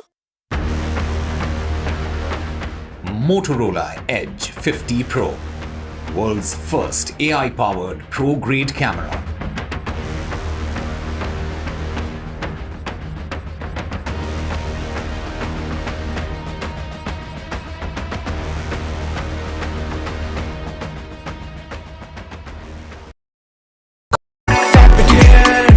And it's right there. मैं everywhere कहीं से भी collect spend करूँ direct. Download any single ID partner app, link your card and earn reward with top rank. Get it free with single ID. New day, new show, a new experience. Start your day with the news, not views. We bring you stories that matter and impact your lives. News that informs and keeps you ahead. From Maximum City, Mumbai, to the seat of governance, Delhi, NDTV brings to you the best breakfast show. The breakfast show only on NDTV 24/7 every morning at 8 a.m. In today's interconnected world, India's voice is more crucial than ever.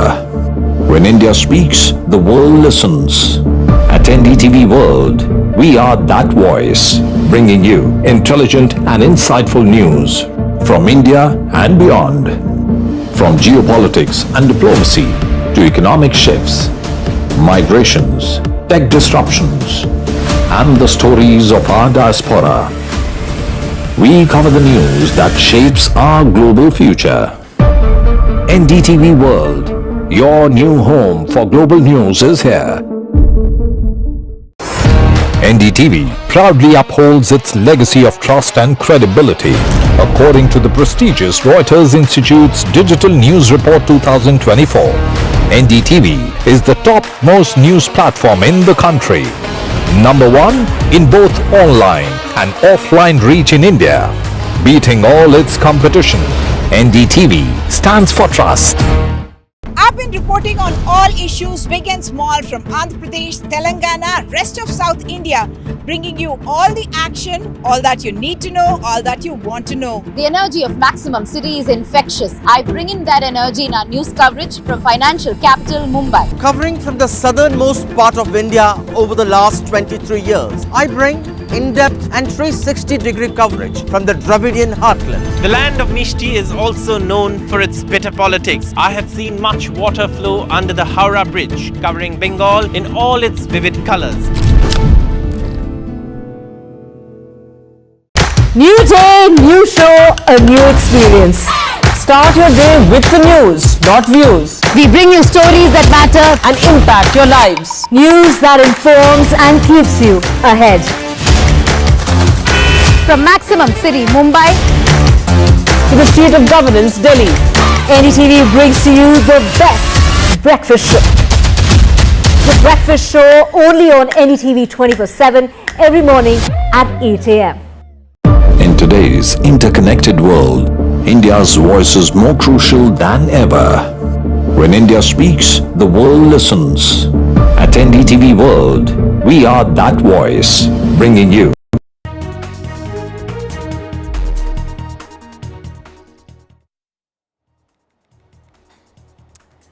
Welcome back. Well, let's get you the latest on Parliament, and the government is ready to launch its One Country, One Election project and can introduce a bill in Parliament in this very session, is what sources have told NDTV. The Cabinet has already approved the report of the Ramnath Kovind Committee on One Country, One Election, and the government now wants to form consensus on the bill and can send it to a joint parliamentary committee or JPC for detailed discussions. The JPC will then hold discussions with representatives of various political parties and other stakeholders. Will also be involved in the process. Speakers of all state assemblies may also be called along with intellectuals from across the country, is what sources say. The opinion of common people will also be taken. Initially, the government wants to involve people, and the ways and means to achieve this can be discussed later. So, who has said what on this issue? Let's listen in. मेरे साथ BJP के वरिष्ठ नेता और लोकसभा सांसद जगदम्बिका पाल हैं। One nation one election bill सरकार ला सकती है, ऐसा रामदास अठावले केंद्रीय मंत्री ने कहा है इसी सत्र के दौरान। आप कैसे देखते हैं इस पहल को? नहीं, देखिए, ये देश के हित में है और सरकार सभी दलों से इस बात पे चर्चा भी कर रही है, इस पे एक सहमति बनाने की कोशिश भी हो रही है। क्योंकि एक इलेक्शन क्यों होता है? गवर्नेंस के लिए, गवर्नमेंट बनाने के लिए। लेकिन लगातार अगर इलेक्शंस हो, लोकसभा के इलेक्शंस हो, फिर कुछ राज्यों के इलेक्शंस हो, फिर दूसरे इलेक्शंस हो, तो लगातार ये असेंबली और पार्लियामेंट के इलेक्शंस राउंड द ईयर जो हुआ करते हैं, उससे आचार संहिता लगती है, मॉडल कोड ऑफ कंडक्ट लगता है, उससे कहीं ना कहीं विकास बाधित होता है। जब एक तरफ प्रधानमंत्री का विजन ये हो कि हम 2027 तक दुनिया की टॉप 3 इकोनॉमी में होंगे, तो टॉप 5 फ्रेजाइल इकोनॉमी जो 2014 में मिली थी, अगर टॉप 5 में हम फ्रेजाइल से आ गए और टॉप 3 में ले जाना है, तो इससे साफ है कि हम जब गवर्नेंस करेंगे, जब डिलीवरी करेंगे, जब डेवलपमेंट करेंगे, तभी कोई चीज़ होगी। तो विपक्ष ने कहा है कि इस पर ये संसदीय लोकतंत्र के खिलाफ है ये प्रस्ताव। देखिए, हमारा प्रयास है कि एक सहमति होती है, इस पे डायलॉग होगा, इस पे पार्टी हमारी ऑलरेडी कमेटी बना रखी है और उस पे आधार पे है। ये कोई सवाल है नहीं कि ये तो देश के हित की बात है ना, इसलिए सबके हित की बात है, सभी पार्टियों को इस पर हमसे बात करने के लिए शुक्रिया। कि माननीय नरेंद्र मोदी जी ने जब 2014 में प्रधानमंत्री बने थे, तब उन्होंने देखा था कि भाई देश भर में बार बार चुनाव होते हैं और लोगों को भी उसमें तकलीफ होती है और उसमें पैसा भी ज़्यादा बर्बाद होता है।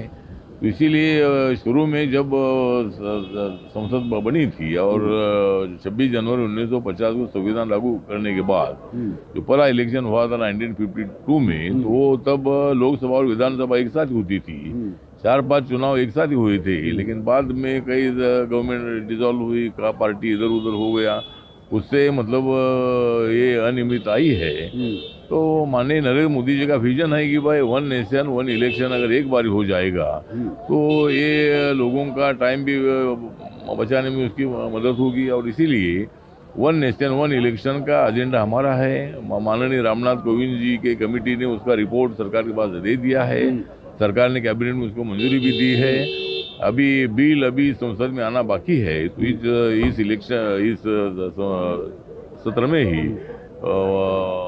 वन नेशन वन इलेक्शन का बिल आ सकता है और उसमें चर्चा करके अपोजिशन को हमारा कहना है कि भाई इसको आपने सपोर्ट करना चाहिए। अगर उसमें कोई सुझाव देना है तो सुझाव अमेंडमेंट के लिए दे सकते हैं, लेकिन वन नेशन वन इलेक्शन को मेरे रिपब्लिकन पार्टी ऑफ इंडिया का पूरा सपोर्ट है और वन नेशन वन इलेक्शन होना चाहिए, ये हमारी भूमिका है। तो आपको लगता है शीतकालीन सत्र में सरकार ये बिल ला सकती है? मतलब अभी ला सकती है, अभी 2 सप्ताह बाकी है, अभी इसमें क्या हंगामा भी चल रहा है, इस पर बहस होना जरूरी है, चर्चा होना बहुत जरूरी है और सबका सुनकर सरकार अंतिम निर्णय लेगी। लेकिन सरकार ने तो निर्णय लिया है कि ऐसा होना चाहिए, तो मुझे लगता है कि इस सत्र में भी बिल आ सकता है। How do you see this idea? The government sources are saying that this bill, after it is tabled, will be sent to JPC for further deliberation. First of all, the idea of one nation, one election is against parliamentary democracy norms. We are a parliamentary democracy. A government, be it a central government or a federal state government, only is there until it has a majority. There is no fixed term. And only in a presidential form of government we have fixed term. In my opinion, this is unconstitutional. If the government tries to table the bill, and if they send it to a joint parliamentary committee, they will get these diverse views. And in fact, even when they bring the bill back to the House at any point of time, it will be defeated because I'm sure their own alliance partners, the TDP and the JDU, will not support it.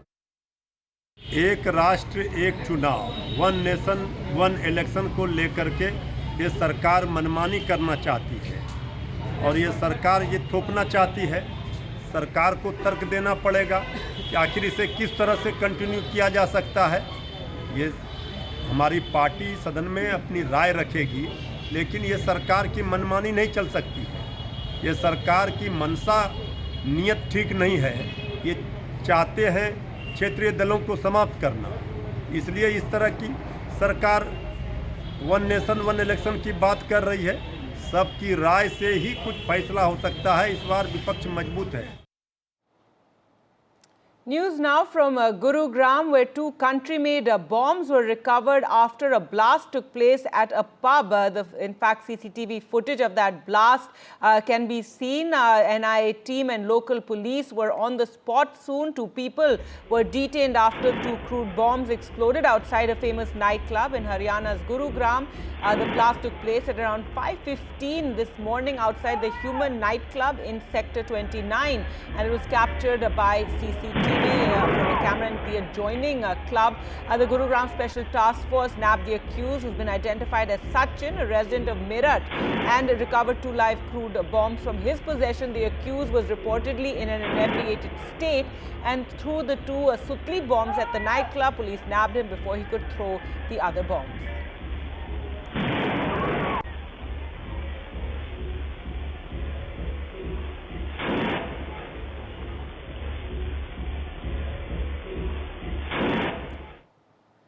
Amid the leadership tussle in the India bloc, RJD chief and former Bihar Chief Minister Lalu Prasad Yadav has extended his support to Trinamool Congress chief Mamata Banerjee's candidature. Lalu Yadav said the Congress's objection means nothing and we will support Mamata Banerjee, that she should be given leadership of the India bloc and we will form government in 2025.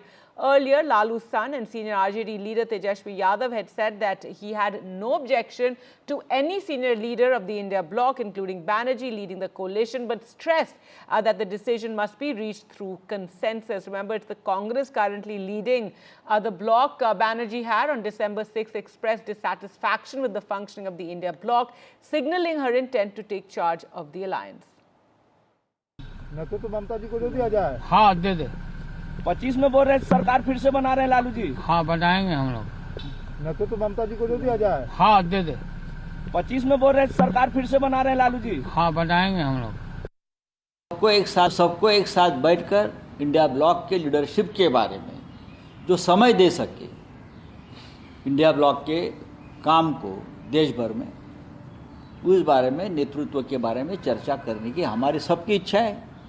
चाहे शरद पवार जी हो, चाहे ममता जी हो, लालू जी, अखिलेश जी, उद्धव ठाकरे साहब, शायद नवीन पटनायक भी उसमें आ सकते हैं, नवीन बाबू भी आ सकते हैं। तो हम सब बात करेंगे, चर्चा चल रही है, आपस में एक दूसरे के साथ संपर्क चल रहा है। कि अभी हमारी पार्टी की तरफ से अभी कोई ऑफिशियल स्टेटमेंट नहीं आया है, तो अभी मैं इस पर फिलहाल कुछ बोल नहीं पाऊंगी। सभी पार्टीज की अपनी अपनी राय होती है, फिर आपस में मिल बैठ के जब मीटिंग होगी उसमें सर्वसम्मति से जो भी होगा वो हमारी पार्टी को स्वीकार होगा। देखिए, इंडिया ब्लॉक में कई सारी पार्टीज हैं, आज से नहीं है, लोकसभा से पहले है। तो जो मंच गणतांत्रिक है, डेमोक्रेटिक अगर कोई अलायंस है, उसमें सब अपने विचार रख सकते हैं, पर निर्णय सब मिलकर ही लेंगे। लगातार जो इंडिया ब्लॉक के अलायंस पार्टनर्स हैं, शरद पवार, लालू प्रसाद यादव, उमर अब्दुल्ला, तमाम लीडर्स अब बोल रहे हैं कि ममता बनर्जी को इंडिया ब्लॉक की लीडरशिप दे देनी चाहिए। खुद ममता बनर्जी ने बोला मैं वेस्ट बंगाल से इंडिया ब्लॉक लीड कर सकती हूँ। किस तरीके से देखते हैं आप इन तमाम जो कोरस ग्रो हो रहा है? आज तो आपको अपना रिकॉर्ड स्ट्रेट और ठीक रखना चाहिए। अभी आपने देखा होगा सीनियर मेंबर पार्लियामेंट आरजेडी के नेता अभी यहाँ बोल के गए कि out of context Lalu ji की बात की गई है, लालू जी ने ऐसा नहीं कहा। तो वो बात छोड़िए, हाउस नहीं चलता है, रूलिंग पार्टी के एमपी 3 दिन से नहीं चला रहे हैं। क्यों नहीं चला रहे भाई? रूलिंग पार्टी की तो जिम्मेवारी होती है हाउस चले। आज तक इतिहास में कभी ऐसा नहीं हुआ कि सत्ता पक्ष हाउस ना चलने दे, तो इसके लिए जिम्मेवारी सत्ता पक्ष की है।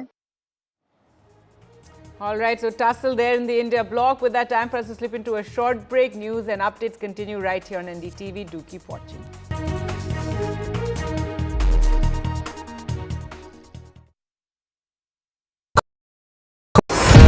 NDTV proudly upholds its legacy of trust and credibility.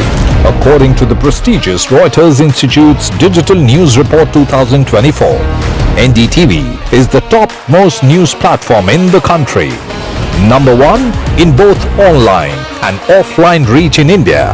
Beating all its competition, NDTV stands for trust. I've been reporting on all issues big and small from Andhra Pradesh, Telangana, rest of South India, bringing you all the action, all that you need to know, all that you want to know. The energy of Maximum City is infectious. I bring in that energy in our news coverage from financial capital Mumbai. Covering from the southernmost part of India over the last 23 years, I bring in-depth and 360-degree coverage from the Dravidian heartland. The land of Mishti is also known for its bitter politics. I have seen much water flow under the Howrah Bridge, covering Bengal in all its vivid colors. New day, new show, a new experience. Start your day with the news, not views. We bring you stories that matter and impact your lives. News that informs and keeps you ahead. From Maximum City, Mumbai, to the seat of governance, Delhi, NDTV brings to you the best breakfast show. The breakfast show only on NDTV 24/7 every morning at 8 a.m. In today's interconnected world, India's voice is more crucial than ever. When India speaks, the world listens.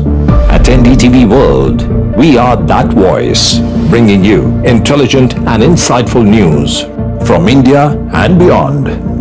From geopolitics and diplomacy to economic shifts, migrations, tech disruptions, and the stories of our diaspora. We cover the news that shapes our global future. NDTV World, your new home for global news is here. NDTV proudly upholds its legacy of trust and credibility. According to the prestigious Reuters Institute's Digital News Report 2024, NDTV is the top-most news platform in the country. Number 1 in both online and offline reach in India. Beating all its competition, NDTV stands for trust. I've been reporting on all issues big and small from Andhra Pradesh, Telangana, rest of South India, bringing you all the action, all that you need to know, all that you want to know. the energy of Maximum City is infectious. I bring in that energy in our news coverage from financial capital Mumbai. Covering from the southernmost part of India over the last 23 years, I bring in-depth and 360-degree coverage from the Dravidian heartland. The land of Mishti is also known for its bitter politics. I have seen much water flow under the Howrah Bridge, covering Bengal in all its vivid colors. New day, new show, a new experience. Start your day with the news, not views. We bring you stories that matter and impact your lives. News that informs and keeps you.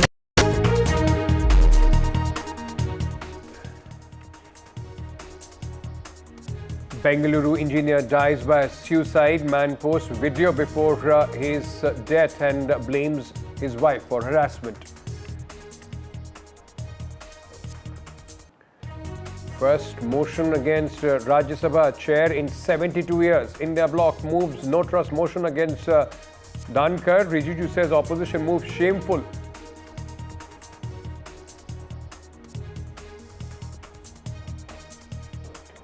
A large crowd has gathered in Belgavi as the assembly to protest, in fact, the demand for Lingayat inclusion into a reservation category.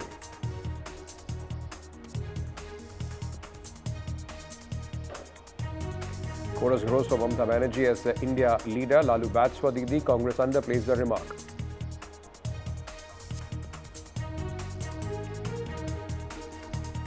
Supreme Court takes cognizance of Allahabad High Court judge's remarks. The High Court said India will be run as per majority.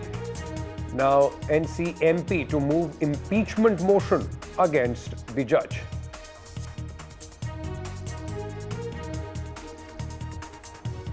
ECI rejects Agadi EVM charge. No VVPAT mismatch in Maharashtra Assembly election, says the CEO of Maharashtra.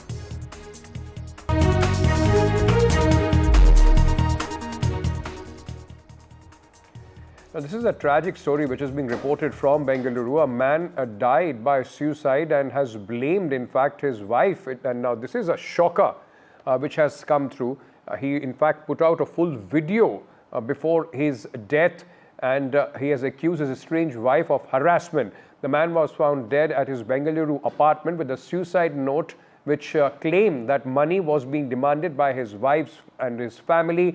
In fact, suicide note also claimed false cases have been leveled against him by his wife and her family. The 31-year-old man from Uttar Pradesh was found dead in Bangaluru. Atul claimed that his wife and family demanded 3 crore rupees and also, in fact, leveled some charges of dowry against him. The police has filed a case of abetment to suicide, and you know, ladies and gentlemen, this one is a shocker which is coming in from Bangalore. Let me go across to my colleague Pratibha Raman, who is joining us with more details on this. Pratibha, you know, it's a very long video that this man posted with a lot of details, allegations against the wife, her family, and also the entire, you know, process of the court that he has been going through for the last many years.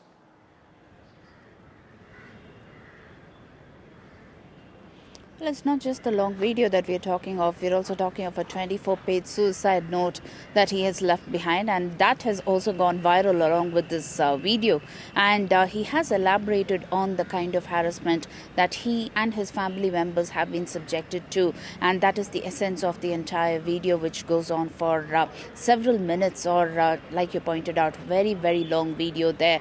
But then it elaborates in detail, and he has also talked about how this video, as well as the suicide note, must be used as crucial pieces of evidence when it comes to taking up this matter for investigation.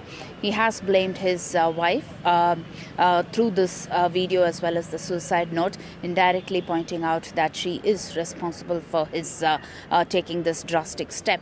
And the main reason why this has gone viral is the fact that we are talking of an engineer who's come from UP, and he's been residing in Bangalore for quite some time. And this entire video, as well as the suicide note, has been posted on social media, immediately went viral, with several of the NGOs who have also been marked, and they immediately took up this, immediately alerted the police as well, and the police have promised immediate action, and they've said that a case has already been registered and the investigation will be on. Those who have been named, they would be starting off with the interrogation of those members there, and would look at the details that would emerge further once the interrogation is over, and the further details would emerge as the investigation progresses. Back to you. Thank you for joining us with all those details on this story. We'll keep tracking this one, in fact, for more reactions which are from the police and the families as well. Meanwhile, tensions flared up in Karnataka's Belgavi as members of the Panchmashali Lingayat community staged a large-scale protest demanding reservation. A large crowd gathered in Belgavi demanding 2A, in fact, reservation, inclusion of the Panchmashali Lingayats in the 2A reservation category. The police resorted to mild force to disperse the protesters. The Lingayats, in fact, community has been demanding 2A reservation. Now, in fact, the Seers are spearheading this protest. They have threatened to lay siege to the Savarna Sauda if their demand is not met.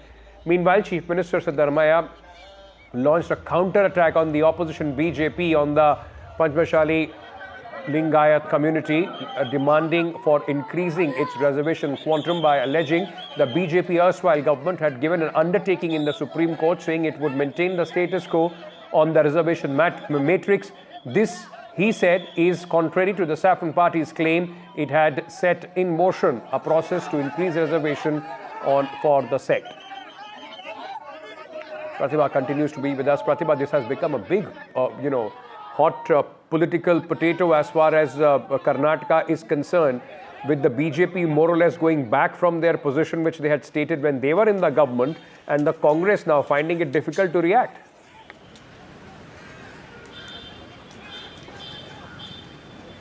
That's right. This has become another political flashpoint when the Karnataka Assembly session is on. We're talking of the winter session at Belagavi's Suvarna Sauda. Day one of the session took place where heated arguments were witnessed between Mr. Yatnal, Basnagowda Patil Yatnal, a senior BJP leader, and Chief Minister Siddaramaiah.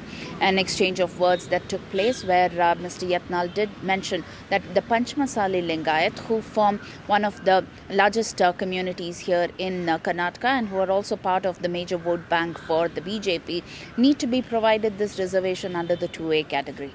What does it mean for the Panchamasali Lingayat, who already fall in the 3B category, which means 5% reservation, and 2A would give them 15% reservation.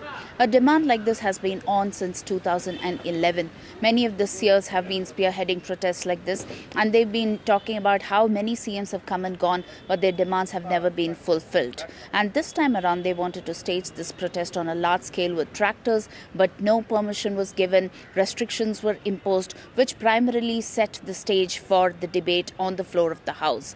Chief Minister Siddaramaiah did give the clarification, like you already pointed out, with respect to the undertaking that was submitted at the Supreme Court there. But in the meantime, all eyes are on how the session would progress now, because this issue would definitely be debated on the floor of the House. Day 2 was supposed to be a crucial one. However, the protests hit the streets and it took an ugly turn with the police resorting to lathi charge there. But all eyes are on how this would really affect the political landscape in Karnataka, especially at a time when the Congress Chief Minister Siddaramaiah here in Karnataka has been facing several allegations, from the Waqf controversy to the Muda allegations there. Back to you. Thank you for joining us with all those details. Pratibha Raman reporting from Bangaluru. In fact, let's go across and tell you about what happened in the Parliament. And it is not something, ladies and gentlemen, that you had missed through the day. Lok Sabha, Rajya Sabha were adjourned. Again, there is no end to the pandemonium in both the houses. Lok Sabha Speaker Om Birla began the proceedings by urging the members of the House to maintain decorum and highlighted the methods adopted by the opposition parties to protest that go against the fundamental principles of the House. That's the view of the Lok Sabha Speaker. Meanwhile, Treasury benches once again lashed out at the opposition and said that they are wasting the time of the House. As soon as the House assembled, the opposition party and the ruling members started trading charges over George Soros and Adani issue. In fact, MPs from both sides raised slogans in support of their issues, and they wanted to raise, forcing in Rajya Sabha Jagdeep Dhankhar, the chairperson, to adjourn the proceedings till tomorrow.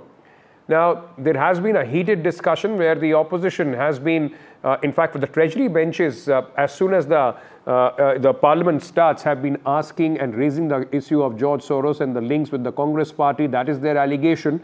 Meanwhile, the opposition is calling all these as something that the Treasury benches is indulging to try and divert the attention. संसद एक पवित्र स्थल है और इस भवन की एक उच्च गरिमा, प्रतिष्ठा, मर्यादा है और इसी भवन में हमने आजादी भी प्राप्त की है और दुनिया का सबसे बड़ा लोकतंत्र सर्वोच्च प्रतिनिधि संस्था है। संसद में देश की आकांक्षाओं, अपेक्षाओं को पूरा किया जाता है।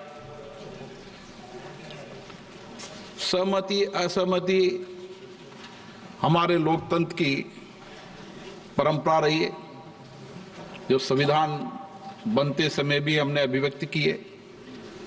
लेकिन मेरा आपसे आग्रह है कि हमें गरिमा रखनी चाहिए। पिछले कुछ दिनों से मैं देख रहा हूं संसद परिसर में जिस प्रकार के प्रदर्शन किए जा रहे हैं, जिस प्रकार के नारे, पोस्टर, मुक्तों का प्रयोग किया जा रहा है, वह सिर्फ न अशोभनीय है बल्कि हमारी नियम प्रक्रियाओं, संसदीय परंपराओं के अनुरूप भी है। मुझे बड़े अफसोस के साथ कहना पड़ रहा है, इसमें प्रतिपक्ष के बड़े नेताओं का आचरण व्यवहार भी संसदीय मर्यादा के अनुकूल नहीं है। सभी दल के लोग संसद की गरिमा, परंपरा, मर्यादा, प्रतिष्ठा को बनाए रखें।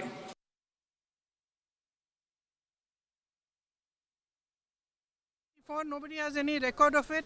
I don't know what they're talking. Nobody knows what they're talking about.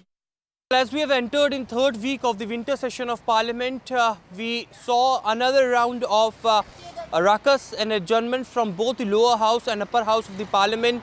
In the lower house, it was Union Parliamentary Affairs Minister Kiran Rijiju who stood up and stated from the floor of the house that it is Congress party who need to give these statements and a detailed reply on the alleged links between Rahul Gandhi and Sonia Gandhi and George Soros Foundation, who is acting against India and who had an idea of having an independent Kashmir, and therefore the reason passed, Congress should clarify. On the other side, it is the Congress party who had put on a blame to the Bharatiya Janata Party and the Treasury benches that it is the Treasury benches who are not allowing the House to function, and a very minimal work was seen. Important legislative bills are to be tabled for consideration and passing, including the Disaster Amendment Bill 2084. The Railway Minister had to reply on the Railway Amendment Bill 2024, and also in the Rajya Sabha, the Banking Amendment Bill 2024 is due to be passed. But in both the houses, there were conflicts, there was ruckus, and in a very short period of time, we saw several adjournments, and then the Parliament got adjourned for yet another day. It is the Rajya Sabha Chairperson Jagdeep Dhankhar who called the all-party meeting of the floor leaders as well, and had tried to find out the middle ground so that Parliament can function. In fact, Lok Sabha Speaker also in the other house urged the MPs and appealed to the MPs that they should maintain the dignity and the forum of Parliament as far as the protest is concerned. People of this country is watching them because the Parliament is not getting function and crores of rupees are getting wasted. Therefore, the reason perhaps the appeal had been made, but there was no middle ground that was sought, both from the Lok Sabha MPs and from the Rajya Sabha MPs as well. It was Jairam Ramesh of the Congress party who in fact went on to allege that it was Union Parliamentary Affairs Minister in a meeting with Mr. JP Nadda and Jagdeep Dhankhar stated that if you will not let the Lok Sabha work, then we will not let the Rajya Sabha work. That's huge allegations that Jairam Ramesh also leveled, but it remains to be seen that the government who is ready for any sort of discussion, and government who has been saying that if opposition wants any issue to be raised, they should first reach out to the BSc and then come to the floor of the House, and then they will admit that demand, whether that will continue or not. Meanwhile, the Congress-led India bloc moved a no-confidence motion against the Rajya Sabha Chairperson Jagdeep Dhankhar this morning, alleging partisan functioning of the House. The notice with 50-plus signatures by MPs from Congress and Trinamool Congress, Aam Aadmi Party, Akhilesh Yadav Samajwadi Party, DMK and the RJD was submitted to the Rajya Sabha Secretariat. All parties belonging to the India group have had no option but to formally submit a no-confidence motion against Chairman of Rajya Sabha for the extremely partisan manner in which he has been conducting proceedings of the Council of States. However, the motion is the motion is unlikely to succeed because of the numbers. According to the rules, the motion to remove the chairperson must be passed by a simple majority, that is 50% plus one of the vote from the Rajya Sabha. It must then pass the test of the Lok Sabha. And since the opposition does not have a clear majority, Dhankhar is unlikely to be sacked. But in last 72 years, ladies and gentlemen, this is the first time that a motion, a no-confidence motion has been brought against the chair in the Rajya Sabha. At this moment, this is going to embarrass the chairperson even if it doesn't succeed. When the time allocation has already been finalized, there was no need for the Congress party and the opposition leaders to serve a notice against the Honorable Chairman of the Rajya Sabha.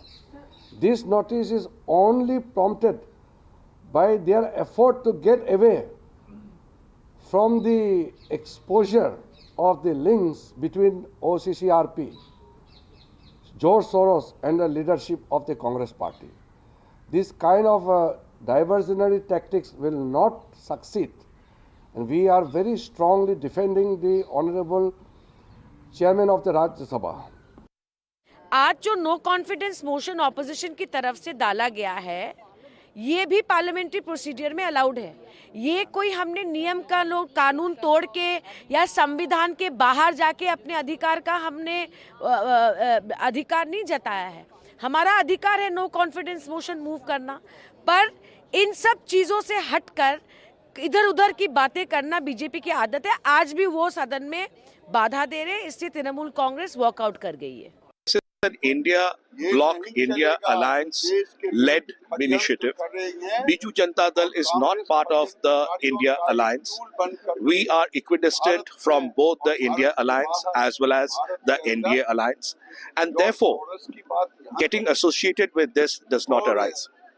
Well, as per the constitutional experts, this is for the first time in the history of independent India that a no-confidence motion is being moved by the opposition MPs against the Vice President or the Rajya Sabha Chairperson. It has been seen in the past that the no-confidence motion had been moved against the Lok Sabha Speaker, but for the very first time this will happen because the no-confidence motion draft had been submitted to the Secretary General of Rajya Sabha with 60 signatories from the India bloc. The India parties had clearly stated that they are united against the Rajya Sabha Chairperson as far as bringing the no-confidence motion is concerned. They have also stated that they are not against an individual. They are bringing this no-confidence motion to protect the institutions.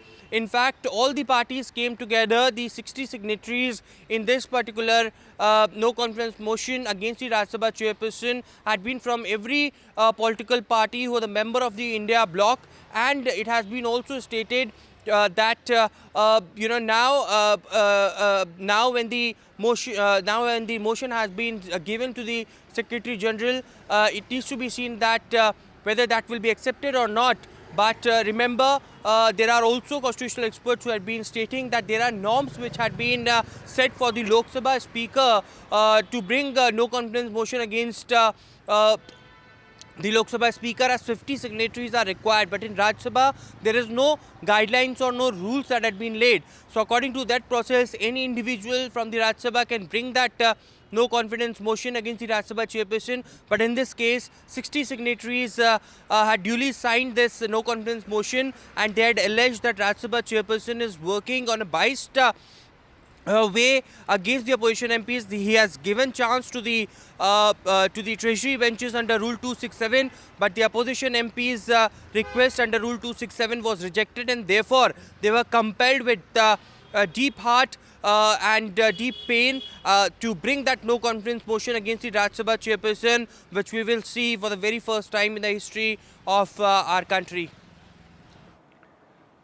Meanwhile, amid the India bloc leadership tussle, RJD chief and former Bihar Chief Minister Lalu Prasad Yadav has in fact backed Mamata Banerjee, and Lalu Prasad Yadav said that he will support Mamata Banerjee if she wants the leadership of the India bloc. He also went on to say that it will be the Mahagathbandhan, the opposition alliance, which is going to form the government in Bihar in 2025. Now, remember earlier, Tejaswi Yadav, Lalu Yadav's son, had said that he had no objection to any senior leader of the India bloc, including Mamata Banerjee, but stressed on the fact that the decision must be reached through consensus. Mamata Banerjee had on December 6 expressed dissatisfaction with the functioning of the India bloc, signalling her intent to take charge of the opposition alliance if given the opportunity. TMC MP Kirti Azad has said that she is the most suitable for the job, as she is the only leader who has repeatedly defeated the BJP in Bengal. तो ममता जी को जो दिया जाए, हाँ दे दे। 25 में बोल रहे सरकार फिर से बना रहे हैं लालू जी, हाँ बनाएंगे हम लोग। तो ममता जी को जो दिया जाए, हाँ दे दे। 25 में बोल रहे सरकार फिर से बना रहे हैं लालू जी, हाँ बनाएंगे हम लोग। सबको एक साथ बैठकर इंडिया ब्लॉक के लीडरशिप के बारे में जो समय दे सके, इंडिया ब्लॉक के काम को देश भर में, उस बारे में, नेतृत्व के बारे में चर्चा करने की हमारी सबकी इच्छा है। चाहे शरद पवार जी हो, चाहे ममता जी हो, लालू जी, अखिलेश जी, उद्धव ठाकरे साहब, शायद नवीन पटनायक भी उसमें आ सकते हैं, नवीन बाबू भी आ सकते हैं। तो हम सब बात करेंगे, चर्चा चल रही है, आपस में एक दूसरे के साथ संपर्क चल रहा है। देखिए, अभी हमारी पार्टी की तरफ से अभी कोई ऑफिशियल स्टेटमेंट नहीं आया है, तो अभी मैं इस पर फिलहाल कुछ बोल नहीं पाऊंगी। सभी पार्टीज की अपनी अपनी राय होती है, फिर आपस में मिल बैठ के जब मीटिंग होगी उसमें सर्वसम्मति से जो भी होगा वो हमारी पार्टी को स्वीकार होगा। ममता बनर्जी का नाम लगातार आगे आ रहा है, तमाम जो अलायंस मेंबर्स हैं वो उनका ही नाम ले रहे हैं कि उनको लीड करना चाहिए। आज इस पर कहीं कोई चर्चा नहीं है, न कोई आवश्यकता है। आज जरूरत है इस देश में सौहार्द कायम करने की। आज जरूरत है इस देश में महंगाई घटाने की। आज जरूरत है हमारे देश का करोड़ों नौजवान जो बेरोजगार है, भारतीय जनता पार्टी की सरकार रहते चलते पेपर लीक हो रहा है। आज इस पर सब पर हमें सोचना है और इस पर समाधान का रास्ता भरना है। और इस तरह की इंडिया गठबंधन इसके लिए का है, क्योंकि लालू प्रसाद यादव से लेकर उमर अब्दुल्ला से लेकर शरद पवार ये ऐसा है, बोल रहे हैं कि राहुल गांधी की जगह ममता बनर्जी को लीड करना। ये सब इन लोगों का अपने विचार है, ये इन लोगों के विचार हो सकते हैं, लेकिन आज जो राष्ट्र के सामने, देश के सामने, हम लोगों के सामने बड़ा सवाल है, वो किसानों का सवाल है। बड़ा सवाल है इस देश के करोड़ों नौजवानों का, जो पढ़े लिखे हैं, जो हमारी दौलत है। किसी देश की दौलत हीरा जवाहरात सोना चांदी नहीं होता है, उस देश की दौलत हमारा नौजवान है, हमारा किसान है और देश के रहने वाले लोग हैं। हमें उनकी भलाई के लिए, हमें उनके वेलफेयर के लिए आज चर्चा करना है, सोचना है, सदन में रखना है। आज ये सवालात हैं।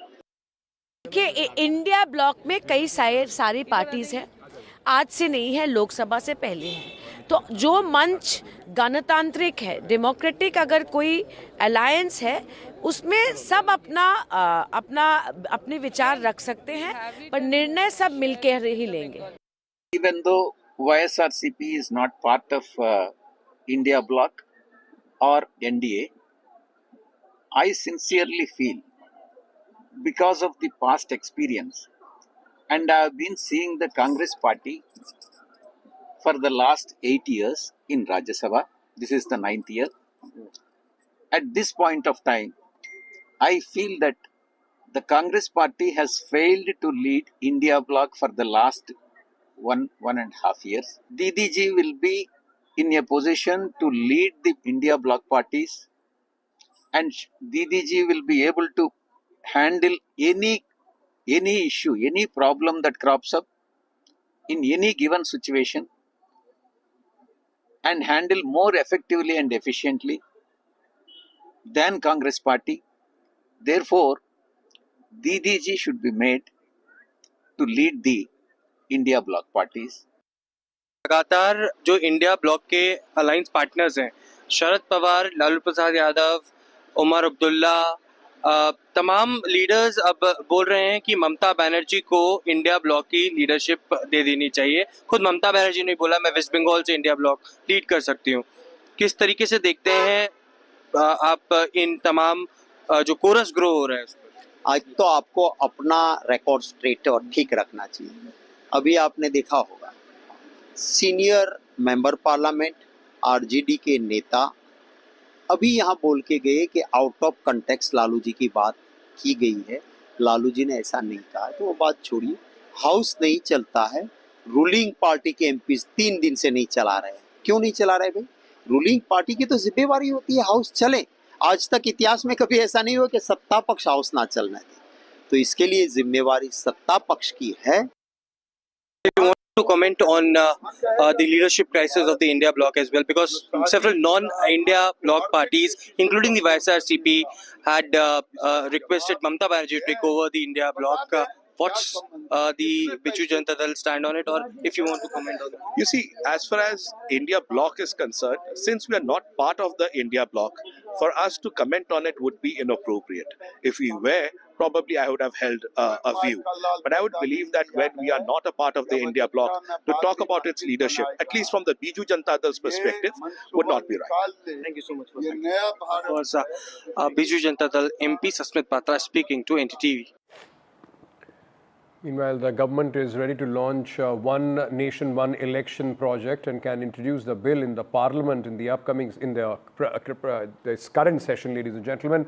Sources have told NDTV the Cabinet has already approved the report of Ramnath Kovind Committee. The government also wants to form consensus on the bill and can send it to the Joint Parliamentary Committee. Now, the JPC will hold discussions with the representatives of all political parties. The other stakeholders will be involved in the process as well.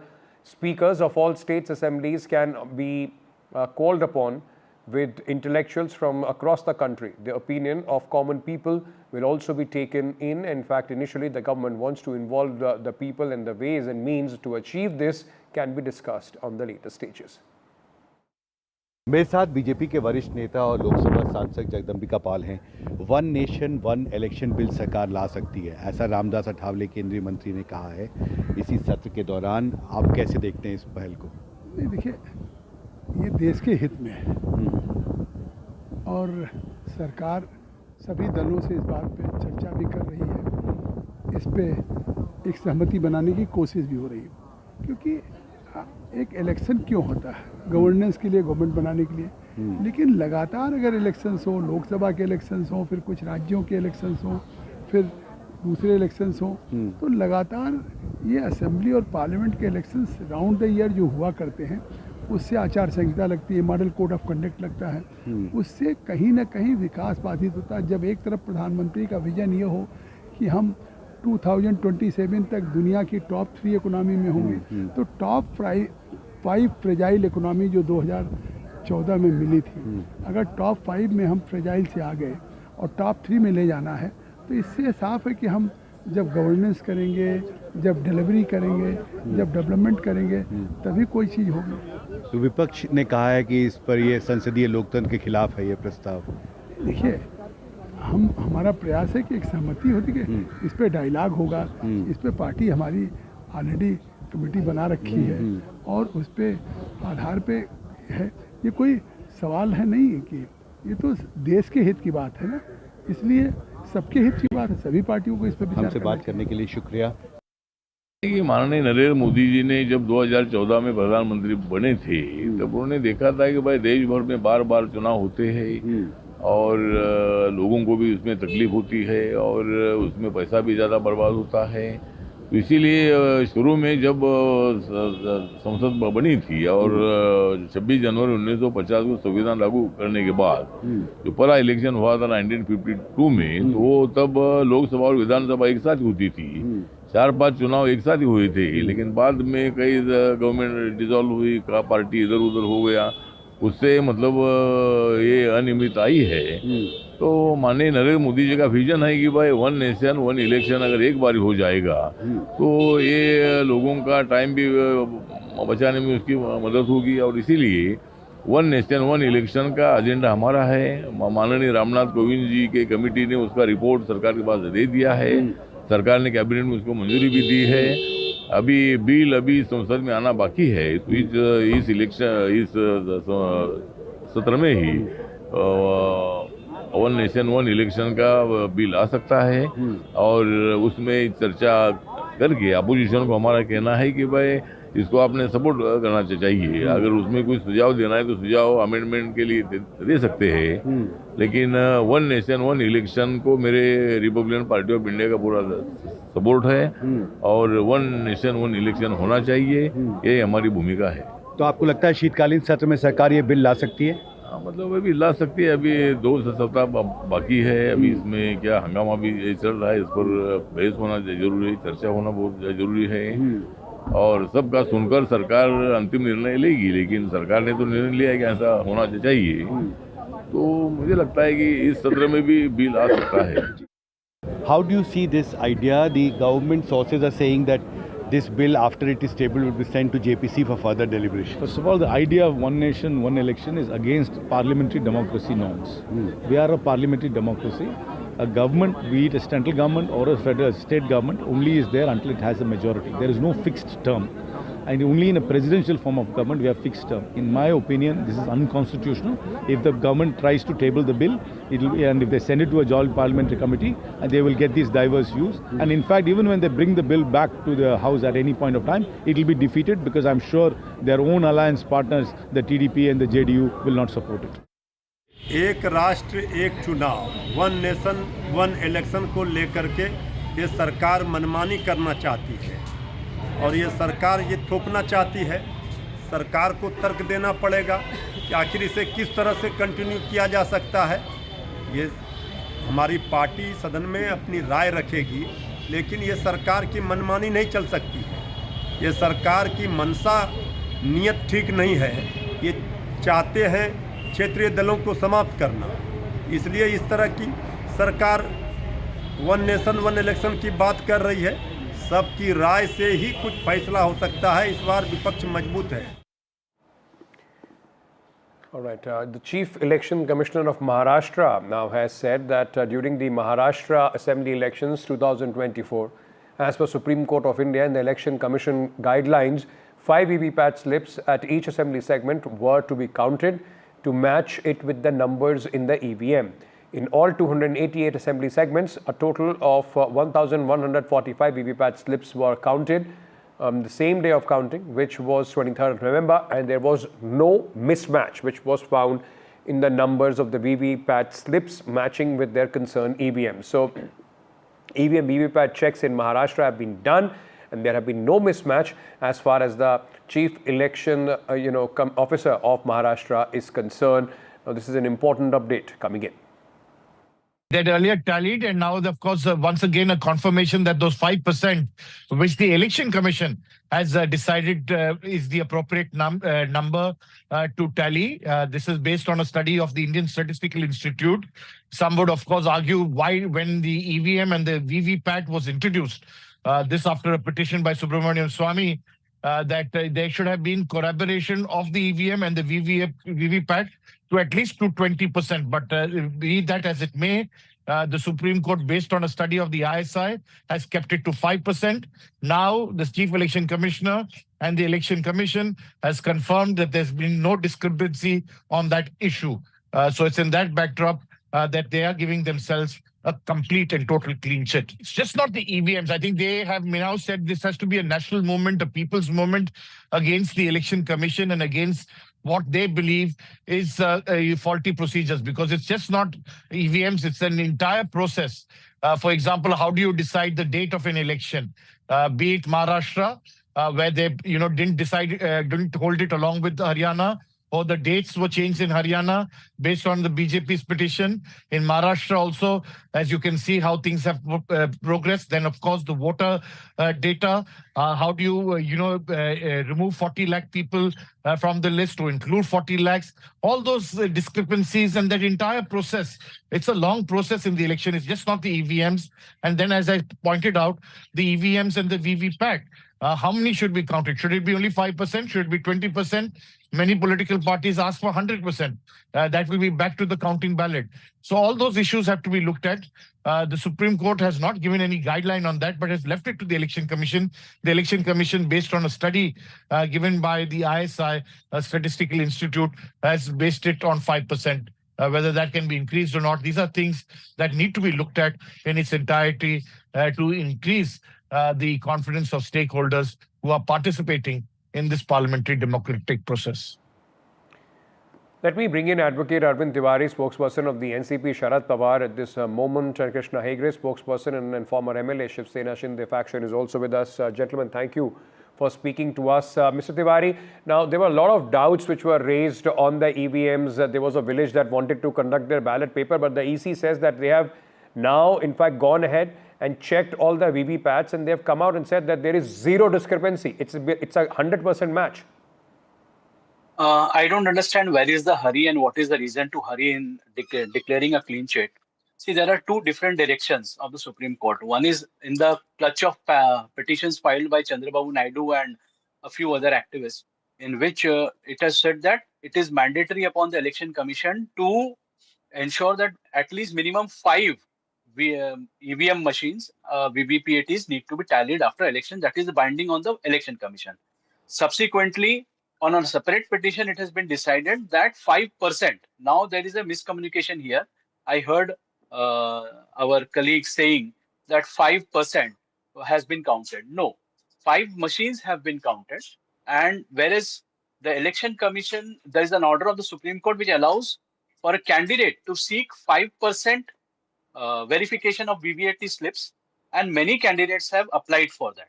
So let those countings happen, let the results of those things come, because one thing is very much certain, that there is a doubt, and there is a reasonable doubt of tampering in the EVM machines, and multiple reasons are there for those, and the election commission is failed to clarify those doubts. Okay. But the election commission can only go by with their process. In their current process, they have said that we have matched everything. Once that, like you are saying, the 5% where certain candidates have demanded that, once that comes out, will that be satisfactory for you? I mean, no. We are raising the whole technicality of the issue because see, the question here is, how does the process work? Once we go for a polling, once we press a button for a candidate, that's supposing we have voted for a candidate. Right. The signal has to go directly to the unit which stores the vote, and then it has to come to the VVPAT machine, which shows the output. Now the input that we have, the signal goes to the VVPAT machine first, and then it goes to the controlling unit. So there is a play into this whole process. So that whole process is being challenged, and my contention is that if there is a reasonable doubt, among, and now there are lakhs of hold on, sir. Just hold on to that thought. You made a couple of points. Let me get Krishna Hegde to respond to that. Krishna Hegde, the opposition says that they are still not satisfied. The answer of the election commission or whatever, they are raising questions on the process as well. They are not satisfied with the explanation as far as the election commission is concerned. Ankit, when the election commission has called them for, that please prove that there is tampering in the EVM, they could not do it. Then they had a PIL with the Supreme Court, and the Supreme Court threw off their petition. Let me tell you that when they win in Delhi, Punjab, Tamil Nadu, Himachal Pradesh, Karnataka, West Bengal, they have no problem with the EVM. Then they win in Jharkhand, they have no problem with it. Simultaneously, when there is an election in Maharashtra, they have a huge problem. Now, this is a double standard. However, the election commission, according to the procedure, the chief electoral officer of Maharashtra has counted 1440 slips, and it is matching. The election commission, in his affidavit with the Supreme Court, has said that till now we have counted 4 crore slips, and still it is matching. Still they have a problem. Now, Mr. Tiwari ji said that, let 5% be counted. Okay, let 5% be counted. 22 candidates have filed the application for that, it will be counted. But when 4 crore slips have already been counted, and still you are blaming the EVM, it is made by the election, with the ECI and BEL, which are state-run bodies. Over that, it is that's the problem, because these bodies are state-run, and that is why it in fact gives a lot of people doubts, because there is state involved in the making of these machines as well. But the fact, gentlemen,